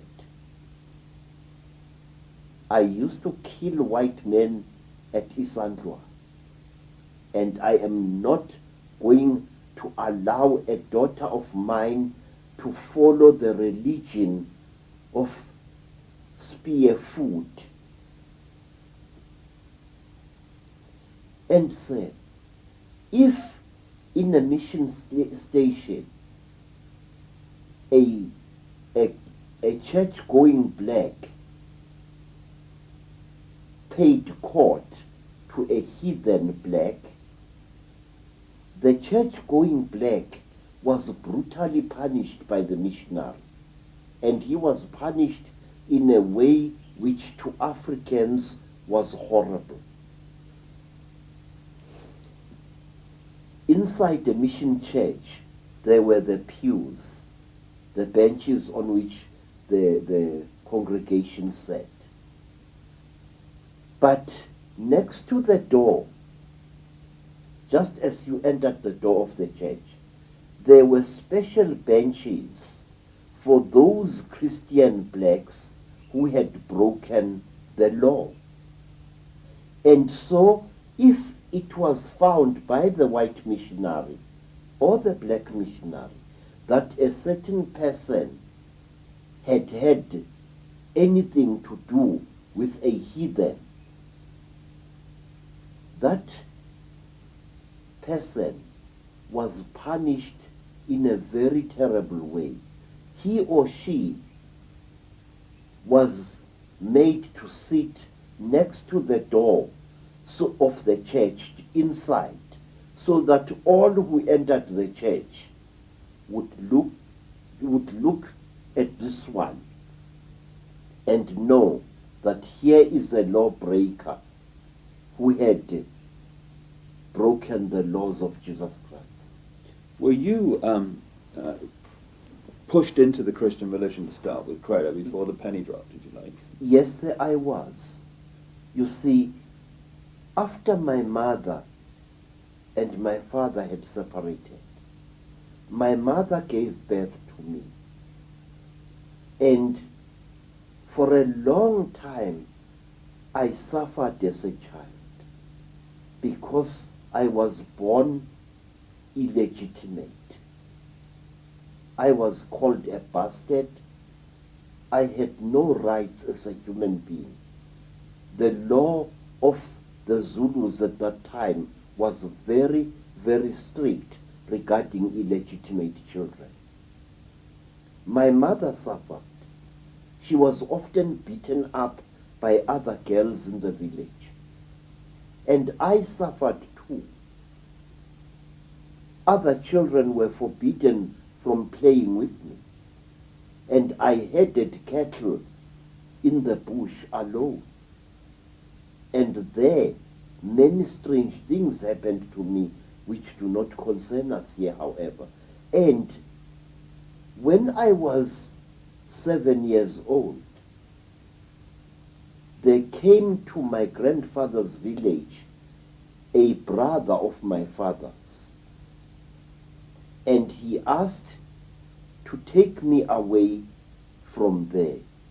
And my grandfather said, nothing could please me more than that this little bastard should be removed from my home. He is a disgrace to my family. And so I was taken by my father's brother to the south of Natal, where I was baptized as a Catholic, and the ridiculous name Creto was placed upon my head. A name I hate very much, even to this day. I grew up, say, as a Catholic.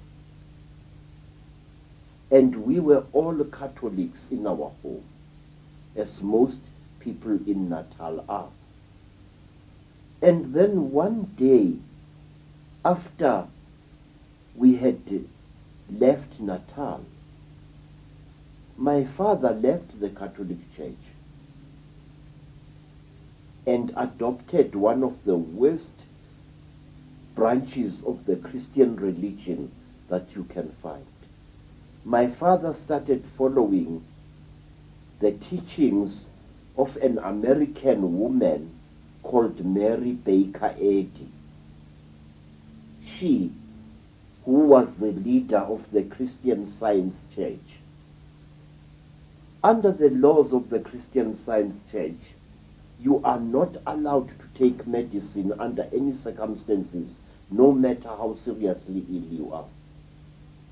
And for years we suffered, my half-sisters and my half-brothers and I. We sickened and we were not allowed to take any medicament. We had suffered before under the Catholic Church, having to confess sins every weekend to a priest we could barely see. Sometimes it was so ridiculous that we often created sins against ourselves we had not committed in order to please the Catholic Father.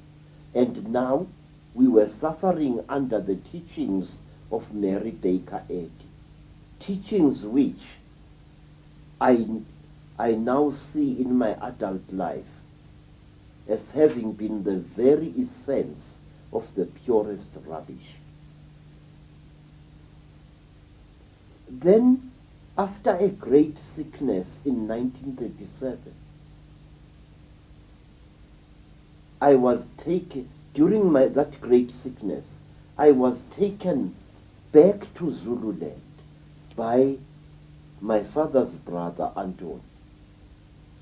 And there I was healed by a man I had been conditioned to be looked upon as a stupid heathen, namely my grandfather, the father of my mother.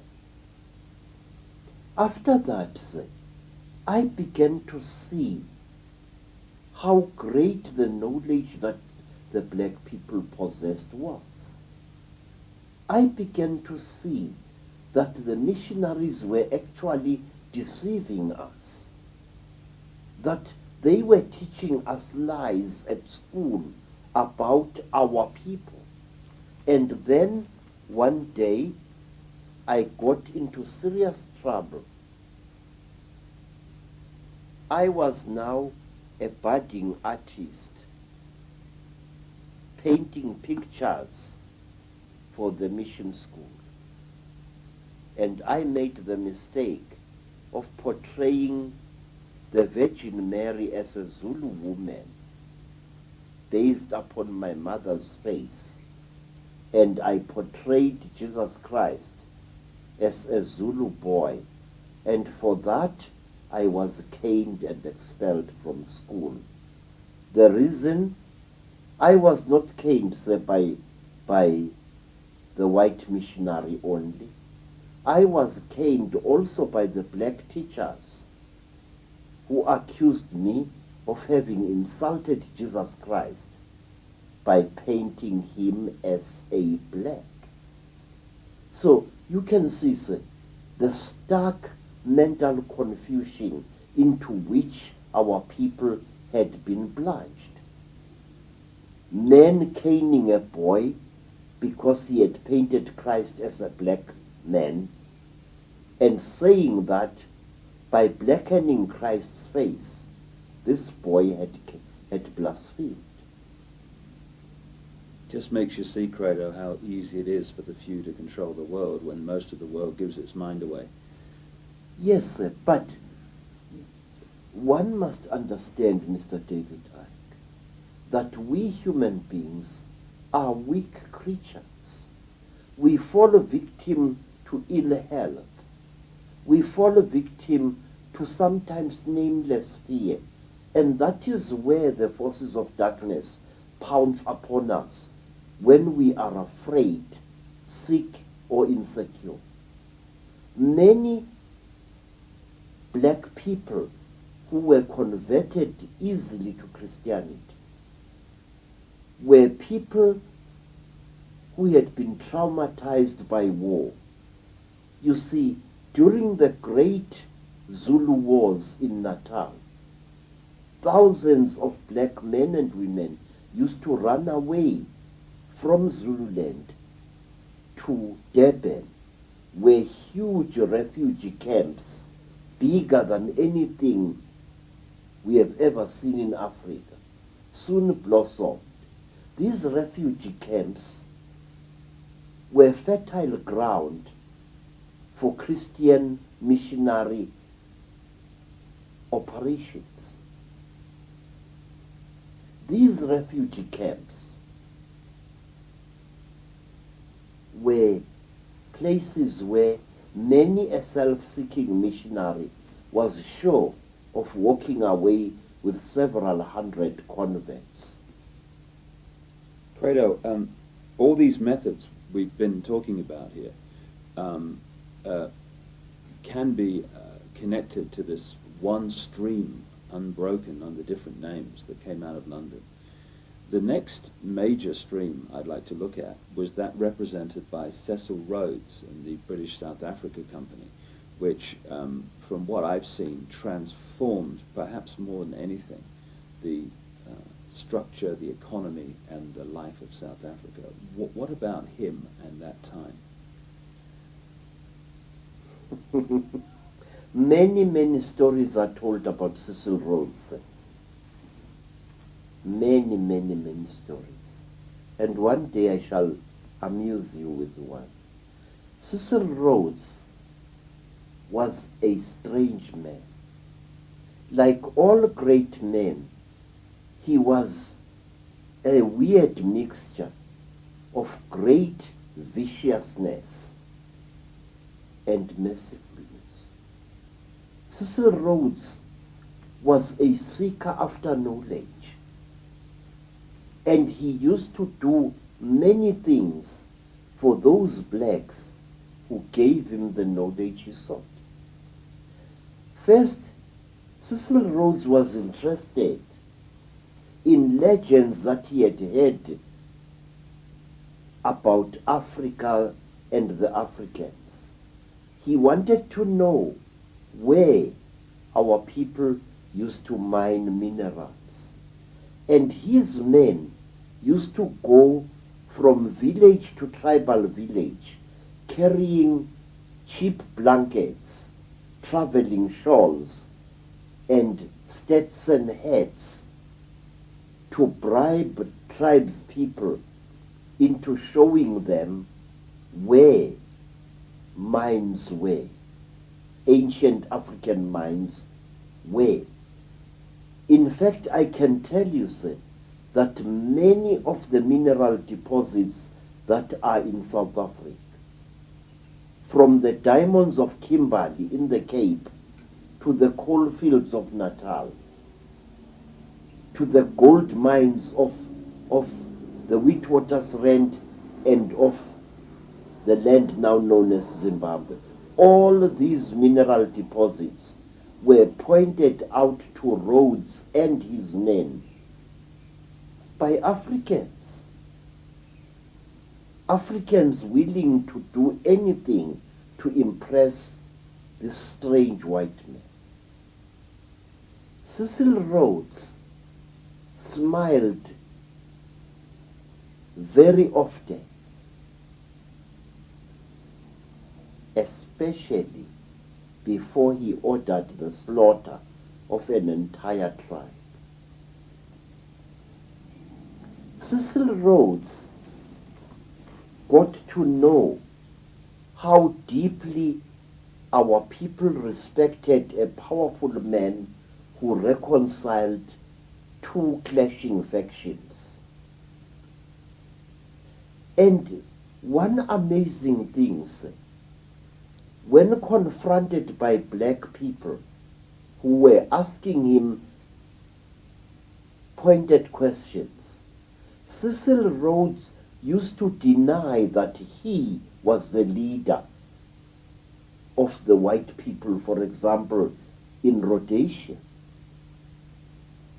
He acted like a third party, a man who was dedicated to reconciling black and white and stopping conflict between them. And until he died, Cecil Rhodes was known by the Mandebele people as Mlamlankunzi, the brave one who parts two clashing bulls. At one time, Cecil Rhodes went to a very holy place, and a group of hills called Ndabazenduna, and there, under a tree whose remains can still be seen, Cecil Rhodes sat with a group of Matebele elders and actually persuaded them to stop warlike actions against the British Empire. How did he manipulate the black tribes of Africa so that he got all these mineral rights which have now become consolidated goldfields and De Beers and Anglo-American? Cecil Rhodes used to walk about completely unafraid amongst the Matebele people, and he used to tell them to attack the Mashona people, whom he called dogs. And in this way, Cecil Rhodes caused wars between blacks, which he then stepped in as an intercessor. Cecil Rhodes built up a formidable hatred between the Matebeles and the Mashonas. He played the Matebeles off against the Mashonas, and the same the other way around. What is strange about Cecil Rhodes was that, and which is never revealed in the many books that were told about him, was that Cecil Rhodes was a student in search of the deepest mysteries of Africa. He made friends with healers, with shamans, and he actually took part in their rituals. And through them, he learned of the many secret and holy places which were to be found in the land that now bore his name, Rhodesia. And one of these holy places that he learned about was those hills upon whose summits you see great boulders, namely the Matobo mountains, the mountains of the great boulders. There, Rhodes learned that the most powerful kings of the Mashona and the Makaranga people lay buried. And he decreed that after death, he too should be buried there. But isn't that very much linked to legends and stories of the Chitahuli and the Reptilians? Yes, sir. The Matobo Mountains are held even today as one of the places on earth where the Chitahuli are often seen and where they land in their craft. And there is more, sir. regarding this thing. Much more. Cecil Rhodes had himself buried above the grave of a much older leader and a far greater man than himself. We are told, sir, that the first Munomotapa, a remote ancestor of mine, Nyatsimbi Mutota, died and was buried in the Matopo Mountains. And Cecil Rhodes found the place where Nyatsimbi lies buried. And he ordered that he should be buried on higher ground than Nyatsimbi. And by so doing, he showed the Matebele and the Mashona people in depth that he, John Rhodes, was far superior to Nyatsimbi Mutota. How did Rhodes's influence in the creation of the mines and the whole basis of what's even now the modern South African economy, how did that affect the people in terms of control and losing control of their destiny? First of all, sir, our people totally ignored the large mining operations that they soon saw taking place in their country. Our people were happy to stay in their villages, but new laws were instituted by the colonial government of Natal especially, where all able-bodied men were forced to go on a long-distance journey by foot to work for starvation wages in the diamond fields of Kimberley. Many, many stories are told of brave black men and women who went to Kimberley to work in the town of Kimberley amongst all kinds of disease and corruption and violence, and also to work in the great hole of Kimberley, a hole which before had been the site of one of the holiest hills known to our people in that part of South Africa. Cecil Rhodes and his people did much to destabilize black family life in Natal and other places inhabited by black people. He forced the local chiefs to pay tax, they and their followers. He forced the chiefs to send their sons and the sons of their people to work in the diamond fields. He told them that if they refused to do this, he would call the soldiers from England to destroy them all.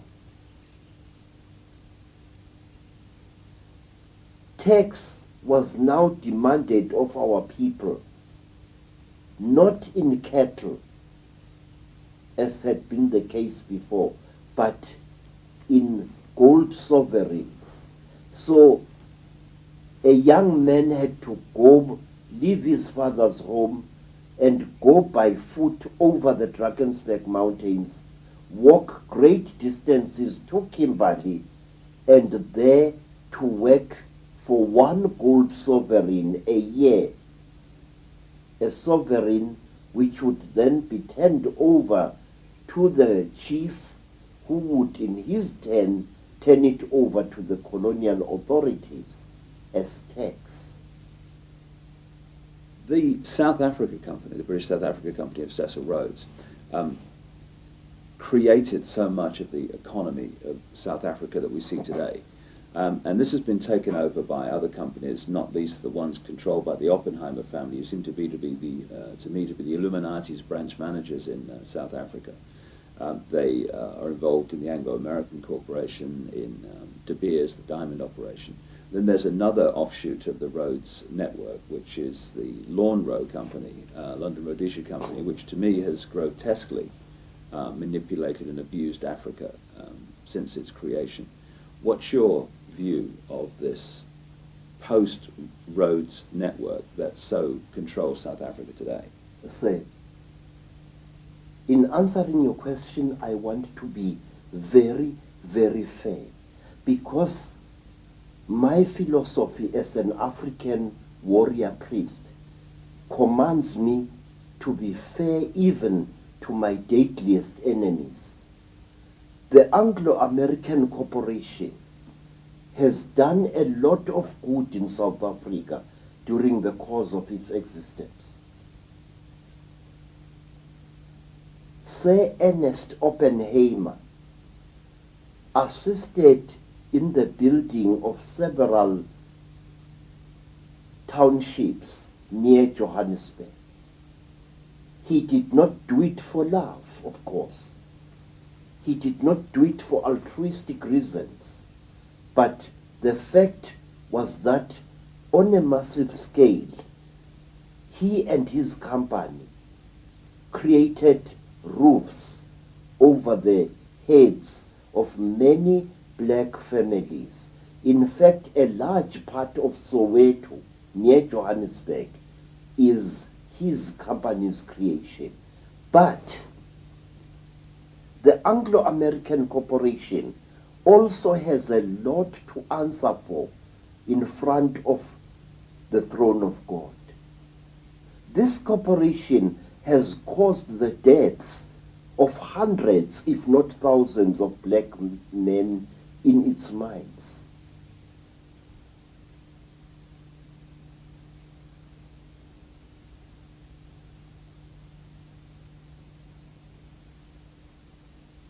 Now let me tell you, sir, a very, very heart-rending thing. I have evidence that can stand in any court that organizations such as the Anglo-American Corporation often overthrow African governments by what I call remote control. Not so long ago, a great friend of mine, Dr. Hastings Kamuzu Banda, was overthrown in Malawi. He was overthrown by mobs going on the rampage in nearly every city in his country.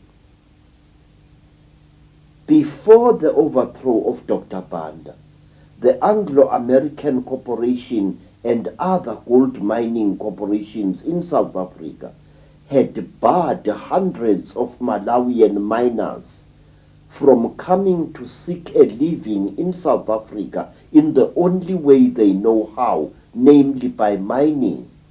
Why? Because it was believed that many Malawian gold miners suffer from AIDS. And when Dr. Banda's government was overthrown, amongst the thousands of people who stormed into the streets of Blantyre and other cities were enraged men who had been refused the right to come to South Africa to earn a living there. Again and again, I have seen this happen. Before the tragedy in Lesotho, mine workers were retrenched from the gold mines. And many of these mine workers were Basutus. They went to Lesotho, and there, when the country collapsed after the rigged elections of about a year ago, mine workers took to the streets and created the violence that brought about the demise of the Basotho nation which we see today. What about Lonro and its influence, and Tiny Rowlands, its late and infamous head? Is he dead? Yeah. Roland? Mm-hmm. Well. I wonder what he's going to say to Nkulunkulu, the great God, when he comes to the land of the ancestors. You know, sir, it's very strange that men like Roland are just as perishable as we all are. Roland was a genocide. He and his corporation were behind many of the bloodiest wars and coups d'etat in Africa. Wherever there was war, wherever there was the smuggling of heavy armaments, such as tanks and artillery pieces, there you heard the name Lonro. Tiny Roland was a man whom I had heard about during the war, a man who openly sympathized with the Nazis. Tiny Roland was a man who was directly behind the seizure of the country Rhodesia by Mr. Ian Smith, so-called UDI. He either facilitated it or he was directly responsible for it.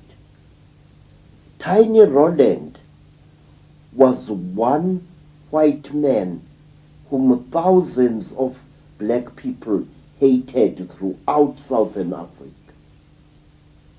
Our people called him Ngwena or Ingwenya, which means the chewing crocodile.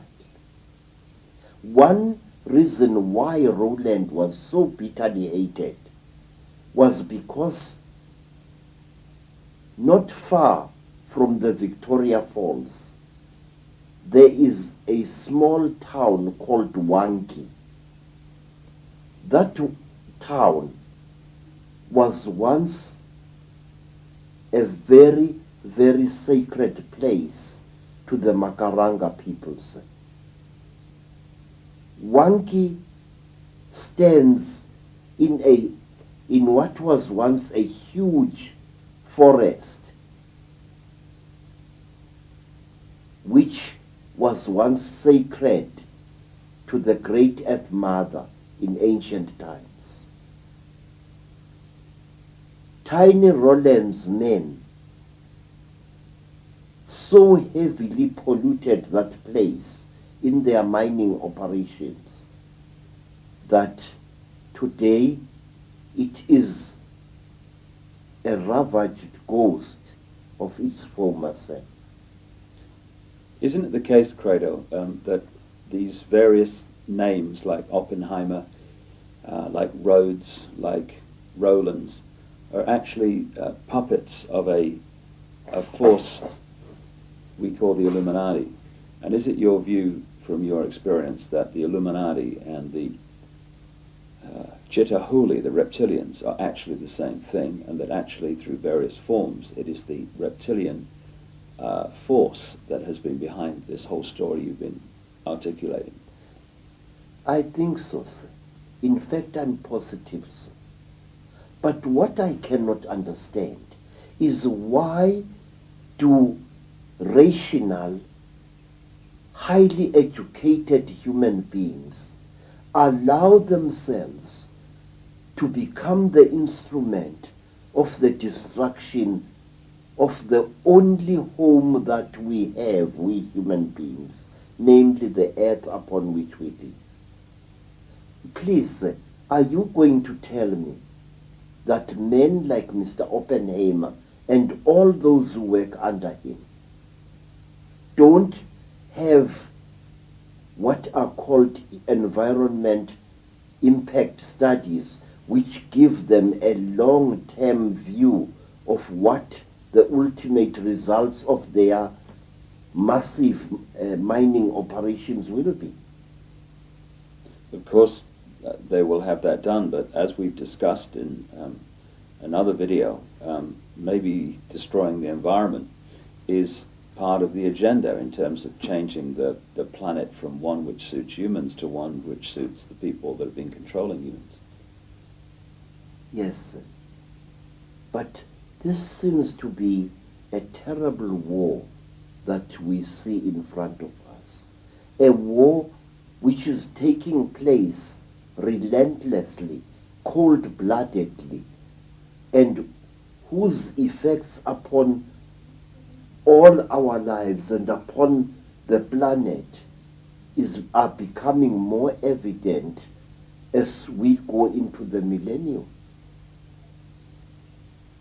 When you follow these bloodlines, which have become the Illuminati, the reptilian bloodlines, through history to the present day, you can see very clearly that human sacrifice, blood rituals, and so on have followed them all the way. I mean, the bloodlines, for some reason, are seriously into this stuff. Is that been your experience in terms of the secret societies and the reptilian bloodlines that you've experienced? Say, other than necrophagy, where a human corpse or part of a human corpse is eaten, I have never seen an actual human sacrifice. But I have taken part in rituals where part of a dead body is consumed. A dead body dug up from a grave. I must admit that. But in England and in America, I saw Freemasons indulging in some of their deepest rituals. And in both cases, the people concerned were not aware of the fact that they were being observed. At one time in Johannesburg, I viewed a Freemason ritual through a pair of binoculars.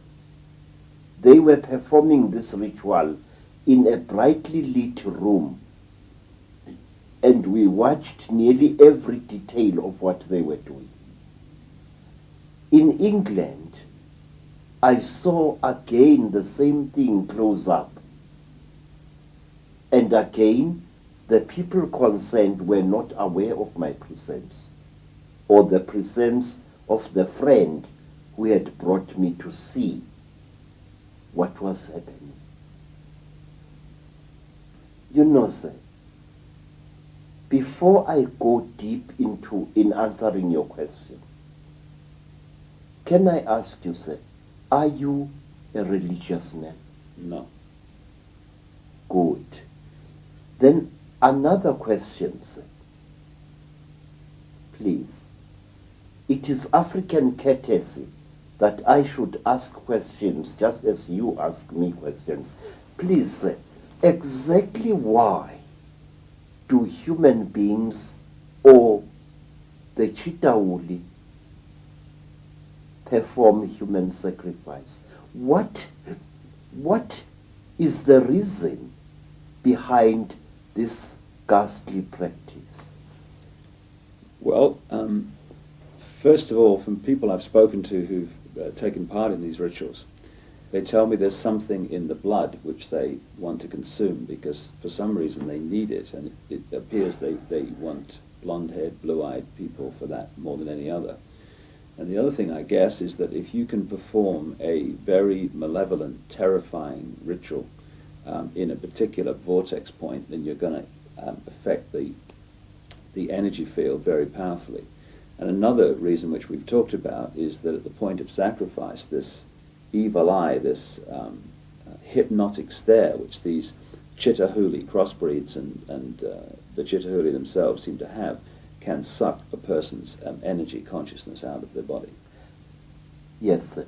But are you aware, Mr. David Icke, that people performing human sacrifice perform it for very, very serious and in a strange way, diabolically logical reasons, and very, very selfish ones? Go ahead. Say, there is something about human sacrifice which I beg to reveal to you. I am an initiate of over 7 great initiations, and I have learned many things which would shock a saint. And one of these is this: the basic reason behind human sacrifice is immortality, or rather longevity. When a great person feels that he or she is about to die, that great person does this. He or she orders the kidnapping of a particularly beautiful young person, usually a woman, a young girl, a virgin. But this virgin must have certain spiritual characteristics. And these characteristics must be certain qualities of the mind. In short, the victim must be psychic. The victim must be very beautiful. And the first thing that is done with the victims, she is not killed outright. She is, how you say, she is, oh God, how can one say it? She is stripped naked, and she is bound hand and foot, and then you, the one about to sacrifice her, lie naked in the same bed with her, but you do not have sex with her. Because if you do, the energy that you are building up for yourself will dissipate. You must lie with the victim. Usually she is blindfolded. And you must embrace her and hold her and make and try to symbolically swallow her, to try to draw from her the most important essence of herself. I'm sorry, I don't have the proper English to say this. Do you understand what I'm trying to say, sir? Yeah, absolutely. Your body must be moistened with fragrant oil, and so the body of the victim to be. And you must embrace this victim for a number of days. You're trying to make a vibrational connection with them, is that what you're trying Yes, to do? sir. Yes, sir. Yes, sir. In fact, I can tell you, kings and Inyangas and Sangomas who lived well beyond their 100th year by simply taking a young virgin person, whether male or female, and lying with him or her in a ritual bed without any sexual penetration whatsoever. This is the key to true immortality, sir. This, I am telling you now, something which I am not allowed to tell anyone who is not an initiate and a Sanusi. But I want to tell you that there is much more to human sacrifice than you think. First, the life force of the victim has got to be drunk. Then, after the victim has been in your bed for a number of days or weeks or months, then she must be told that she's going to die. And she must be encouraged to try to escape. And she must be made to run. Run in a direction where you know there are people who will recapture her. When she is recaptured, she will have a particular smell on her, which is like that of an animal. You know, Mr. David, this may shock you as a white person, but I want to tell you these facts. Human sacrifice is much more than just cutting the throat of a victim. A long procedure is followed before you drink the energy of this young person. A virgin girl radiates a severe heat, which is sometimes used by my people to save the life of a man or a woman who has been caught on a cold mountainside. You know, in Zululand, snow sometimes falls on the Ulundi mountains and other mountains. And sometimes you find that a man of importance has been caught in the terrible cold, and he is close to freezing to death. And the quickest way to save this man is to place him and a virgin girl on the same bed. The heat of the girl and the life force of the girl will actually bring this man back to life. Now, in human sacrifice, all over Africa and all over Europe, I know the life force of the victim-to-be is first absorbed in various ways. And one way, say, of absorbing the life force of a human, a girl, is to frighten her very much, and then to take her intimate garment, such as her loincloth or painting, and to smell it. Through that, you absorb some of the life force of the girl. And then she must be frightened until great fear builds up inside her.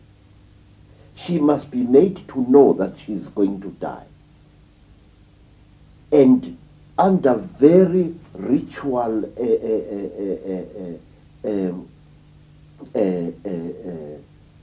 conditions, the person is killed. But she is killed slowly. And her screaming is forbidden. She mustn't scream. A tight piece of wax is often jammed into between the victim's jaws, a piece which she cannot swallow, and then she is killed. But wait, there is more, much, much more to this bizarre thing. the victim must bless you with her eyes as she dies. Sometimes the victim must be made to talk before she dies, which is why I was so horrified when I learned from various newspapers that after her terrible accident, Princess Diana had talked. That is how a human sacrifice victim is expected to do. She must talk. There is some kind of power that she releases by talking, which again benefits those whose victim she is. I'm convinced that she was ritually sacrificed. Yes, sir. And here is another thing, sir. When the victim, the more beautiful a victim is, the more you are supposed to stare at her, all of you. And when the victim dies, when she struggles in her last pain, all of you involved there, no matter how old you may be, ejaculate. Males or females, ejaculate. You must. Otherwise the magic will not work. So this is why you get, one of the reasons you get sexual activity so much involved in some of these rituals. Aha, yes. It is because as the victim dies, you feel such a great pity for her, such a love. She's a beautiful vessel being broken. And you feel the forces of rejuvenation coursing through your veins. You know, sir, this could be the reason why people who indulge in this form of ritual actually live for so long. But what is horrible is that the victim does not have to die in order to help her captor to extend his earthly life. Simply by lying in bed with the victim unmolested, month after month, actually rejuvenates the person in power. What I'm saying to you, sir, is something that was practiced all over Africa by some of our greatest kings. The captive girls were not killed. And I wish to point out another thing, sir. May I? The people of Israel practiced this strange custom. And King Constantine the Great, the Roman emperor, who lived for well over 80 years, used to practice this custom of sleeping side by side with young virgins whom he did not, however, mate with. He was one of the creators of Christianity, right? Now, let me tell you, sir, there is a name for this thing. In fact, the name is also in the Bible. It is called Shulamitism.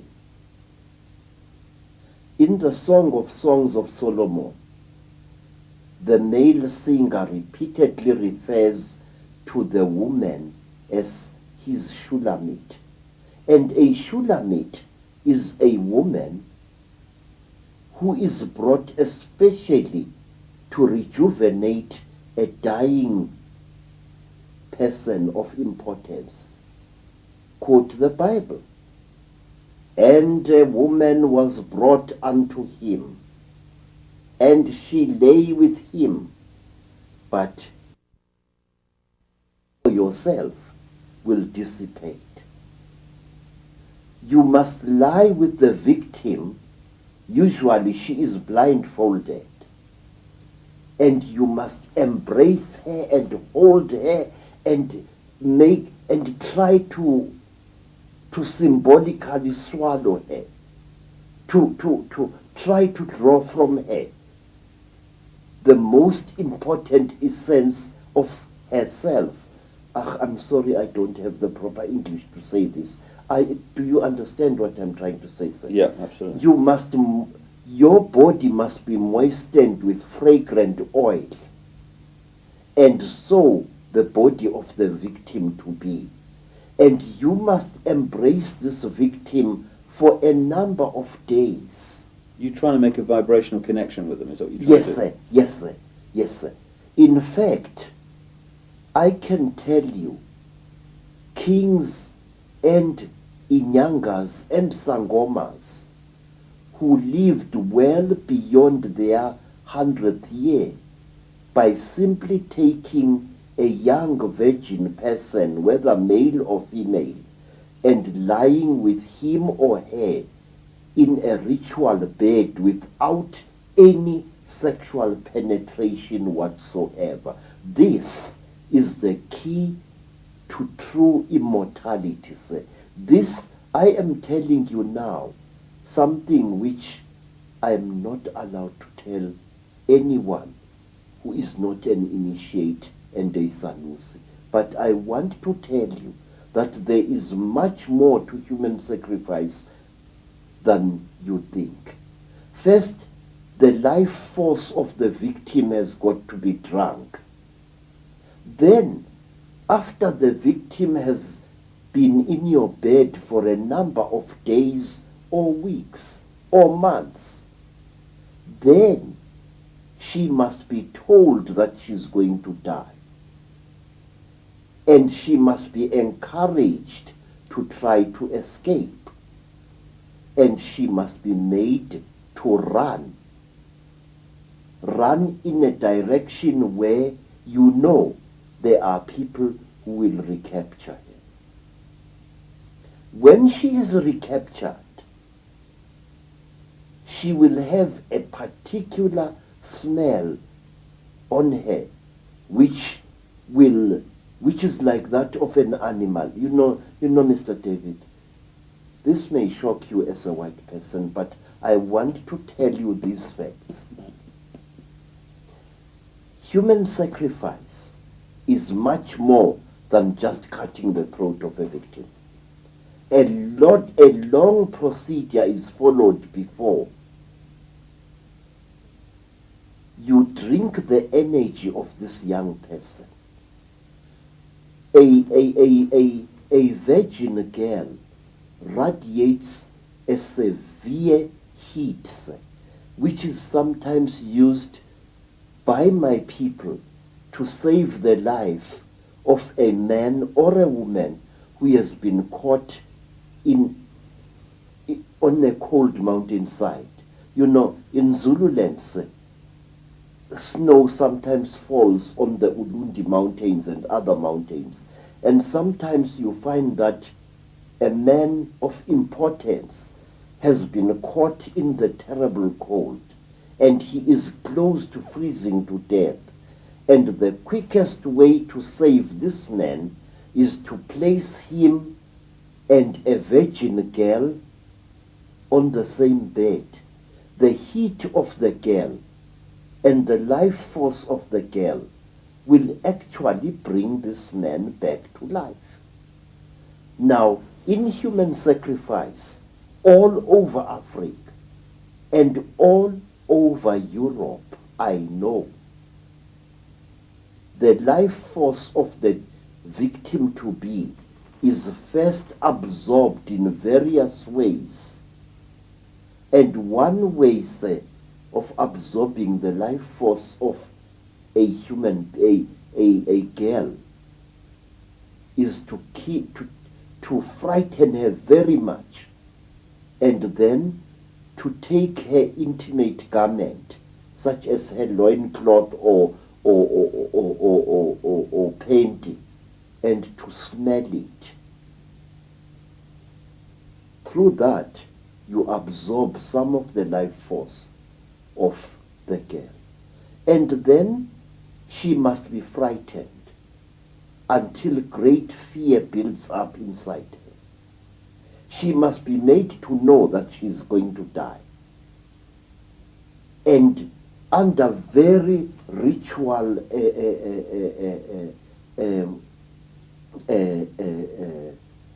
conditions, the person is killed. But she is killed slowly. And her screaming is forbidden. She mustn't scream.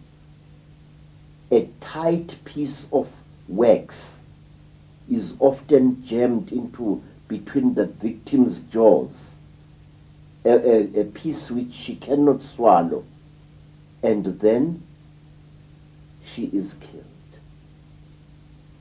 But wait, there is more, much, much more to this bizarre thing.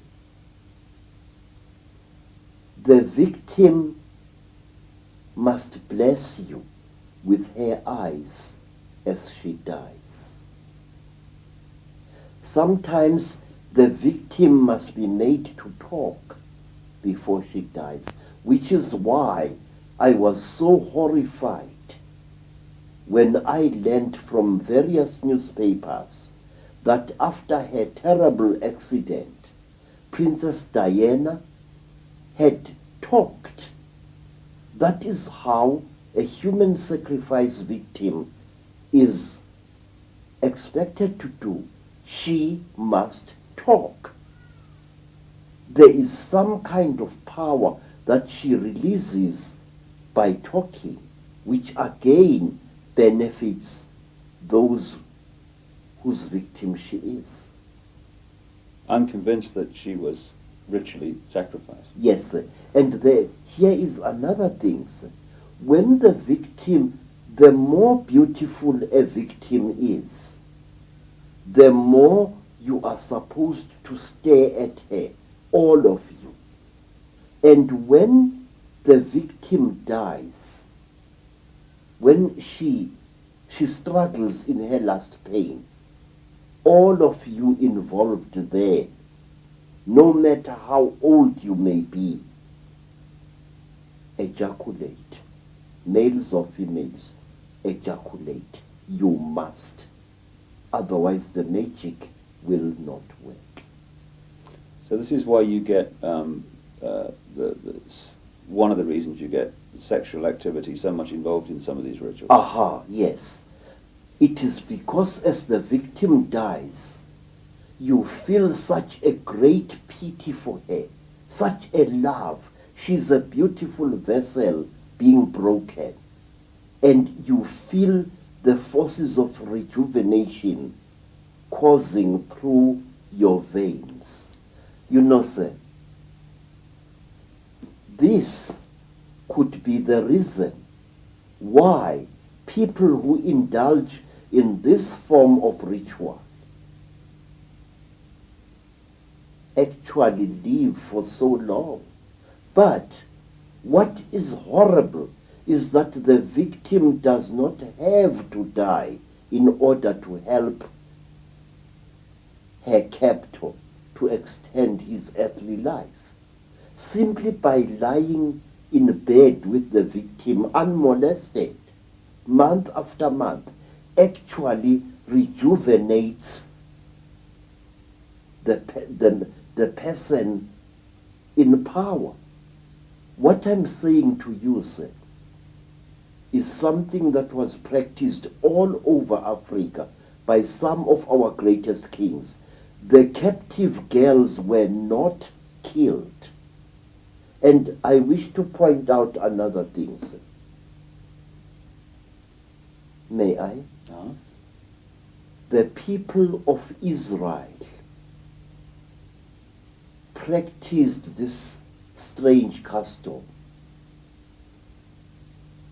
And King Constantine the Great, the Roman emperor, who lived for well over 80 years, used to practice this custom of sleeping side by side with young virgins whom he did not, however, mate with. He was one of the creators of Christianity, right? Uh-huh.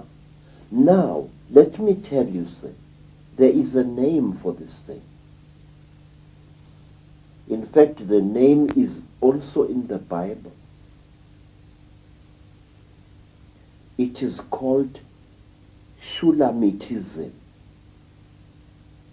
In the Song of Songs of Solomon, the male singer repeatedly refers to the woman as his Shulamit.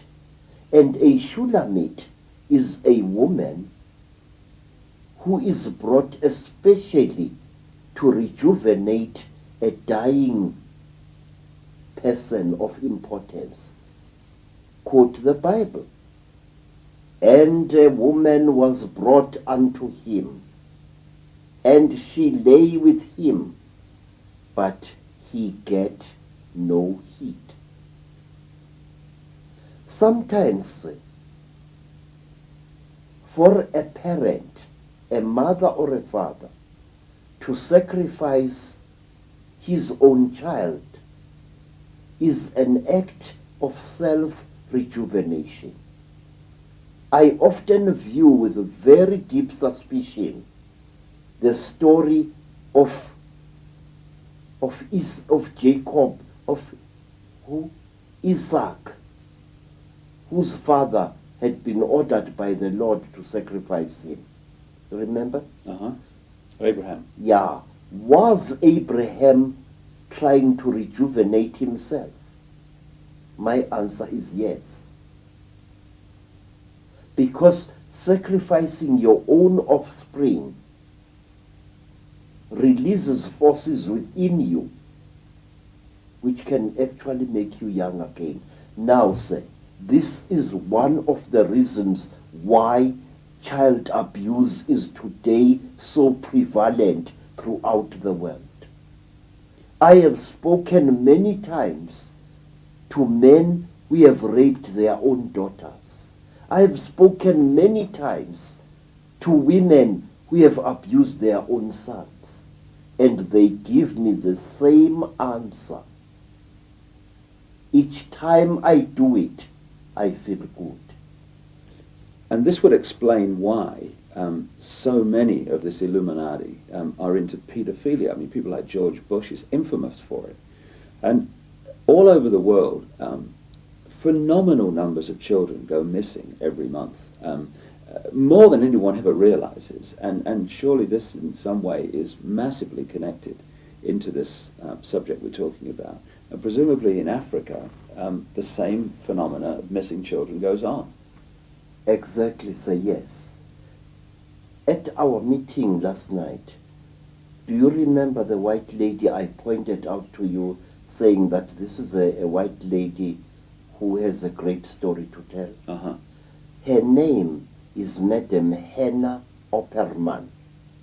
She is the mother of a Spanish-speaking girl who was hired by an Afrikaans language magazine called Huisgenoot in order to trace several children who disappeared mysteriously in South Africa.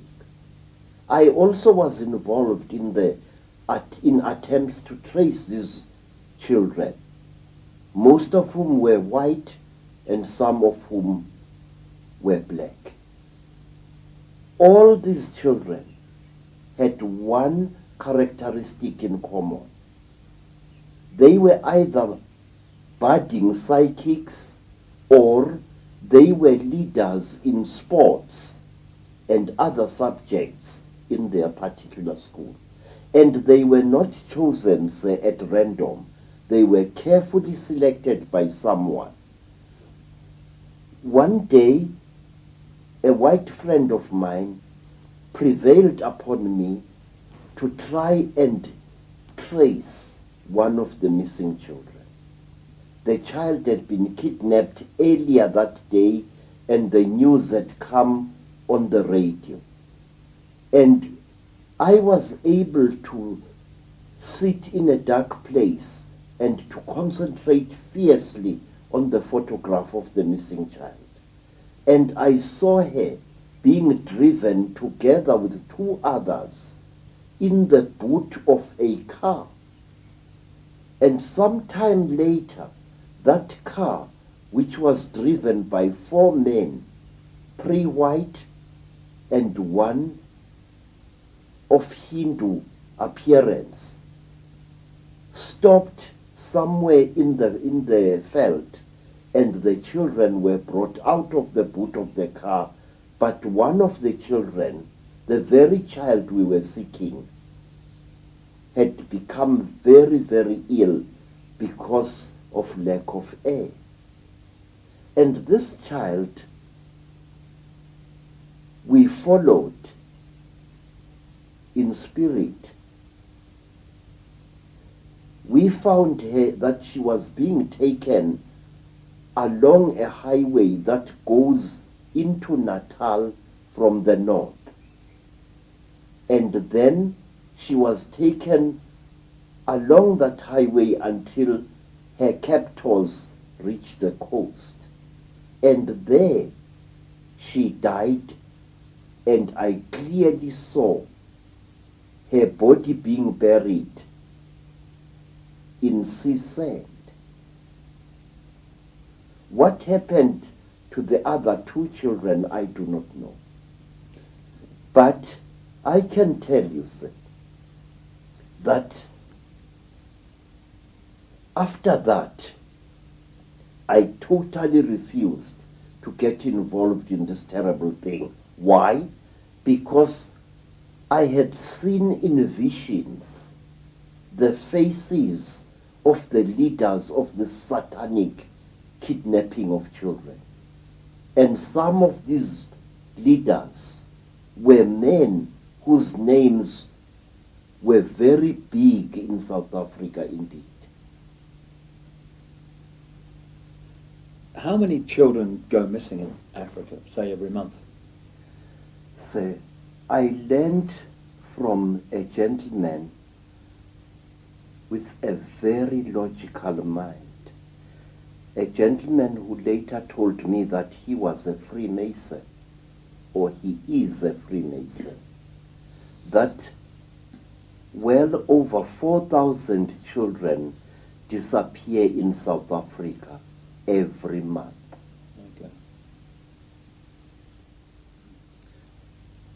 When you were talking earlier about human sacrifice and longevity, it's quite a thought, the number of Illuminati people who have come up in my research again and again, who live remarkably long lives. People that come to mind, and not just long lives, but fit lives for most of it. One that comes to mind immediately is Henry Kissinger and George Bush, and then, although she's getting frail now, the Queen Mother in England. These are people that come up in my research, and they live long lives. It's quite a coincidence. You know, sir, in this life there is no such a thing as a coincidence. I know. These people like these, somehow rejuvenate themselves. I do not want to know exactly how. But when you see a man like Dr. Kissinger, a man who seems to be a very rock of immortality, a man who has changed little since the days of the Second World War, the man who was the leader of this man, namely President Eisenhower, is dead long ago, but Kissinger is still alive, going strong. I would like to point out a very interesting thing to you, sir, that in black communities, especially nowadays, people of extreme old age who still remain active in spite of their old age become targets of witch hunters. They become victims of witchcraft killers. My stepmother is today 98 years old, and at one time a group of young religious fanatics wanted to kill her as a witch because she was so old and had never been sick.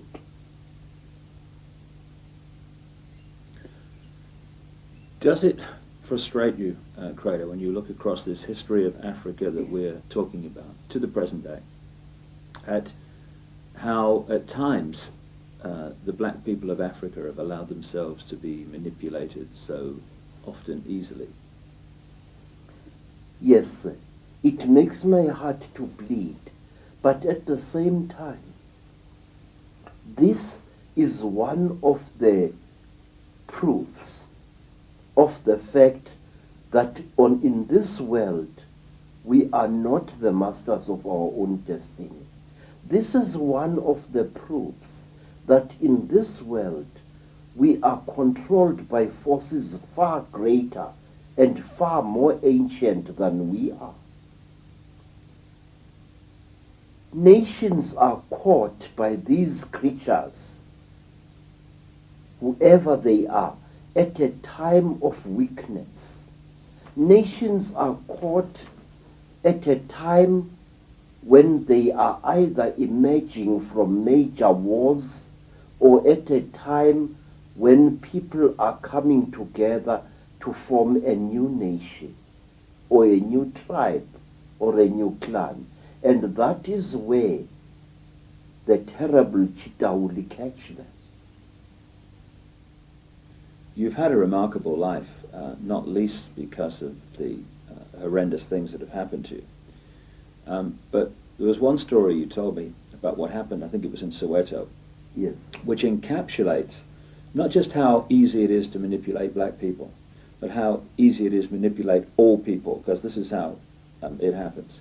When a journalist misquoted you and people believed it. Could you tell us that story?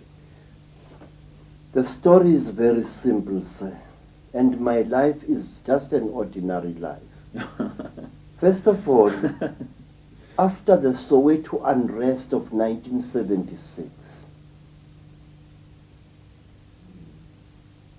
all of us who had been supervisors in various municipality installations which had been damaged during the unrest were called before a judge in Pretoria.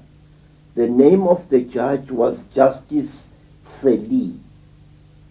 Seli wanted all of us to give him a clear report of what we had seen take place and how the installations we were the supervisors of had been destroyed during the unrest.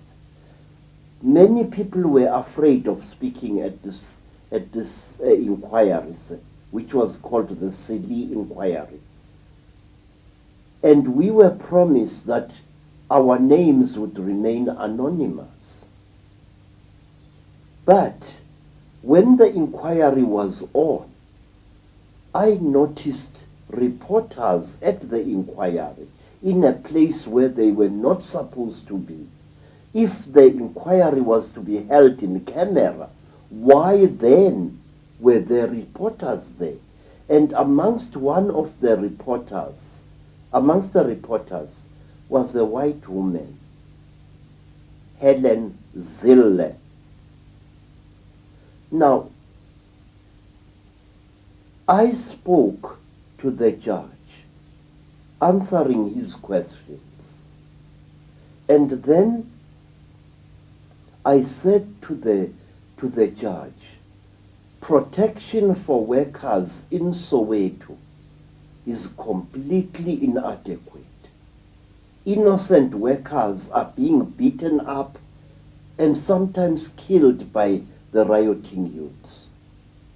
Can't more protection be supplied to those of our people who are willing to work. And this white woman went on to write in the Rand Daily Mail newspaper that I had said that the army should be called into Soweto to quell the unrest. Now, here was a white woman defying the orders of a judge, breaking the law with impunity almost. Of all the people who testified in that place, some of whom said worse things than I said, only my name was betrayed. And after that, my home was attacked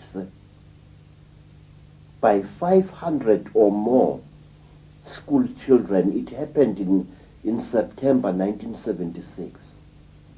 My wife was raped. My children were beaten and injured. How they managed to escape, I don't know. And I was stoned and stabbed many times. And when I was lying on the ground completely helpless, petrol was thrown over me.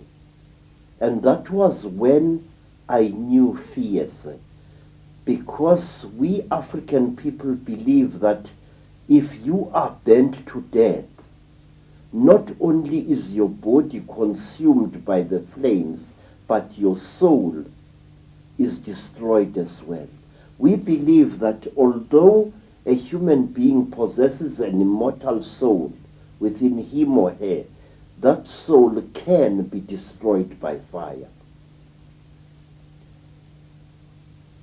How I escaped from that Holocaust, I do not know.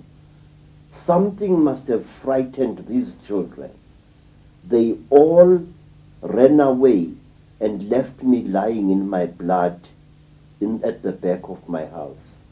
And not a single one of the many neighbors I had, many of whom I had helped years before and weeks and months before with loans of money and gifts of food, not one of them moved to help me at that time.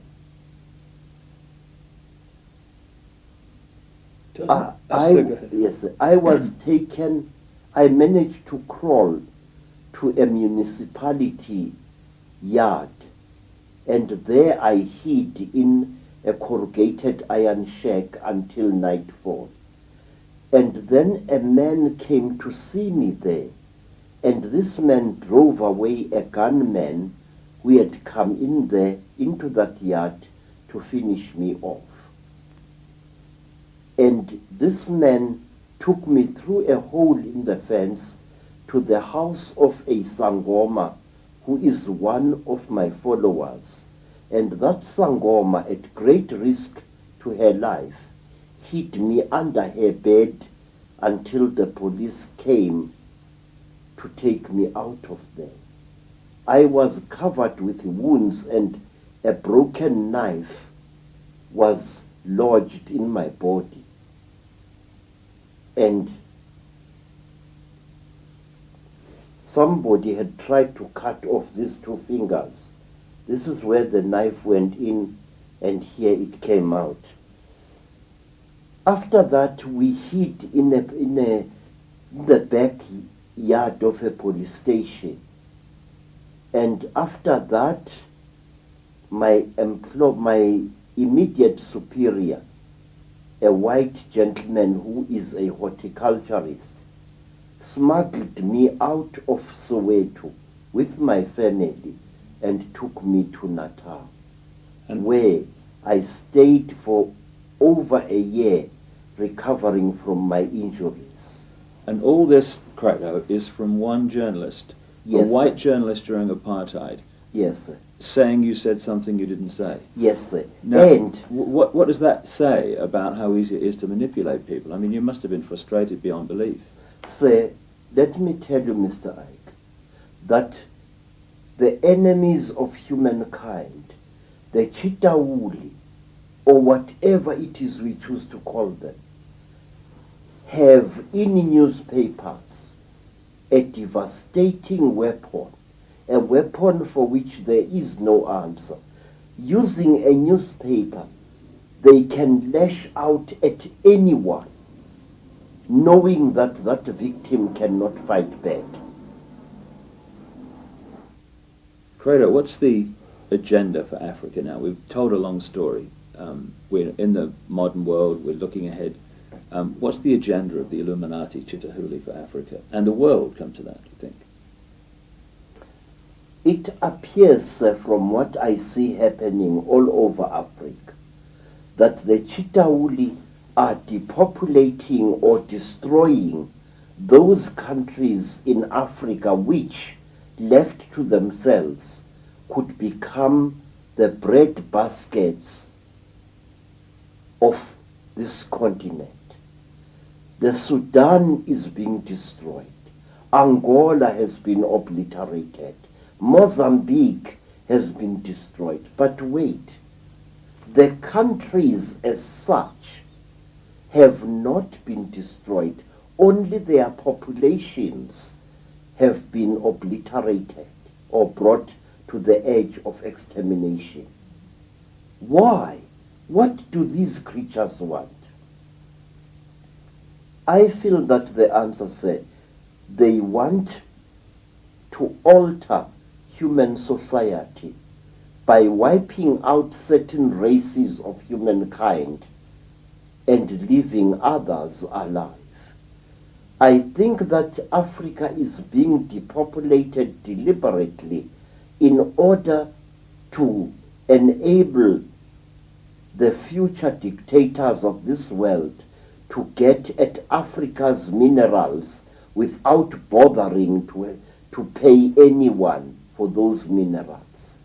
In other words, the minerals of various countries, things which appear more important to the Chitauli than human lives, are being cleared so that they can be, continents are being cleared, countries are being cleared of people, so that people, whoever will be in power afterwards, will be able to have access to Africa's huge oil, coal, uranium, gold and diamond deposits without having to pay any African ruler for those minerals.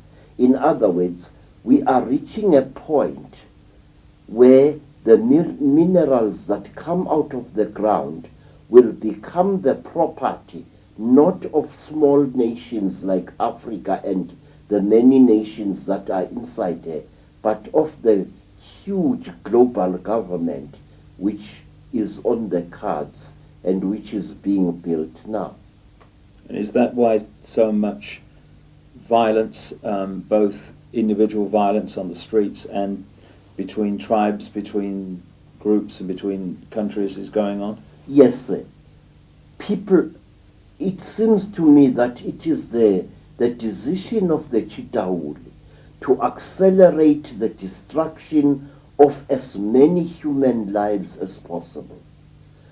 At the same time, to leave the minerals as well as other natural resources intact for the future rulers of the world to consume. I view, say, with great unease a phenomenon which has been gaining ground in Africa in recent years. There has been planned and actually built in several parts of Africa things which are called peace parks, huge game reserves which border on certain countries. For example, the Kruger National Park in the Eastern Transvaal borders on Mozambique. And now I understand that the Kruger National Park is to be duplicated, this time in Mozambique, which is very interesting indeed, sir, in that where the new duplicate park is going to be established, it is one of the areas where, especially during the Rhodesian War, some of the heaviest, deadliest fighting and massive dispersion of tribespeople actually took place. And there are a lot of game parks down the Rwandan border and other countries like that where people came in to cause the problems there and the genocide. Yes, sir. It's very strange. Somebody, I think, I don't know who, and quite frankly, I don't want to know. Because it's no use talking about an enemy you cannot throw a weapon at. I don't know who is planning this thing, but these game parks are being established at a huge price, a huge cost in human lives.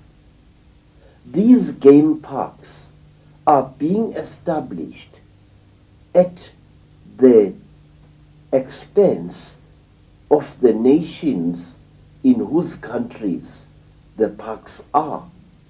Why? Not only that, while Africans allow themselves to be manipulated by these enemies of humankind, while Africans fly at each other's throats like enraged hawks, there are specially trained men and women who are being infiltrated into the warring African countries and who continue mining Africa's minerals as if there was no war taking place.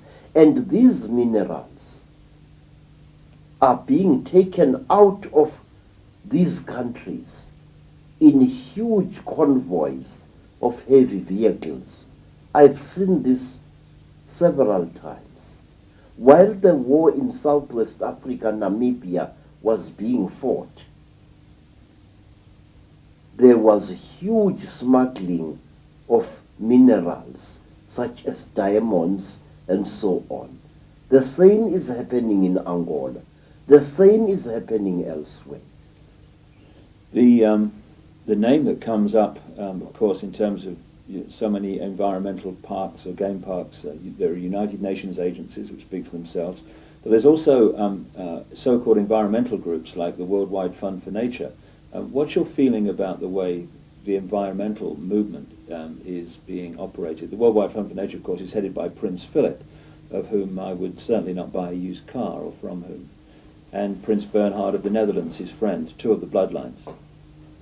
Since that fund was established, African animals are being exterminated at an even greater rate, believe me. In the Eastern Transvaal, some farmers have broken down fences between their farms and have made their private game parks into one huge thing. But when you go into these game parks and you get off the vehicle and you walk a short distance by foot, you notice a very disturbing thing. One, you see no recent animal tracks anywhere around you. Two, you cannot smell animals, and yet if a game park is filled with animals anywhere in Africa, you can actually smell the animals. You can smell the giraffe, the buffalo. You can smell the large antelopes. Each one has its particular smell. But if you go to those places in the Eastern Transvaal, you don't smell animals, let alone see them. There is shooting of wild game in those supposedly protected places like there is no tomorrow. And furthermore, In some of these private game reserves, you see something that fills you with disquiet.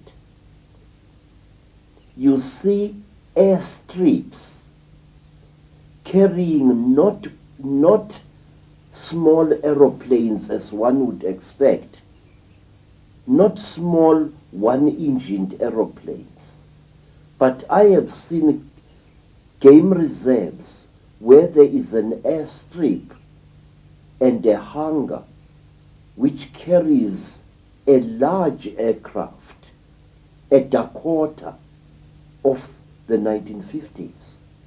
What is a gamekeeper doing with a heavy aircraft like that? What do you think the agenda of the Worldwide Fund for Nature is? I think, sir, it's an exercise in cynicism, an exercise in utter hypocrisy. And it doesn't surprise me that the leader of this fraud is a man whose eyes are like those of a reptile, a man whose lips look as if they were sculptured with a cutthroat razor. What is the answer, Creto? What do people need to do to stop this agenda becoming reality and to turn it round and create the kind of world we want to live in? Sir, I do not have any ready-made answers to your question, but I will tell you this. Our first duty is to make the whole world, the whole of humanity, aware of the threat facing it. Such is the blind spot in our brains that when people threaten us publicly that they are going to exterminate us and our entire nation, we don't take them seriously, sir. For example, this threat to Africa is visible to everyone with a little thought, but it is so monstrous, so huge and so fearsome that our conditioned minds refuse to accept this. Now, in England, sir, there is a deadly-looking animal which I once saw. That animal is really a little wizard or a witch. It is a sleek animal whose body is very flexible. The English people call it a stoat. Stoat. Yeah, a stoat. Now, when that animal chases a rabbit and corners it, the rabbit stops and freezes, and it looks at the stoat with totally hypnotized eyes.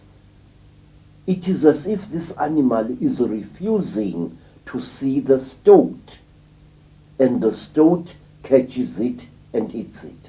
We are reacting exactly like that. This is the way the Illuminati want us to react, to be hypnotized by their supposed power, to become blind to their existence, exactly as a cornered rabbit refuses to see a stoat. It doesn't want to see it because it cannot handle what is standing before it. We are like that. And we must stop this stoaty mentality. We must understand that there will come a time when the damage will have become so great, will have gone so far that we will not be able to reverse it. But I believe in this power, sir, of the great African proverb that goes, Mudimu uphala baloi. God is greater than all the wizards and sorcerers on this earth. And I know that if as many people as possible are aware of what the Chitauli are doing, the Chitauli will be forced to retreat. Already, there are signs that they are getting desperate. Why? Because the human being is trying to bring out the God within itself. We are trying to become gods, and we are succeeding. It's only a few decades ago when there was no one on this earth who knew or cared anything about animal conservation, who knew or cared anything about the protection of the environment. But today, sir, there are thousands of such people worldwide. It is a hopeful sign, a sign that should be encouraged. Let the power of light shine in the dark corners of conspiracy, and as it shines, let humankind be saved. Creto Mutwa, the most remarkable man it's been my privilege to meet. And when you look at Creto Mutwa, you're looking at an unbelievable example of the true power of the human spirit. His life has been a series of astonishing challenges from the moment he was born, right to today, as threats on his life continue, threats to his wife's life continue, and these challenges would have broken the spirit. Just a few of them would have broken the spirit of most other people on this planet, but they've not broken him. Here he is talking to you, revealing information that has largely never been revealed before through these sources, because the pressure on him has been to keep quiet, keep the secrets. But as Creto said, Africa is dying. As a place of freedom, the earth is dying. It's time for people to know. Now this man has got the guts to stand up and speak out, despite condemnation from virtually all sides. So what are we going to do?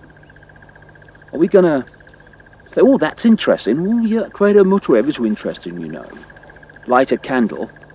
Or dismiss it. Oh, he's just a witch doctor. He's got nothing to say. In other words, are we going to find some excuse now to do nothing? To sit on our backsides and think someone else will do it, or there's nothing we can do? Or are we going to express the spirit that this guy is expressing? Because if we do, this whole house of cards of global control is going to fall.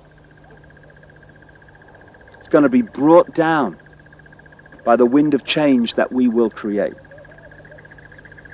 Or if we walk away and think there's nothing we can do, we're just powerless people, what can we do? Oh my God. Or dismiss what he says or whatever. Then that house of cards is going to solidify because we're holding it together still.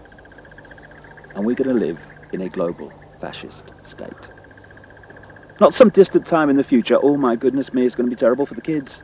Now, in our lifetimes. We're going to go on fighting each other. We're going to go on being divided and ruled because someone else has got a different religion to us. Oh my goodness, call the police. Someone's got a different color to us. Someone's got a different creed to us. Someone's got a different spin on life than us. We're going to go on doing that? Because if we are, we deserve to be in a global fascist state. Because we are acting in our own lives as individual fascists against those around us that don't share our view. We can unite on what we, I hope, believe in. Freedom. We can celebrate the diversity of human expression, of human ability, of the human sense of reality, the way we see the same thing in so many different ways. We can celebrate the diversity of race, the diversity of all things in this glorious web of life we call creation. And if we do that, we will not agree.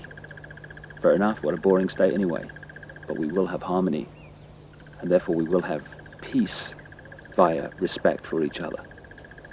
And the Illuminati, the Chitahuli, whatever name you want to give them, can't stand harmony, because harmony is a nightmare to manipulate.